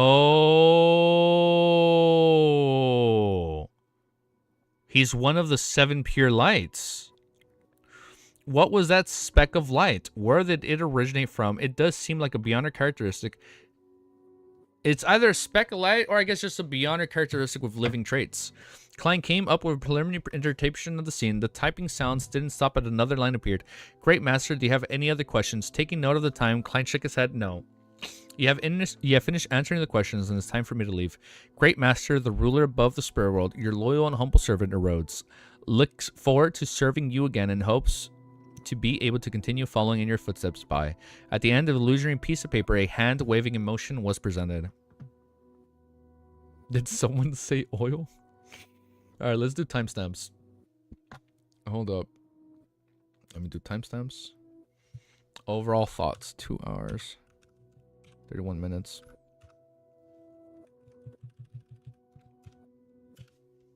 All right, let me just update this so it's ready for next time when we come back.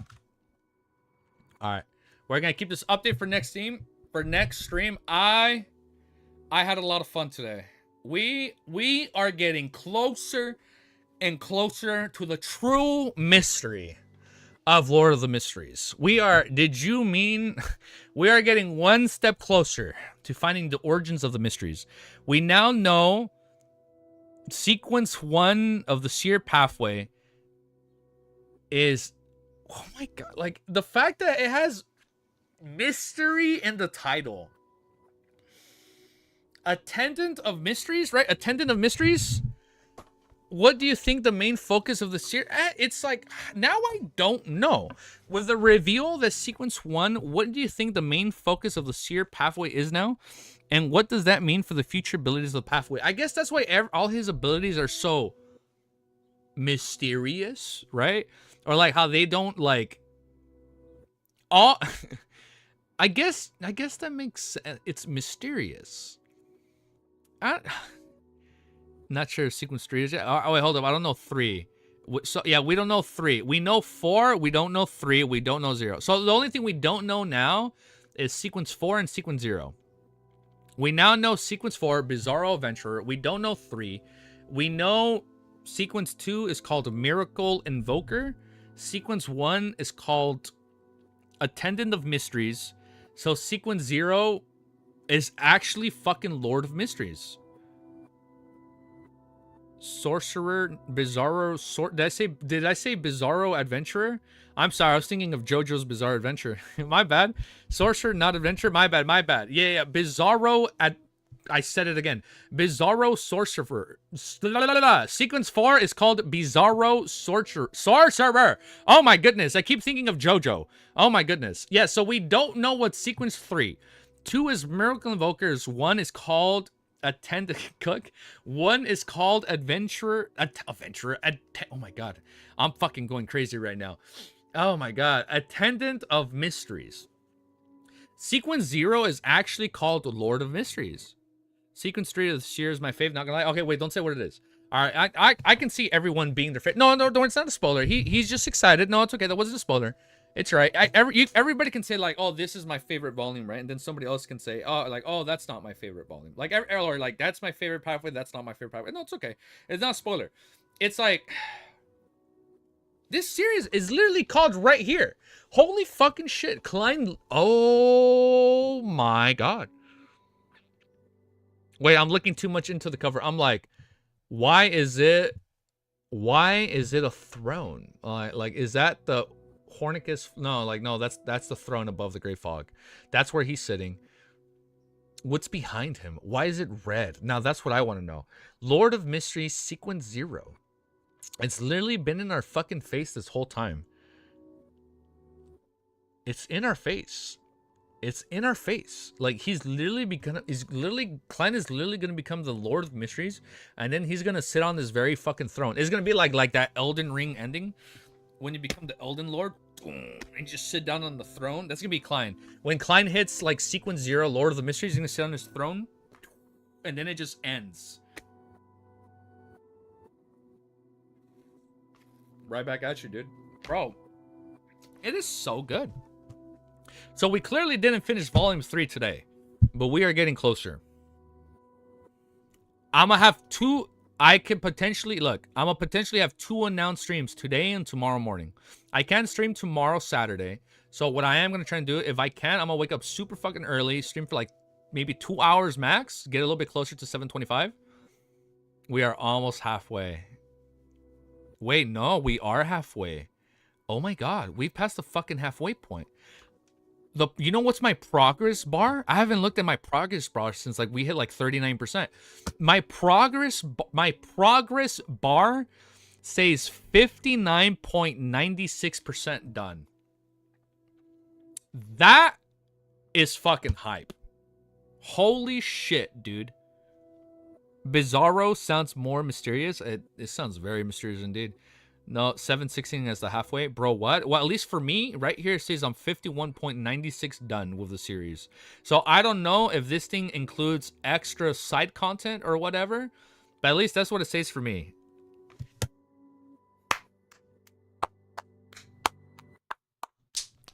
Yeah, dude. I'm so hyped, man. I'm so fucking pumped. All right, guys, I'm gonna let you go. Have a beautiful day. There are 41 of you guys here. It does not count the side story. Okay, so maybe minus the side stories, it's like less. And that's why it says I'm 51.96% done. You know what? I'm gonna see if I can have this as a progress bar on stream. I think that'd be cool. All right, guys, I'm gonna let you go. You guys have a beautiful day, and I'm gonna see you guys all very soon, okay? Mwah!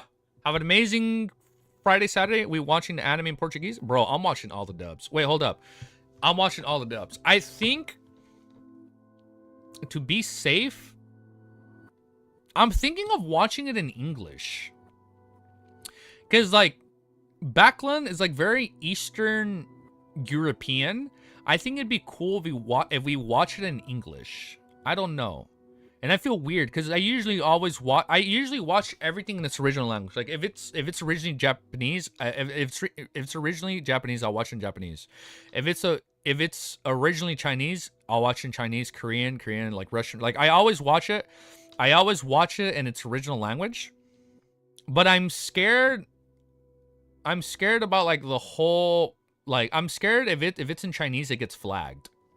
Because you guys were talking about that for 2B Hero X. Like some big YouTubers, they weren't really able to do it in that because then they'd get flagged. So I don't know if I just go English. We'll see. The spirit world will guide you. Yes, I will do a coin flip divination. And whatever it lands on, that is the language we will first watch it. English, so you can focus on the visuals more. I think so, maybe. I think that could work. Thank you, Soul. Maybe we'll do that. All right, guys. You guys have a beautiful day. Mwah. And I'm going to see you guys all very soon. Fucking one more week, man, until the Donko drops. Trust your spiritual intuition. I will trust my spiritual intuition. My God, I can't fucking speak. I will let my spirit threads guide me. Hell yeah. You guys understand the reference? All right, guys. Have a beautiful day.